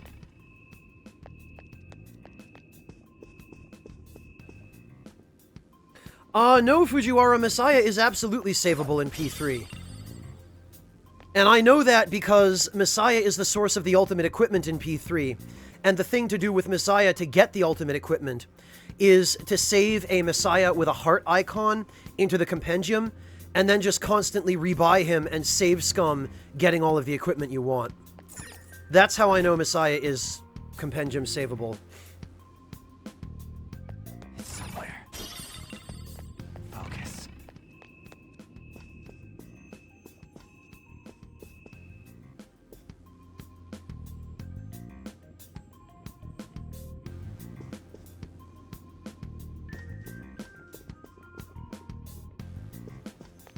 Oh, I see, Ilani. Okay. Alright. Damn it. Seeing this face pisses me off every goddamn time. This statue. No, it might be dangerous to tamper with it. Let's keep going for now. Uh-oh. Sen's Fortress? It's a classic security measure. My tail might be in danger if we try to force our way through. Oh yeah, same for Panthers. So what do? No way we're getting through here as it is. Bullshit! You guys just haven't played enough Souls games. This is totally passable. I think it's impossible. What a crock. Focus.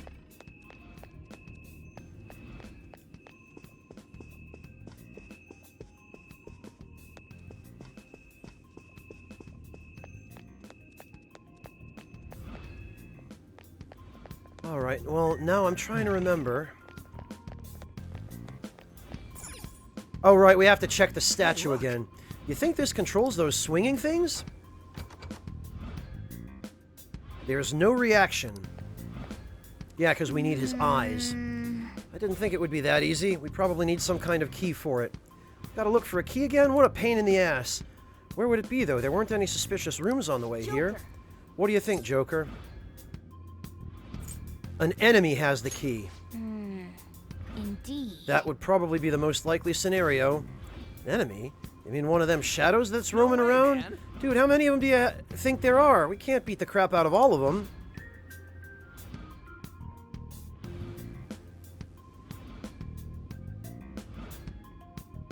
No, Deride, everybody invaded Incen's fortress back in the day. Hey, KCK, good to see you. The key is for this tower, so it would have to be one of the shadows around here. On top of that, it would have to be a relatively high-ranking one. Yes! Then we just need to look for shadows like that and beat them. Let's do this, Joker. We need to find the shadow with that key. So this means we go back down.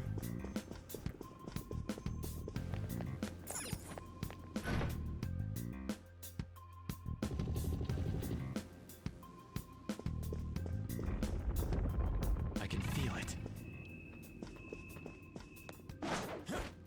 Show me your true form. Now's our chance to strike! Go! Calm down. Yeah, it's the dumbest Illini. They really made a complete waste of Lucifer in this game. Nice work, team! It's garbage. It just sucks. Okay. I have something. That was easy!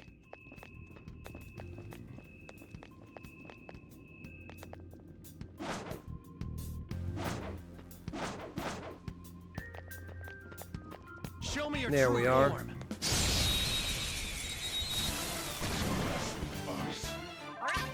No, probably not, Crying Lord. Let's I doubt he considers that at all. Hey, Piranha Puppy, good to see you. How are you feeling today? Man, that was easy.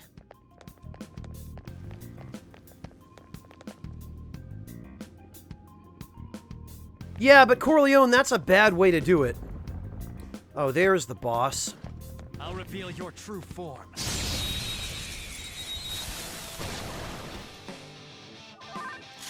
Actually, you know what? I wonder... Gary McCullough. Yup, it does work. Now let's see if he actually throws away a decent amount of money.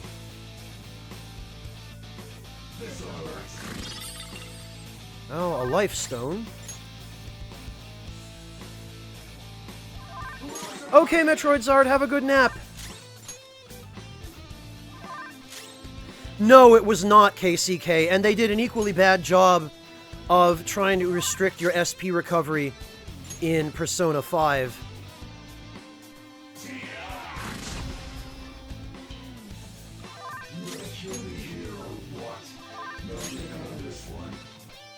Yeah, and that crap didn't help either, angry guy.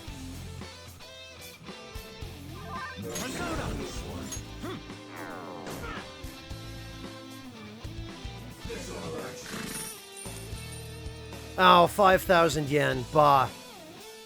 I don't know why I expected more than that from an enemy this early in the game.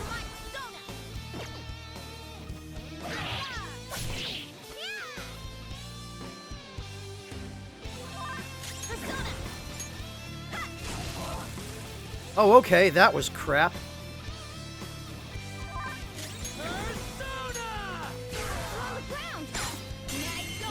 Get him!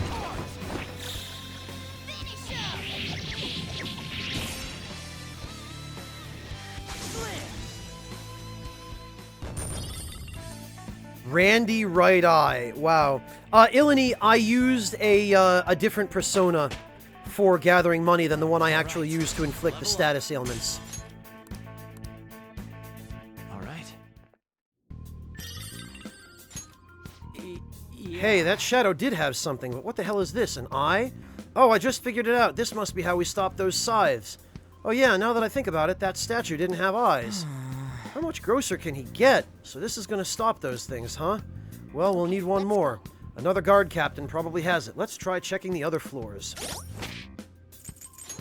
So my status persona has 61 luck and 78 agility.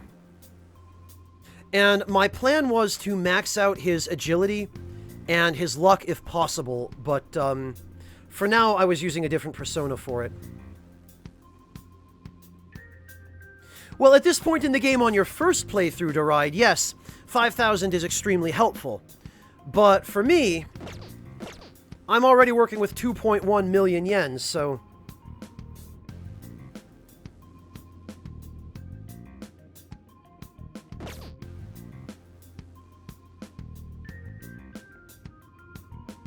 Not necessarily, Ilani. There are still a few enemies late in the game that require more than 76 agility. The thing is, though, Ilani, I'm quite confident that I can get Giri Mikala's luck For real? the rest of the way up to 99, even with a few more points of agility. They all look like high-ranking soldiers. Are we going to have to beat all of them? That would work, but there should be only one actual guard captain among them. Do you have any way to tell them apart? Yeah. It's supposed to be the strongest one, but I think... Yeah, okay. I guess it's just that guy.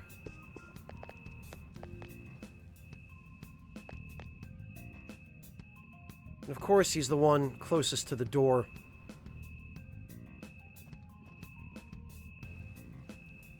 Oh, I'm glad to hear it, Piranha Puppy. Awesome. Greetings, undead warrior. Cimmerian, thank you so much for the resub. Welcome back. Really appreciate your support, Cimmerian. Thank you. Yeah, and then of course they force you to fight your way through the other two guards anyway to get to the real one.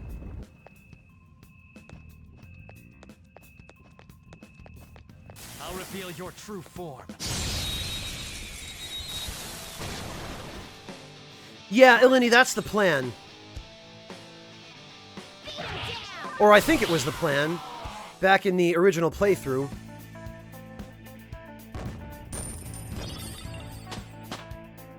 Yep, we got the lustful left eye.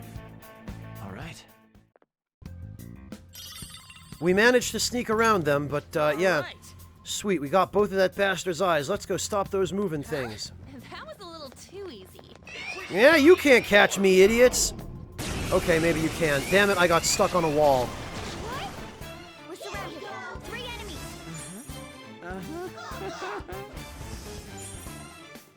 Oh no, not Marin Karin. Oh no, whatever will I do? Guys, genius. Ravage them! Oh wait. Yeah! Nice! Nice work, team.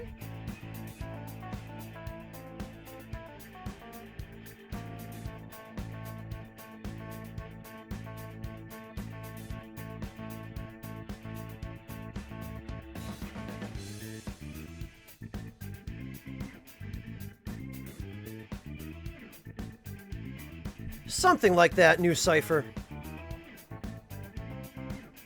Yeah, Zivaria, I pointed that out earlier, but, it's really goofy that when we're surrounded, our solution is to cast Megidolon on our own position. They were too weak to bother with. Later, losers.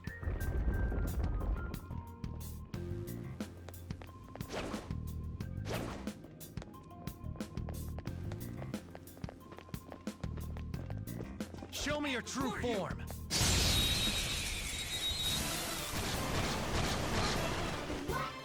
Now's our chance to strike. I guess so, Denim.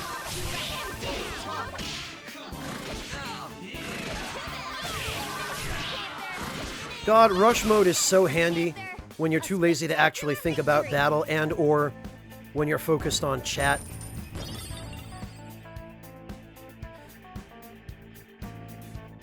Okay. Scorched Earth Dalone, indeed. We cleaned up. Let's keep going. Yeah, let's.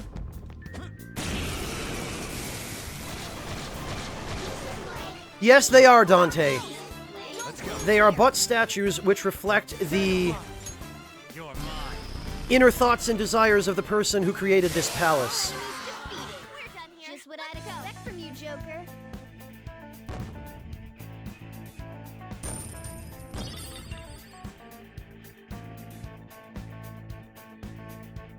All right. Good work. Keep it up. Yeah, you could say that. Miku, I suppose that's true. Alright.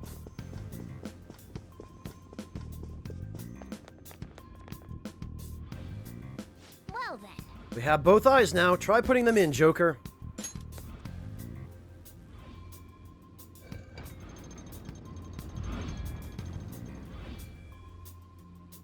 All right, let's go. We can get across. Gee, I sure hope this isn't a huge trap. Nah, it's not. Ooh, a soul drop. But no, seriously, look at this. Look at how much space there is in between these guillotines. There is plenty of space for us to have snuck through. We absolutely could have just Dark Souls'd it.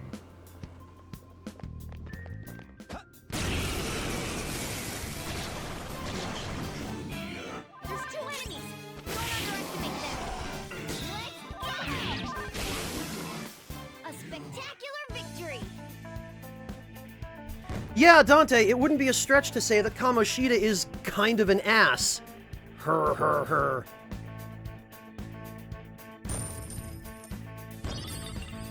Yeah, that too, Ilani, that too. Alright. Quasar, his dungeon would be a farm, That was easy. surrounded by a fence. It's somewhere. Yoink, I can see it. and yoink. I can see it.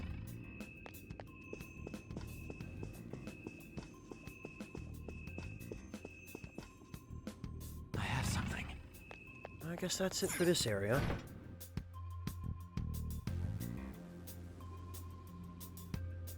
Yeah, no kidding, Space-Time Dragon. The way these guys can seemingly jump up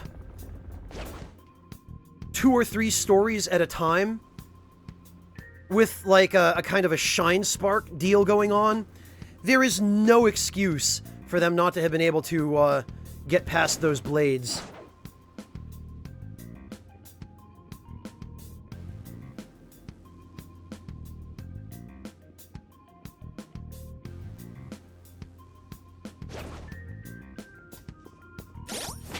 Whoops.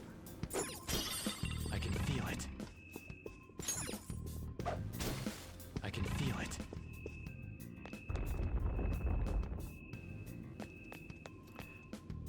All right. Huh. You are gravely mistaken if you think the stairs will appear for you whenever you'd like. So this guy's stopping them. Oh. Crap, the stairs ain't showing up.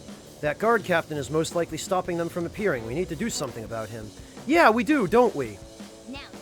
The treasure is near here. If that thing is protecting this place, it must be strong. Are you? Yes, of course I'm ready. Oh, crap. I remember this jerk. This majestic tower penetrating the sky represents the admirable King Kamoshida's most sacred place. It is nowhere for children like yourselves. Prepare for your punishment. What? What kind of selfish reasoning is that? The only one who needs to be punished is... Ah! It's a giant penis-shaped slime. It's coming! Oh no, God. I hope not. Yeah, well, now you have some context for the dialogue this guy had in the lead up to the fight. I'm not done. This was actually a mini-boss that you could fight in Nocturne, where you would run into Baphomet, and Baphomet would tell you, hey, you want me to summon Mara? And you'd be like, yeah, summon Mara, and Baphomet would summon him. But Baphomet screwed up the summon, and he accidentally summoned Mara in the body of a slime, and it was this guy. Welcome back, Lion Shard. Well, we're not going to let that go, are we? We are going to erase this thing from existence. Torn King of Desire stares at Anne.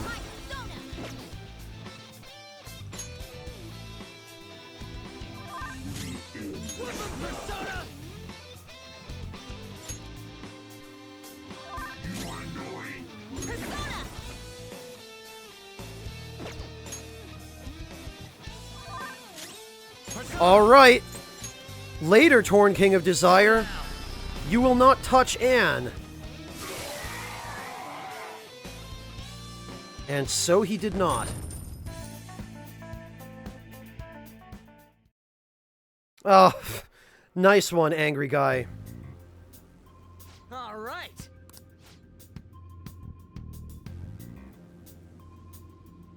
Oh, that's very sweet of you, Piranha Puppy. Thank you for the thought, anyway.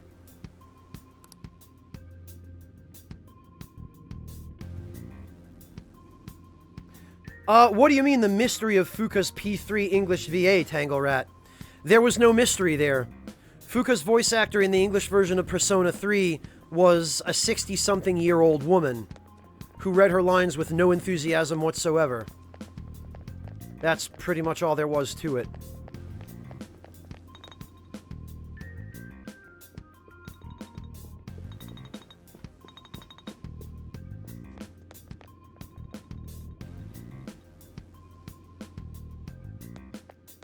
Well, not his top dog, Natusake. I can see it. But one of his commanders, anyway. It's somewhere. It's somewhere.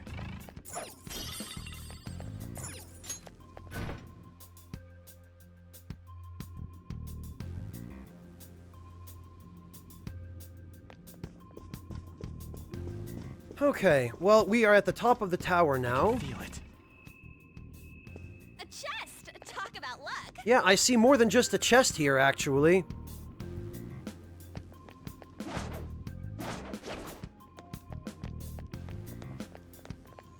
Show Gotcha. your true form.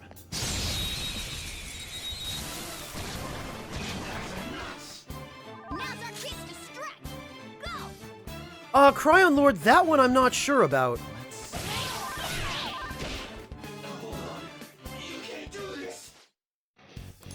Okay, then, give me an item. Devil's Fruit, whatever.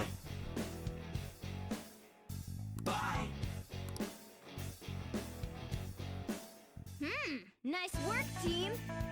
Yeah, generic one, in that light, it does make sense.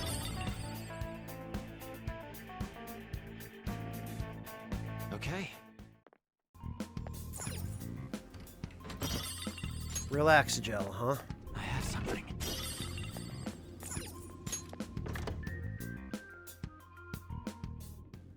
This looks usable. Let's take a break, Joker. Excellent.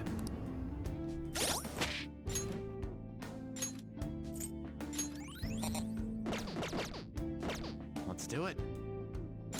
And we can save there.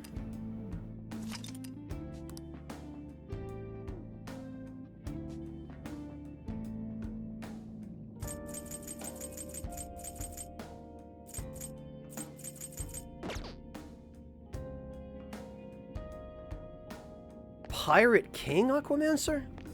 Ready? That is really strange, Cryon Lord. I wonder why.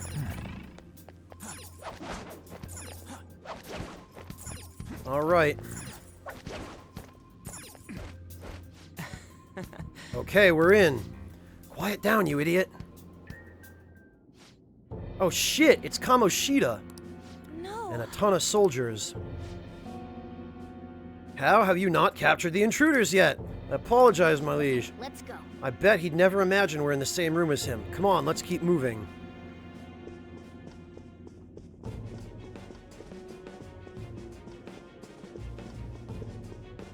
Yeah, Haretsu, in that regard, it is very similar.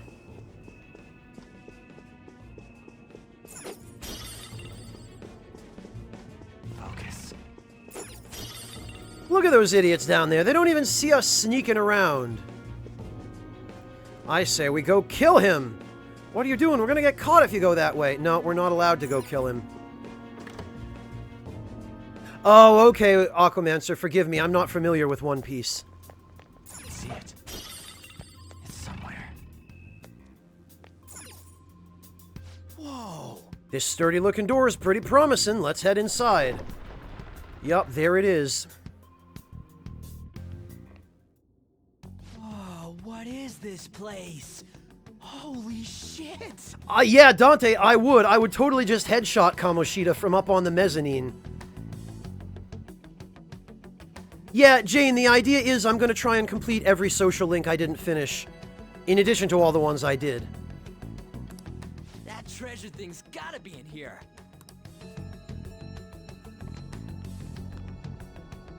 Hey, what is this? It's floating in the air. That's the treasure. We finally found it. That cloudy thing? Just hold on a second. I was planning on telling you more once we made it this far. Ha!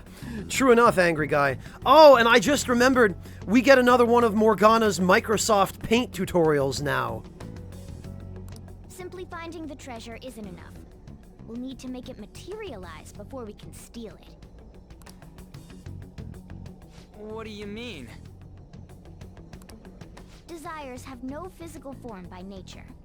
Hence, we'll first need to make the real person aware that their desires are in fact a treasure. Once they're conscious that their desires might be stolen, the treasure will finally show itself. But how do we do that? We warn them. Tell them, we're going to steal your heart. And there it is. Calling card. Oh, we gotta put the calling card in the Kamoshida. So we're gonna send a calling card? Oh, that's totally what a Phantom Thief would do! Once we do that, the treasure will appear for certain. I think. Kind of reminds me of the jewel thief Sandra in Legend of Mana. I think Japan has this weird idea of thieves that they're all like Victorian Romantic era thieves who all leave calling cards everywhere they go, kind of like Carmen Sandiego. That again?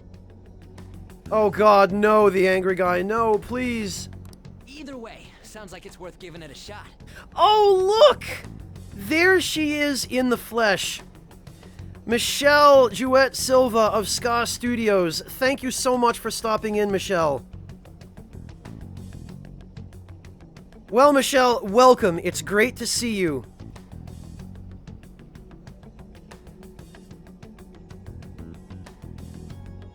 What, Clint? What? Clint, did you have something to do with this?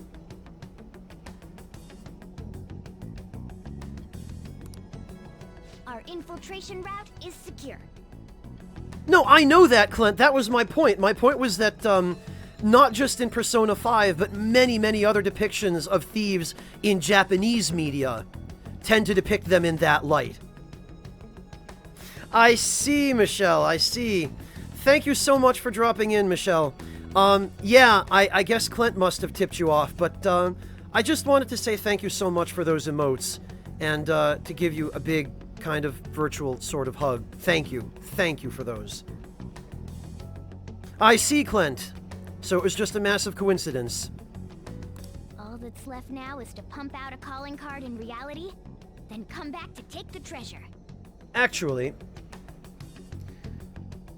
while you are here, let me just give a proper shout out. For those who are not familiar with Ska Studios, they are responsible for games like The Dishwasher Vampire Smile and Salt and Sanctuary. So if you are interested in any of those games, or a lot of other fantastic games, head on over to this website and show them a little love.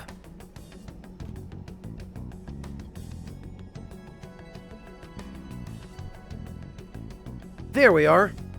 Greetings, undead warrior. Oh, Ilani, that was sweet of you. Thank you for gifting that sub. Greetings, undead warrior.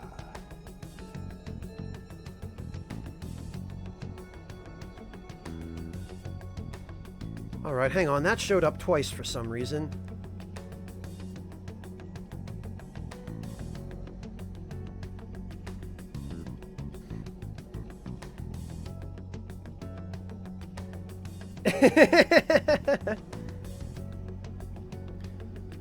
Yeah, Haretsu, yes indeed.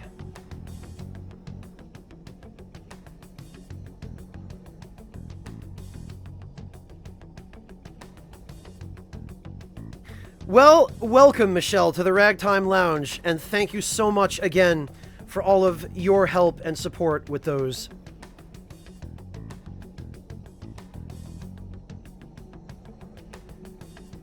Yeah, Clint, I think it's just Japan finds that sort of thing intensely romantic. Which I suppose is how it was meant to be, but... This is it, huh? Alright, well, let's do this. That's the spirit. Once we send out the calling card, there will be no turning back. Just let me know when you're ready. We'll head back to the hideout and send out that calling card. The infiltration route has been secured. All that remains is to send the calling card to Kamoshida.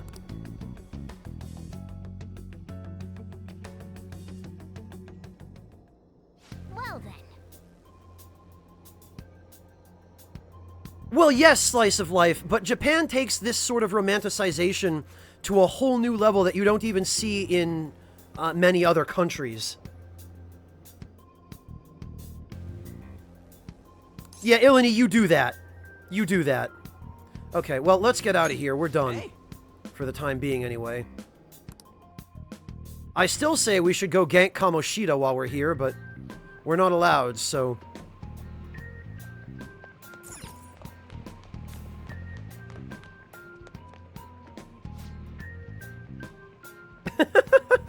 I appreciate that too, Michelle.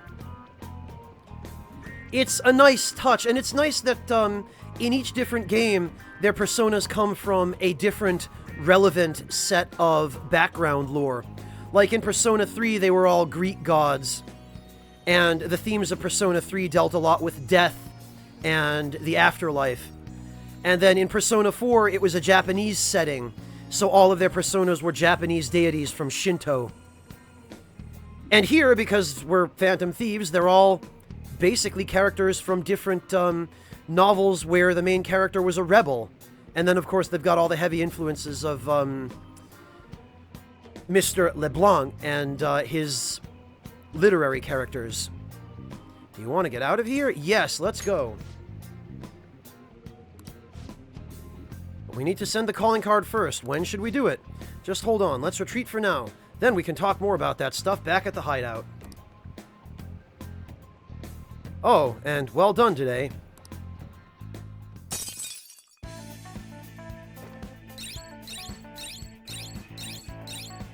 Angry Guy, they do mention Naoto a little bit later on, but only in passing. Yeah, look at this. We did everything. All the things. Yes, we know about the infiltration log. We finally secured our route to the treasure. All we need to do now is send the calling card. You did, Michelle? Oh, I missed that. You cosplayed Futaba? Do you have any pictures? I'd love to see how that turned out. I'm pretty exhausted from going to the metaverse. Let's hurry to bed and get some rest. Well, that's true too, Ilani. Okay. Yeah, go for it, Michelle. You know what? And actually...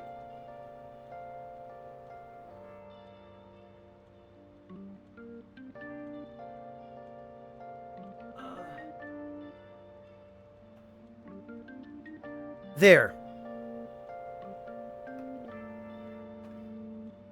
Now you can post whatever links you like.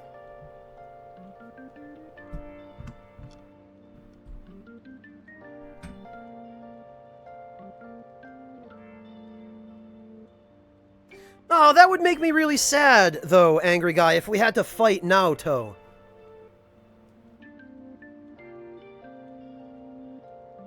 Yeah, Ilani, there are a couple of posters of Rise in the subway. Do they, Corleone? I didn't catch that one.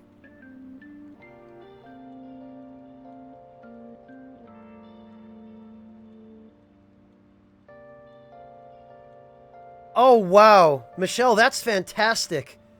You got the hair color spot on. And where on earth did you find those glasses? Those are great. This is awesome, Michelle. Thank you for sharing the picture.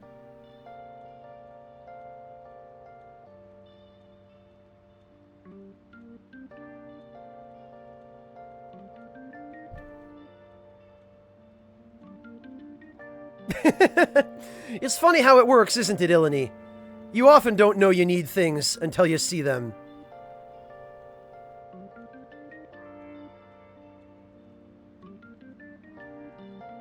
Oh, that's awesome, Michelle.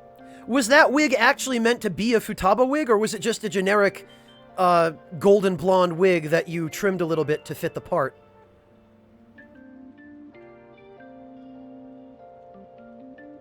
KS, you can just click the link that Michelle posted a minute ago. And you'll be able to see.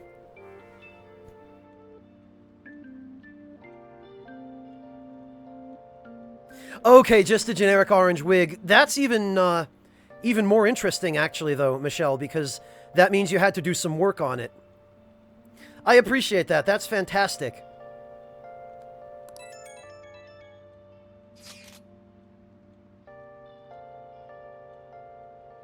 Oh, I'll repost it, KS. Or, KS, unless you're on mobile, you should be able to scroll up in chat.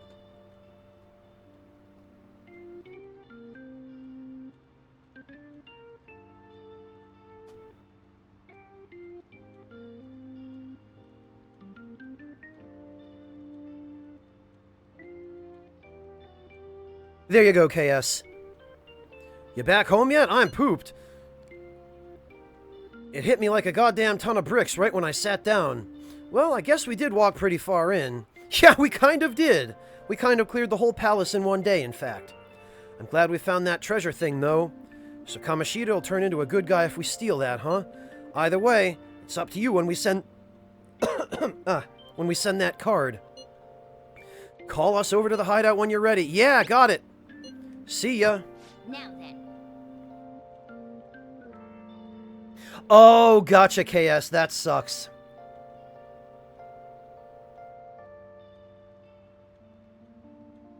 Now, the real challenge is coming up. I hope you're ready. I think I am. What is it? If you don't have any business here, just go upstairs. Well, thanks, Sojiro. I don't think we actually have any choice, though. Yeah, it's the best, Slice. It's the best. Have I prepared enough for infiltrating the palace? Oh, I think so. Hey! You must be tired. Let's go to... Oh, Morgana, not this again.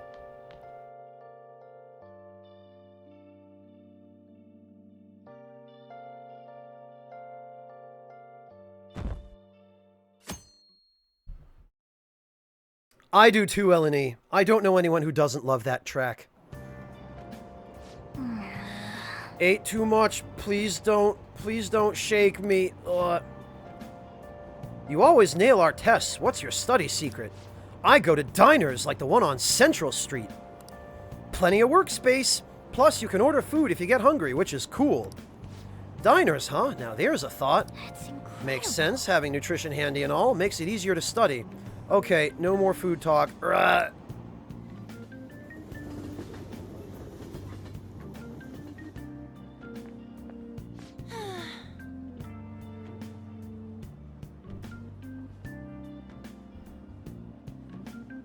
Yeah, we lucked out there in Natusake, and we got a particularly nice transition. Yeah, food at diners. The thing is, Michelle, their point here is that they're trying to, like it's... Well, you sound like you're familiar with Persona 5. I don't need to explain this to you. You've played the game already. Sorry, I completely forgot. Why would you be here watching this, and why would you have cosplayed Futaba if you hadn't already played the game beginning to end? I'm sorry, I'm tired. Morning, I still feel a little tired from all that hard work. How about you? We found the treasure, so all that's left is to send the calling card. We have some time until the board meeting, though. What do you want to do today? Yeah, let's send the calling card. Can't just sit by and do nothing when I think about Shiho. And I won't let you guys get expelled either. Kamoshida won't get away with this. We'll talk more in detail after school. Yeah, in that context, it is kind of silly, Michelle.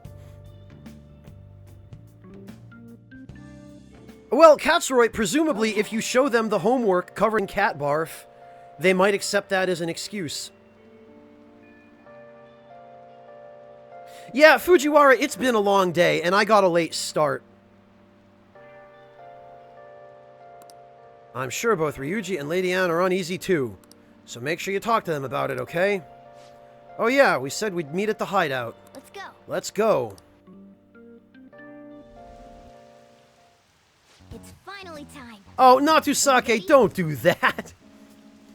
Alright, all that's left now is to send out the calling card and take Kamoshida's heart. Couldn't we have just sent one at the beginning of all this? It's not that simple. A treasure won't stay materialized forever. Once the impression is gone, the treasure will disappear. I think it'll last around a day at most. The hell? That's like no time at all. Anyways, we can send a calling card right now, yeah? Let's do it and steal that bastard's heart. Now then. The palace will go away once you take the treasure. Make sure you've done everything you need to. Yes! Send calling card! We do it! Kamoshida. I've been That bastard's going down. I've been waiting to hear you say that.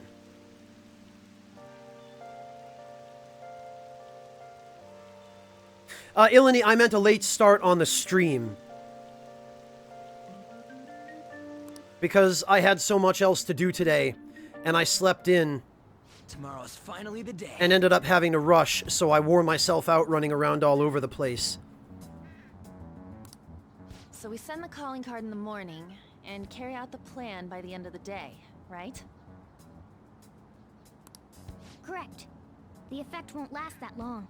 Well, Ilani, it meant that I was in more of a crunch for time, so I had to rush. And I had to, Oh, okay, well, yeah. Thank you for clarifying, Ilani. Are you worried? Waited too long. Perfect. Going to pull this off no matter what. So, who's going to write the card? Not Ryuji! Oh, wait, it has to be Ryuji, because plot. Leave it to me. Why?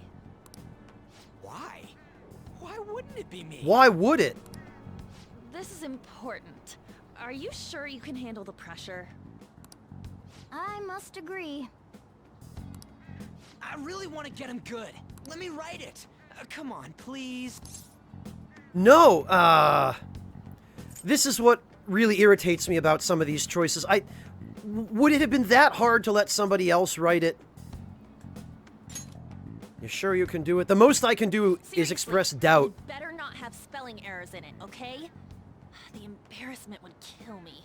Oh, and make sure they won't be able to tell who wrote it. I know. Gizmo, that's an asset as a spy, isn't it? All right then. Tomorrow it is. You'd better not slack off on this.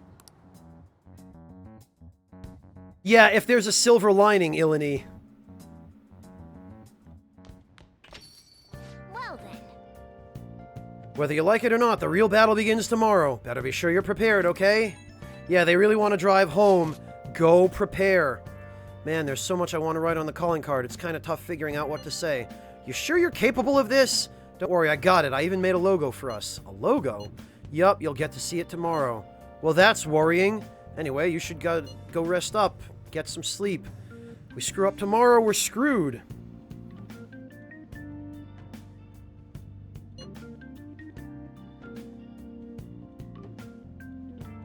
Okay, Sarah, whatever will be, will be. I'm counting on you guys. Yep, I'm sure we can do this. Just remember, we can't trust any shitty adults. That's why we gotta do this ourselves. Anyways, let's pull this off and surprise everyone. Yeah, Zavaria, I was wondering what that was all about. Thank you for the context. Yes, Katsroy, Ryuji is hopeless when it comes to anything academic. You seem different. Did you always have that scowl on your face? Nothing goes your way in life. You'll end up failing if you tense up like that. Hey.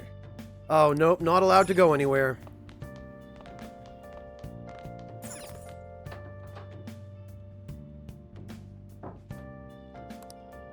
Nope, not even any introspective thoughts. Alright then, I guess we should just go to bed. Okay. Heist is tomorrow, you'd better rest up. Yeah, but first, I see. at least we're allowed to make infiltration tools. Yeah, Jane, I think you can always make infiltration tools. Okay. Yes, let's make some stealthanol. What are your thoughts? Those damn bots. They never give up. Great, we got stealthanol. Let's make more. No, Jayhawks, the police commissioner isn't the prosecutor. The police commissioner is in charge of hiring the members of the police force, training them, and basically is the administrator of the police department. The police commissioner does not appear in court to personally prosecute criminals. More stealthanol. Okay. Alright, Clint, good luck with the raid! What are your thoughts? I hope everything goes well.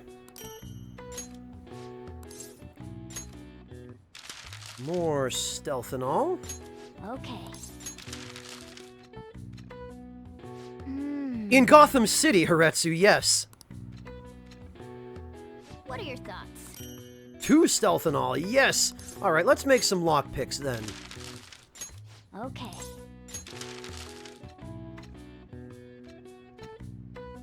What are your thoughts? Yes, let's make more lockpicks. Okay.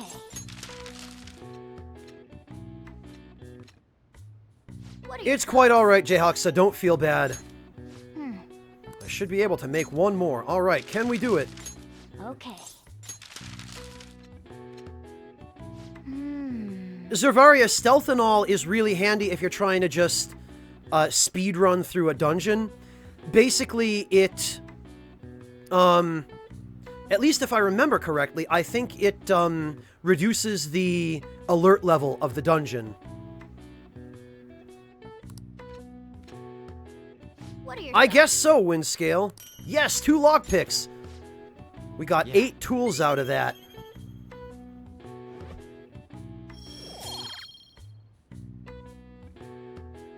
I did, KS, although I beat him by accident. All right. Well then. Fujiwara, that's a good point. But also kind of depressing. Yeah, Jane, it's on my list of priorities, don't worry. I should be pretty close. The school store is always out of yakisoba bread no matter what time I go. Haven't been able to get any even once. Oh, don't you know? It's always sold out on Mondays, but there's usually some left over on Fridays. Are you serious? I'll finally be able to get some yummy yakisoba pan! Yay! Hey. Huh, I guess there's a lot in this world you can only get for a limited time or during certain Well, there certainly is in Japan. They love their seasonal sweets and foods.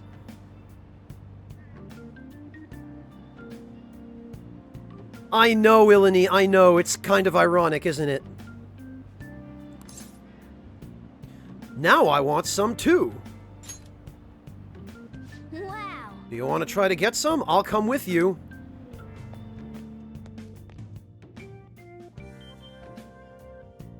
Christmas Crunch, Jareth? A calling card. Oh, here we go. Look at this. So, I noticed this in the first playthrough as well, but what Ryuji has done here is he's plastered these calling cards on the bulletin boards in the shape of the katakana letters that spell out the name Kamoshida. So he's literally written Kamoshida's name in these calling cards. I heard it was already posted by the time everyone got here this morning. Sir Suguru Kamoshida, the utter bastard of lust. Yeah, subtlety is totally one of Ryuji's strengths, the angry guy.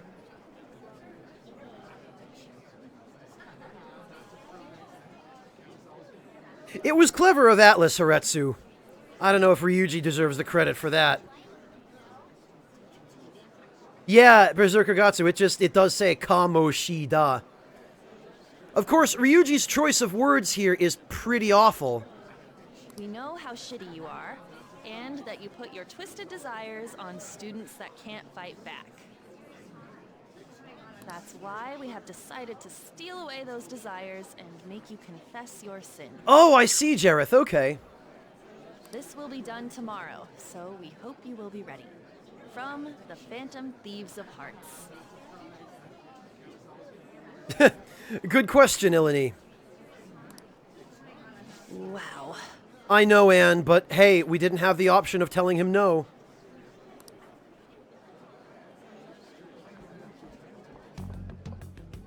Not bad, huh? It could be worse, Cryon Lord. I looked up a bunch of similar stuff online for reference. Well, at least you made some effort to do a little bit of research, Ryuji. I give you credit for that. Granted, it was probably all plagiarized, but... Yeah. I know what you wanted to say, but it sounded like an idiot trying to be an adult. It sure did. Your logo's a little lacking too. Okay, you know what? That ain't true. Did Mr. Kamoshida do something wrong? Ilani, I don't even know about Bastard of Lust. That just sounds like a little kid trying to use big fancy words he doesn't understand. Which, let's be honest, is probably exactly what happened. Does this mean the rumors are true? It probably was, Berserker, it probably was. Wait a sec. Is someone gonna take something from Mr. Kamoshida? What's with this weird logo? And who are these Phantom Thieves of Hearts people? It got everyone excited, so it's all good, yeah? Who's responsible for this? Oh, look, he found it! Look at that. A predictable reaction for someone who knows what we mean by distorted desires. I think it's hitting him pretty hard. Did you do this, or was it you? Oh no, look at them. Was it you two? Look at them scatter like water bugs.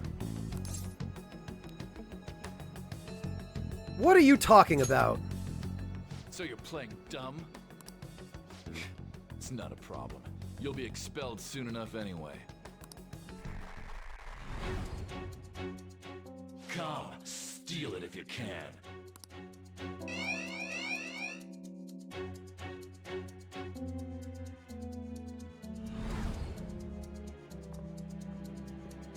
Judging from Kamoshida's response, I'm sure we had an effect on his palace. So here's one of the really goofy things about this, though.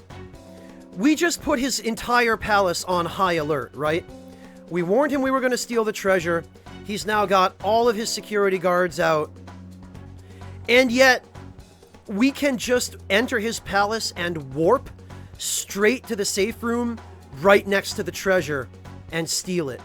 So I feel like instead of trying to restrict the amount of SP that you could recover in dungeons, I feel like they should have just forced you to go from the entrance of the palace all the way up to the treasure and run a gauntlet.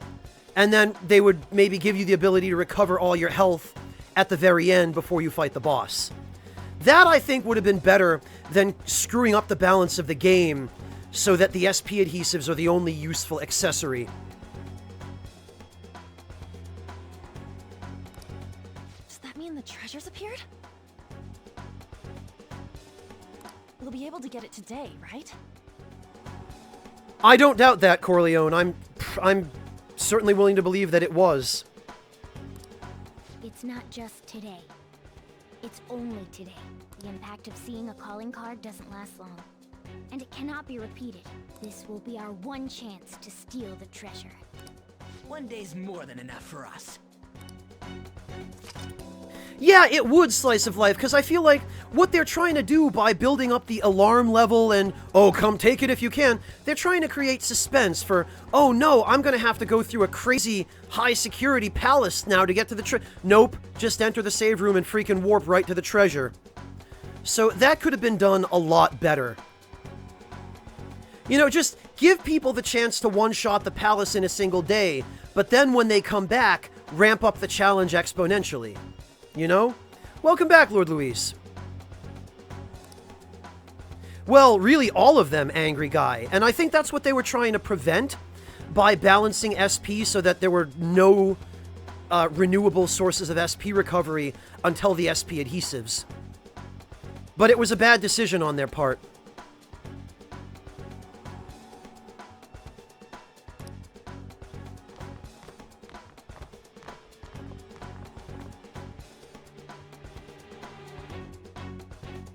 Yeah, Ilani, I feel like they should have just done that. It would have solved the problem of balance on the one hand, and it also would have made the palaces more interesting on the other.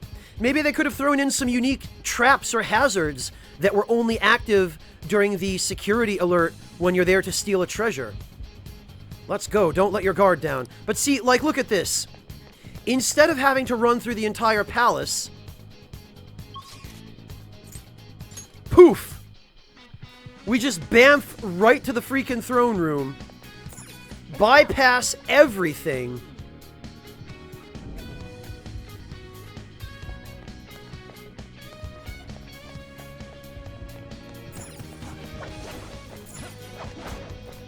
oh right, we can't get in this way this time.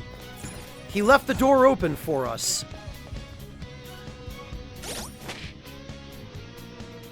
Alright, I think we're good to go. Come on, man. What the hell's going on here? The door's just sitting open and there aren't any soldiers around. This place is probably undermanned now that they all got assigned elsewhere. Either way, we win as long as we can steal the treasure. Let's keep going.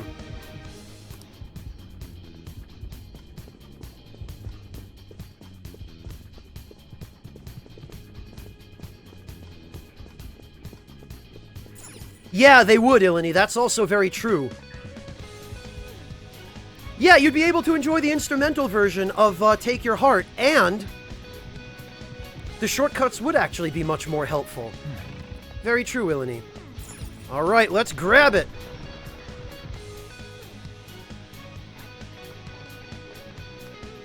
Oh yeah! The treasure has appeared! Yeah, it's a shame, Artista, that they didn't explore that more fully.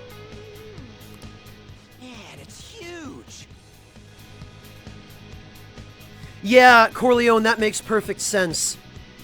My guess is that they must have intended for the security alerts to be really more of a threat, I guess. But for whatever reason, maybe they scrapped it. Either they didn't have time or they thought it was unreasonable. Can't imagine why they would have thought that. What do you think? It's just as I said. Now we can steal it. Oh, the shine brings tears to my eyes. I certainly never did, the Angry Guy. Even on my first playthrough, I never even had an alert get high enough that I ran a remote risk of being thrown out of the palace. Windscale, that hasn't stopped them from selling the OST to this game on vinyl records for, what, like something like $150 US for the set on vinyl? Pisses me off. Why is it so pretty? Isn't this Kamoshida's desires? Treasure! That too, Angry Guy, but I feel like not being able to reduce alert level by fights kind of is unreasonable.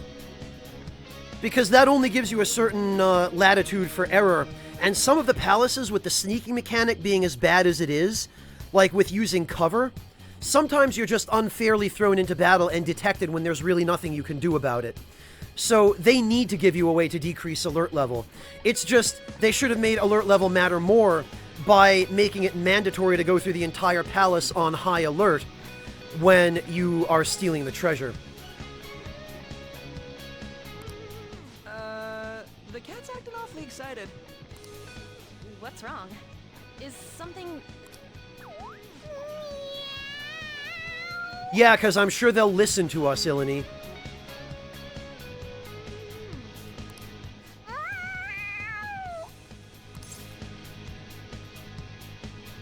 Oh no, that's not catnip.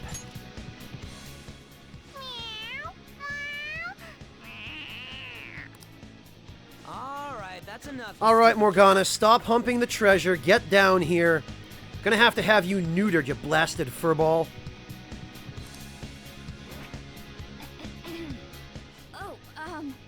Yeah. Forgive me for displaying such an insolent sight in front of a lady. You were completely out of character, too. What was that about? I couldn't stop it either. To think I'd be drawn to human desires this much. Doesn't that prove that I'm human? How should we know? Anyway, you guys need to carry it. All you do is bark orders. Still, that was easier than I thought. I thought for sure there'd be some insane trap or something. This palace will disappear if we take this back, right? And Kamoshida will change, too. That should be the case. Good. Now's our chance, then. It's heavy. To think it'd go so well. I've even found 3 Persona users in the process. My judgment was correct. I made the right choice in making a deal with you. Meow-ha-ha! Oh, I guess my bond with Morgana is getting deeper. Oh, baton pass. Alright. Alright. Hello, D-Temp. Welcome. You're just in time for the climax of this castle. Go, go, let's go, Kamoshida!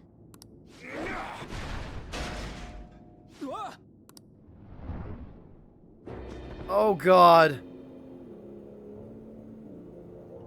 That would have been much more impressive if not for the hairy legs I will let anyone and the take pink this. banana hammock.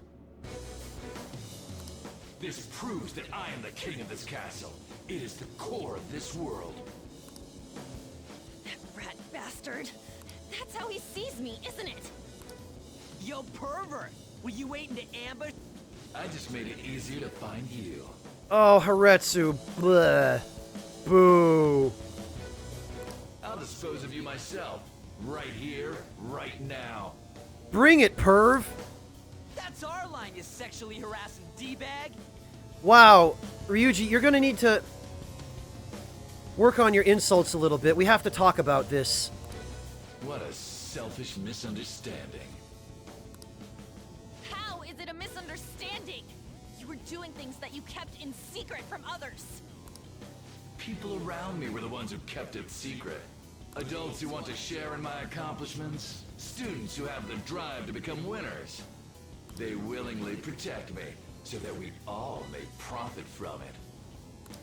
Profit? There are too many imbeciles who don't understand that.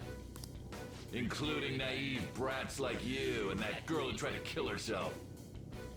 Getting into some real-life Japanese social issues here.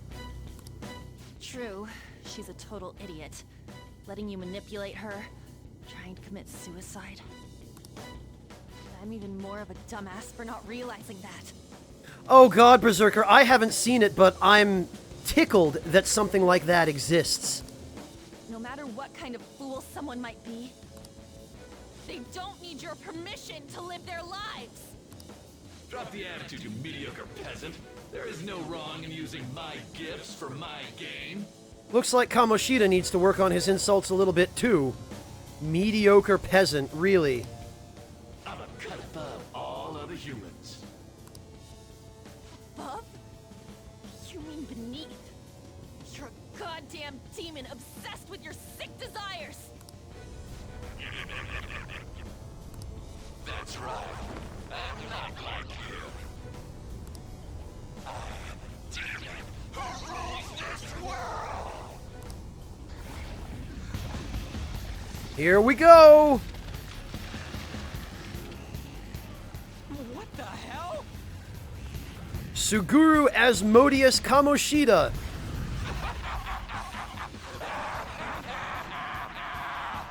I'm allowed to do whatever the hell I want.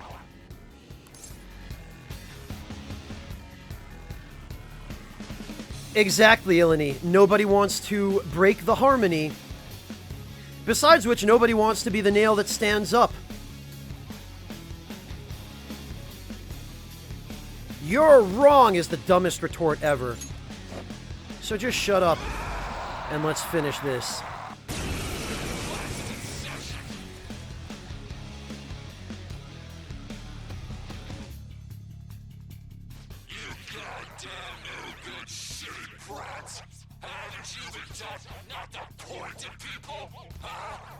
Hey, Clockwork! Yeah, you showed up at just the right time. Welcome.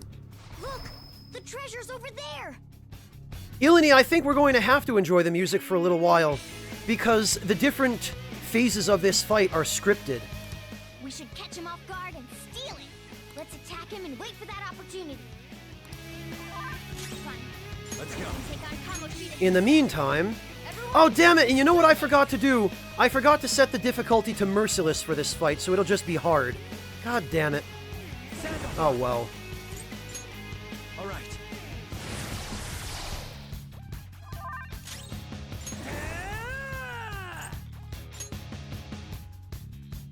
Oh, and we can't target any of the other stuff yet, so...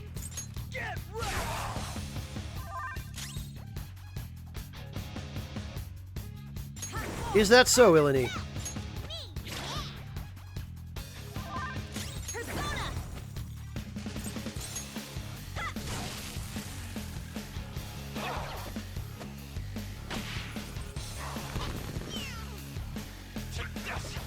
Oh no, not volleyball assault!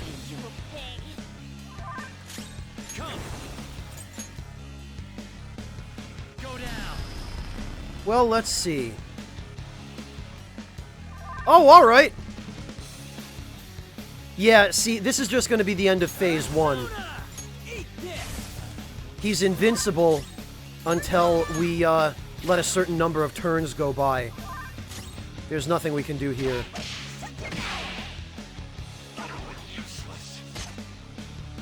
And now he's going to eat a butt and heal himself.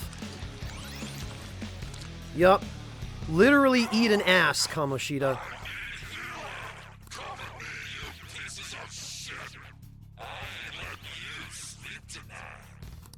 He healed himself?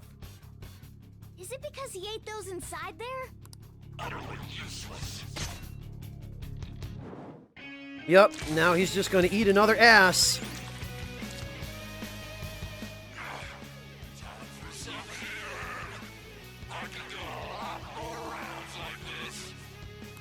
We won't last if we leave that trophy be.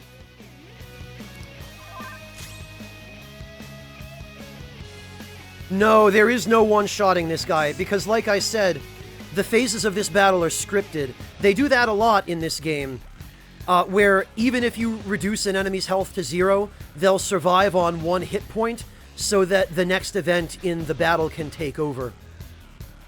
Let's go. So what we have to do here...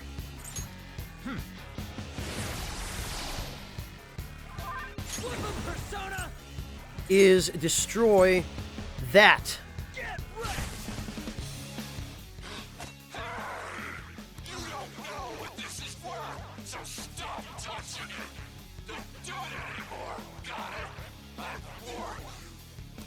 When someone tells us not to do something, it makes us want to do it even more. Witness my resolve! Actually, I wonder if...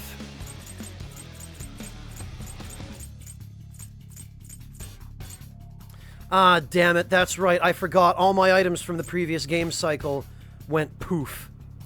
So I don't have any of the, physical or magic ointments. Ah. Oh well. We can still make this work. Take this! Let's do this! Eat this! Well, Artista, it's not that they're unwinnable. It's just that you have to go through the phases of the fight in order to win it. You can't bypass the story elements of the fight, because Atlus wants you to view them. Alright, where are my debuffs? Oh, god damn it, please don't tell me. Yep. I don't have the persona that I was using for buffs and debuffs. Crap. Well, that just means we'll have to finish this that much faster. Ravage them! I really should do something about that.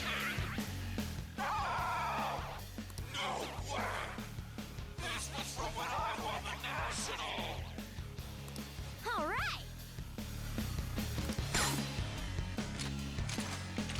You think you can get away with doing such a thing? Do you realize who I am? Well, I was working on it, Ilani. I was working on it.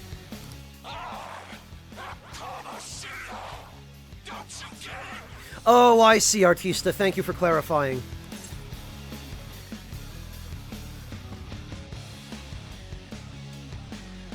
Yeah, we do. So what?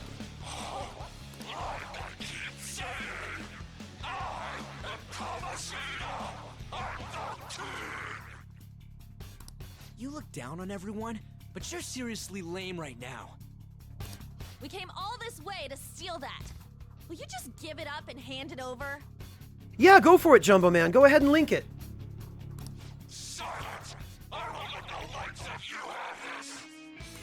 You still have the energy to say things like that? Then we're going to up our game as well. Oh, is that so, D-Temp?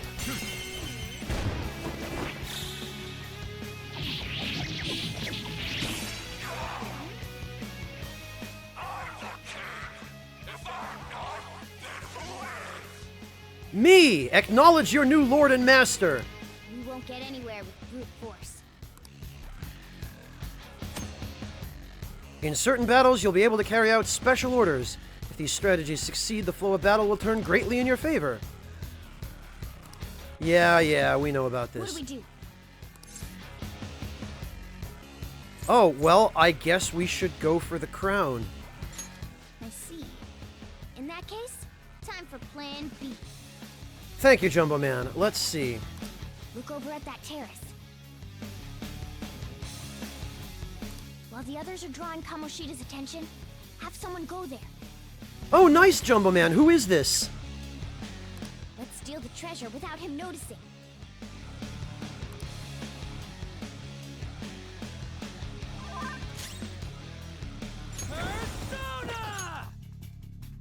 Persona!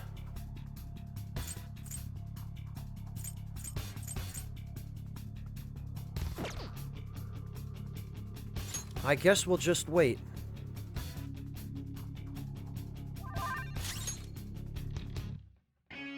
Hey, Daedra, good to see you. I think it actually has to be, Peter's turn before I can, issue an order. Let's take that crown from her. Yeah, it does. We need to steal Kamoshida's treasure. Should I send someone to do it? I can go whenever you want. I Time think... to show you my skills. Gross. He keeps looking at me. So what you're supposed to do here is send somebody other than Anne, because his attention will always be on Anne. He will always be looking at her, and she can't successfully steal the treasure. Time to show you my skills. However, he does not notice Morgana. And I don't know if he notices Ryuji.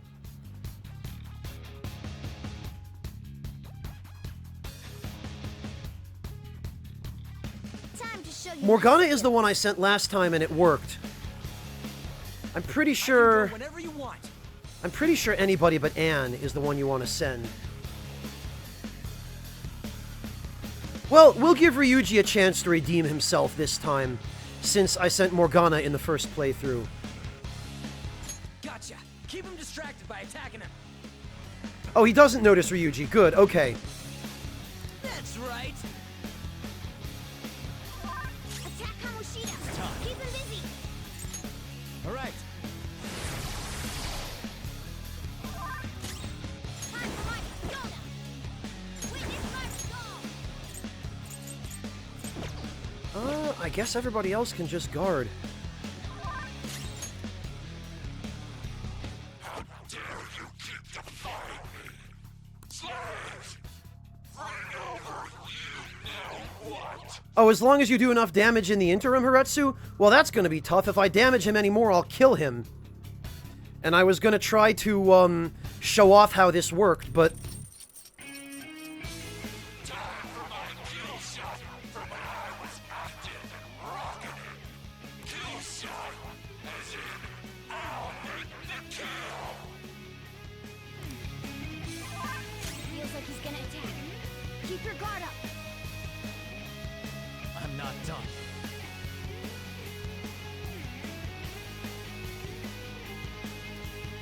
I guess, yeah, there's nothing else I can do here then. Alright, well, whatever. Eat it, Kamoshida. You're mine.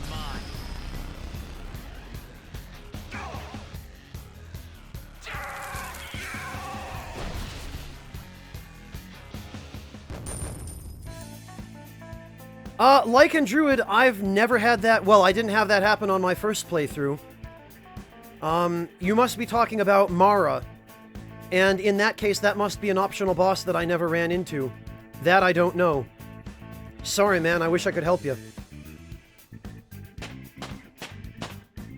I leveled up. Yeah, we got the treasure, Luis. Check out this new skill. Yay! Skill suits me. I gotta use this next time. Yeah, I should point down at him.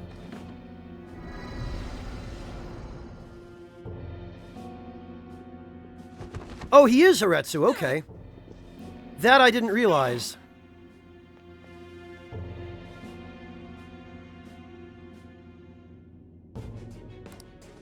What's wrong? Not running away? Why don't you run? Aren't you a great athlete? It's always been like this. All those goddamn hyenas forcing their expectations on me. I'm doing this all for them! What's wrong about demanding a reward for that? Oh, bullshit you are. Now you're making excuses? We'll do something about that distorted heart of yours. Scared? Right now? You're seeing the same view that Shiho did. Yeah. It's almost like we're going to tease making you jump, and then not do it, because we're the protagonists. I'm sure she was scared too. Except she had no choice but to jump. That I remember, Denim. I remember Mara being a Mementos boss, but I don't remember him at the very end of the game at the point where you're fighting the angels being a regular enemy. What will you do? Will you jump? Or would you rather die here?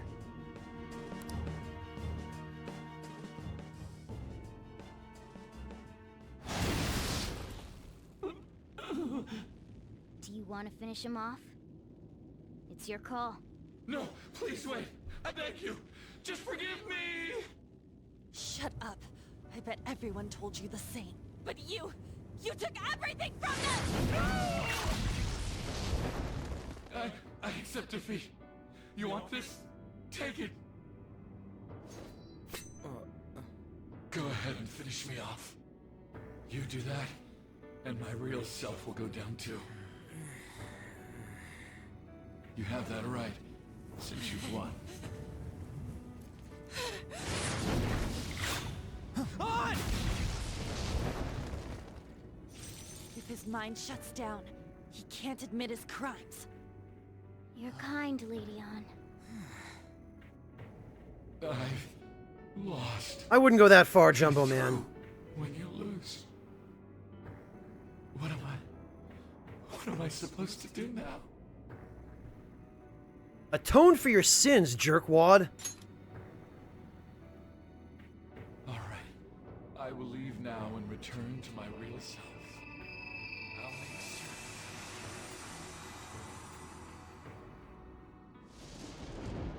Hey, just so you know, we don't have time to waste. This place is about to collapse. Yeah, Ilani, it would be interesting if you had that narrative choice. But you look at this idiot. Just cleaning himself.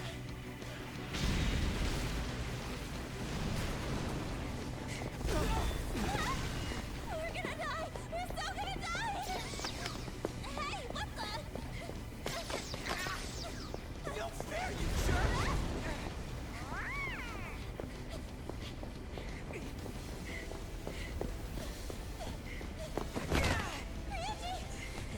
It's been a while, so I just tripped this.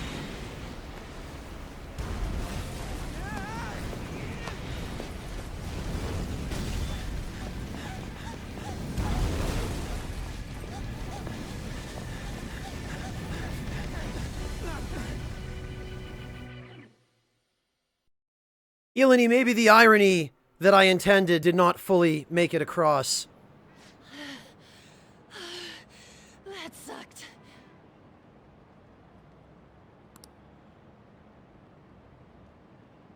I'm not sure, Berserker. That's a good question. Look at the nav. The destination has been deleted. We don't have access to it yet, Jane. That's not for a little while. It's true. We can't go there anymore. What about the treasure? What the? A medal? Oh, wait, where'd that crown go? What's going on? Ceilings, Ryuji also had his leg broken by Kamoshida, so... It means that was the source of Kamoshida's desires. To him, this medal is worth as much as that crown we saw in the palace. An Olympic medal. Ilani, I wouldn't say stop trying to be funny. Just, read the room. So, that perv kept clinging to his past glory and couldn't let it go. But...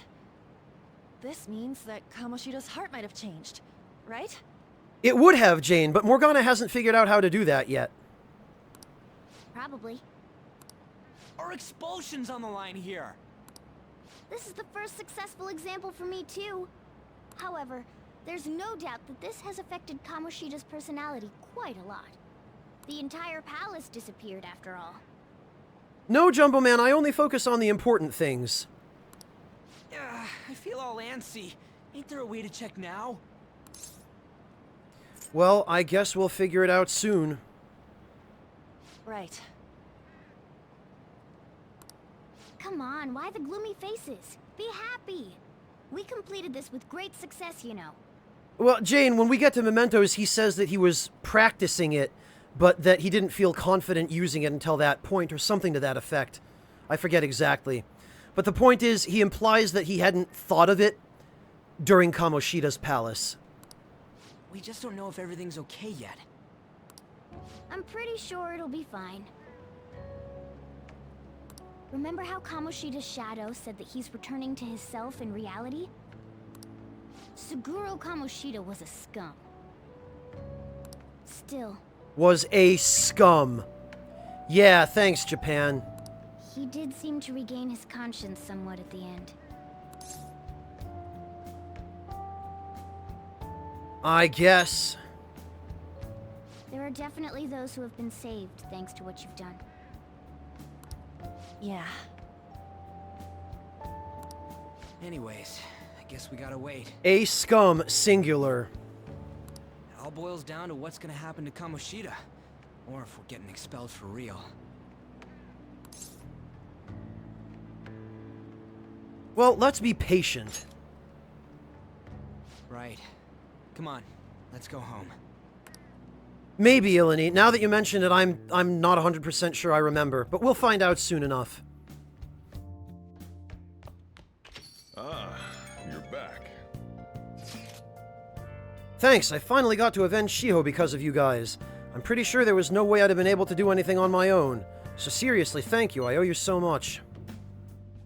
Yeah, you helped too. You think? I'm glad to hear that. Anyway, that cognitive world was pretty crazy, huh? What a mysterious place. I can't believe we actually stole someone's heart. Speaking of mysterious, there's also the matter of Morgana's transformation. When we were escaping, didn't he turn back into a cat even though we were still in the palace? Lady Anne sure is sharp. I'm impressed. Basically, the treasure changes the shape of things. Once that's gone, that power no longer works. Though the real reason I changed quickly back then was because I'm so incredibly skilled. Yeah, sure. How's that? Isn't that amazing? What a strange creature. Don't you think that's a little harsh? Yeah, Lady Anne's right. I think I feel a little better after talking to you. Thanks. We still haven't seen any results, but it feels like a weight's been lifted off my shoulders. I hope you don't mind talking to me too much. Well, see you tomorrow.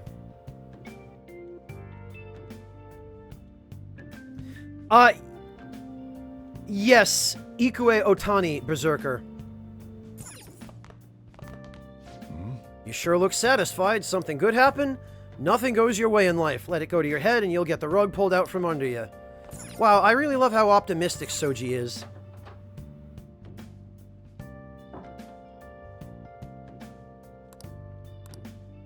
If I stand on that chair in the corner of my room, I might be able to reach the beams on the ceiling. I should train on those sometime.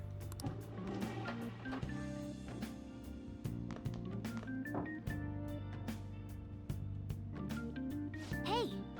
Oh, here we go again. Go to sleep.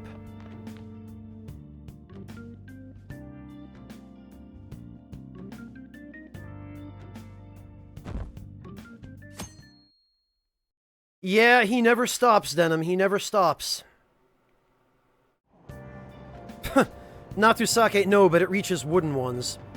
I haven't done much of anything on my days off. It's such a pain to put on makeup, and I hate shopping, so I usually just end up lazing about the house. Yeah! Same here. Good thing there's home shop. Ah, yes! Great, now we have access to the home shopping program.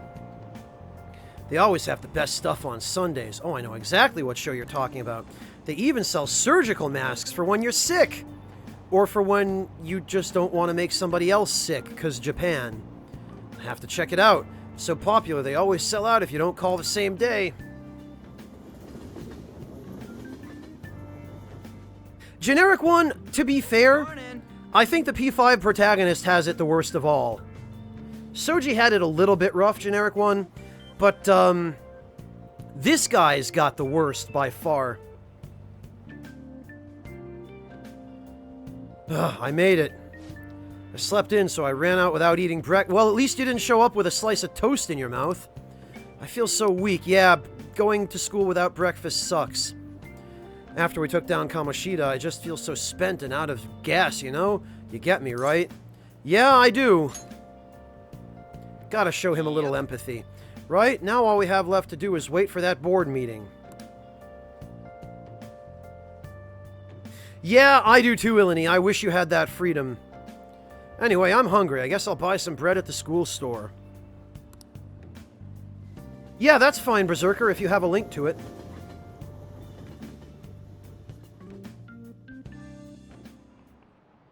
Ahem. Kamoshida-kun was really in his element at the volleyball rally the other day. Oh, Mr. Inui. Mr. Proper Businessman Inui. You kids are lucky to receive direct instruction from a world-famous athlete like him. Sports have been regarded as sacred things that invigorate people since ancient times. So much so that the Emperor himself even participated once. Mishima-kun, do you know the name of the Roman Emperor who participated in the Olympics? Huh? It's Nero. It's good to throw yourself into your club activities, but you shouldn't sacrifice your studies. Oh, sorry. That said, you don't seem to be too into sports, Barakan-kun. Oh? Do you know the answer? What event did Emperor Nero add to the Olympics so that he could participate? I think it was something like dancing or singing, wasn't it?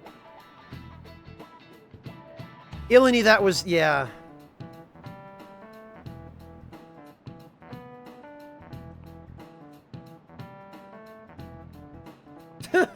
Chief Inui-san from accounting. I'm pretty sure this one is singing. Oh, chat seems to agree. It is singing. Okay. Well, good. I'm glad I didn't forget this. Correct. Yay! It seems you've been studying after all. Apparently Nero was tone deaf, but he ended up winning. The Emperor held absolute power after... Yeah, of course he won. What are they going to do? Because of these kinds of selfish actions, not to mention a lecherous side, he became known as a despot. Whoa, he actually knew that? Yeah, it's small wonder they bring up Nero when we just finished off Kamoshida. Maybe I should ask if I can borrow his notes. Nice. I just hope he doesn't stab me and then smoke a cigarette and then guzzle a bottle of vodka, because he's such a huge delinquent.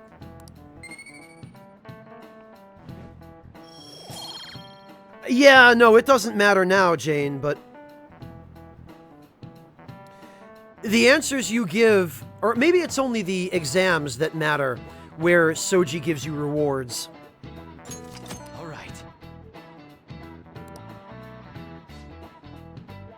Oh, I'll let you know, Haretsu, thanks. Haretsu, being completely honest, I'm probably just going to keep one open myself for the social link answers. Because I've played through the game once, I did the best I could, but now, you know, I have a particular goal. I would like to max everything out, so I might use some reference materials just for the social links.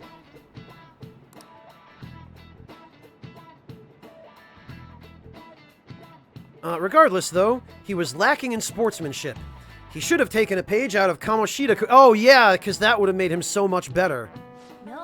Don't give us that crap. Kamoshida's the real despot. Well, he's not any less a despot than Nero was. Nero was an asshole. Have you seen Kamoshida? To the extent that the Roman Senate even branded him an enemy of the people because he was such an asshole. You really think he changed? Okay, yeah, I thought it was only the exam slice, but memory's a little bit fuzzy. It's been a while. I hope so. Well, yeah. Oh, perfect timing. Oh, hey, waifu-sensei, what's up? Study hall will be held instead of PE today. I'm letting you know just in case you haven't heard. Wait, what? Mr. Kamoshida has taken the day off. Oh, okay. He ain't here? Don't tell anyone that you heard this from me. I do appreciate a teacher who's on the side of the students, though. But we received word that Mr. Kamoshida is placing himself under suspension. Ooh, thanks for the sweet piece of gossip, waifu-sensei. You really are the MVP. Such an important time before the tournament, too. Principal Kobayakawa went to talk to him about it, but he supposedly wasn't making any sense. Ilani, I don't think they're really comparable. They're both just terrible. Wait, a suspension? Not so loud. The talks about your expulsions may be put on hold, too. I don't know too much about it, though. Anyway, I've relayed what's going on to you. Thanks, waifu-sensei. You're pretty cool. Looks like something happened. At least it sounds different from a mental shutdown. Slice, I've already maxed out Temperance during the first playthrough, but I don't remember whether that ability carries over. But yeah, waifu-sensei will be a priority for practical purposes, and Chihiro when she unlocks. I guess all we can do is wait.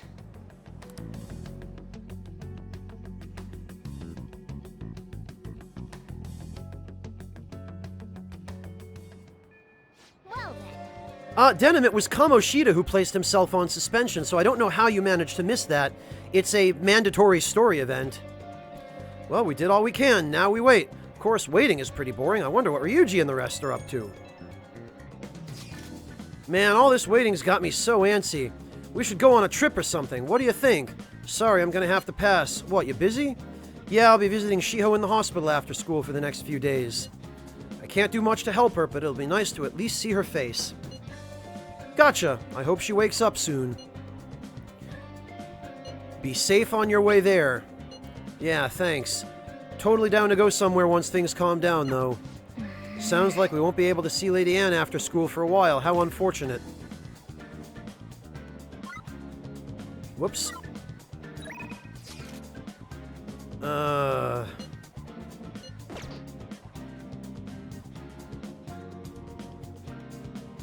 Oh, okay, Ilani, gotcha.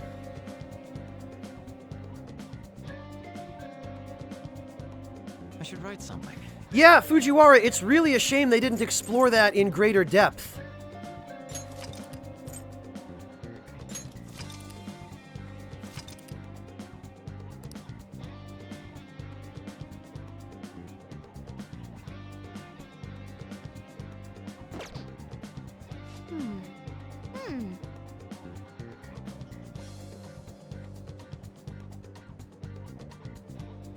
Recording your daily activities, huh? Well, I hope people start thinking better of you soon.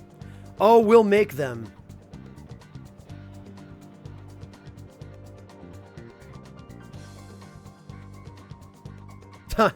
Yeah, sad thing, isn't it, Windscale?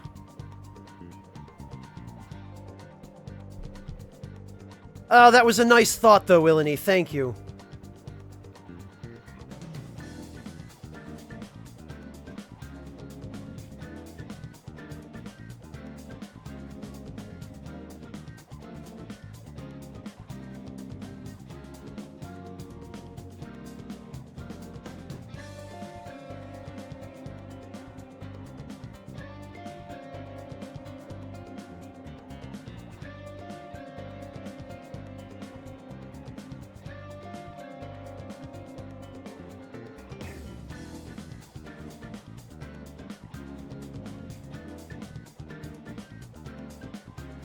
Def Thought, I don't know the answer to that question. I imagine somebody somewhere probably has, but I imagine whoever did probably got slapped with takedown notices by Atlas for the last chunk of their playthrough. So even if it did exist at some point, it might not be publicly available anymore. Which is a damn shame, but that's Japan for you.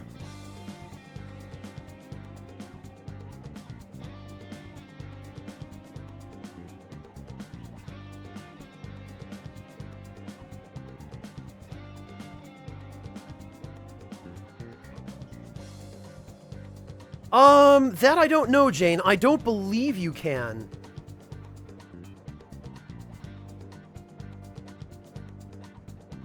But you might be able to fuse him sometime at the very end of the game on New Game. That I'm not sure. Someone in chat probably knows.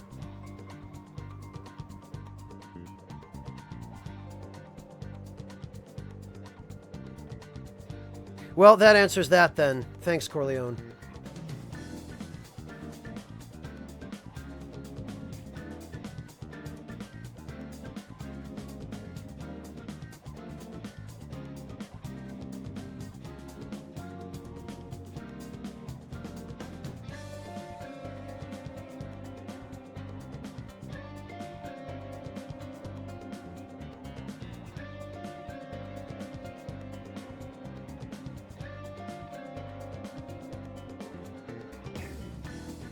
Alright everyone, well, I think what I'm going to do is, I'm going to call it here a little bit earlier than I usually do, but I would really like to try and set some things up for tomorrow for another stream.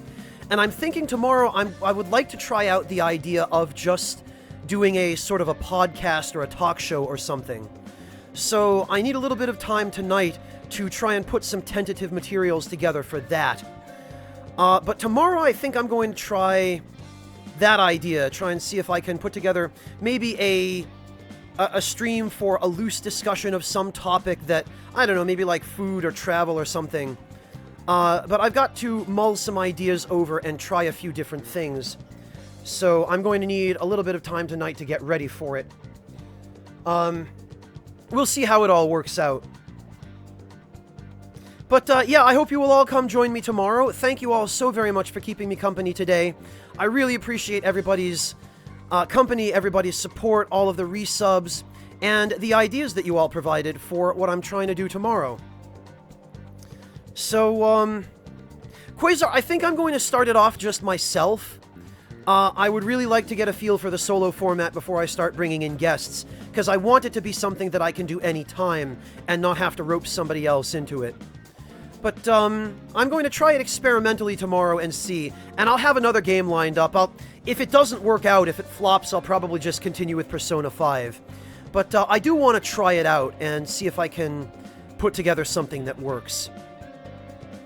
So, thank you all very much for joining me today, and I look forward to seeing all of you, or at the very least, some of you, tomorrow.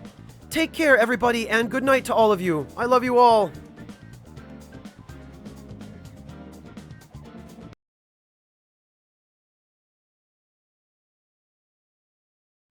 Go.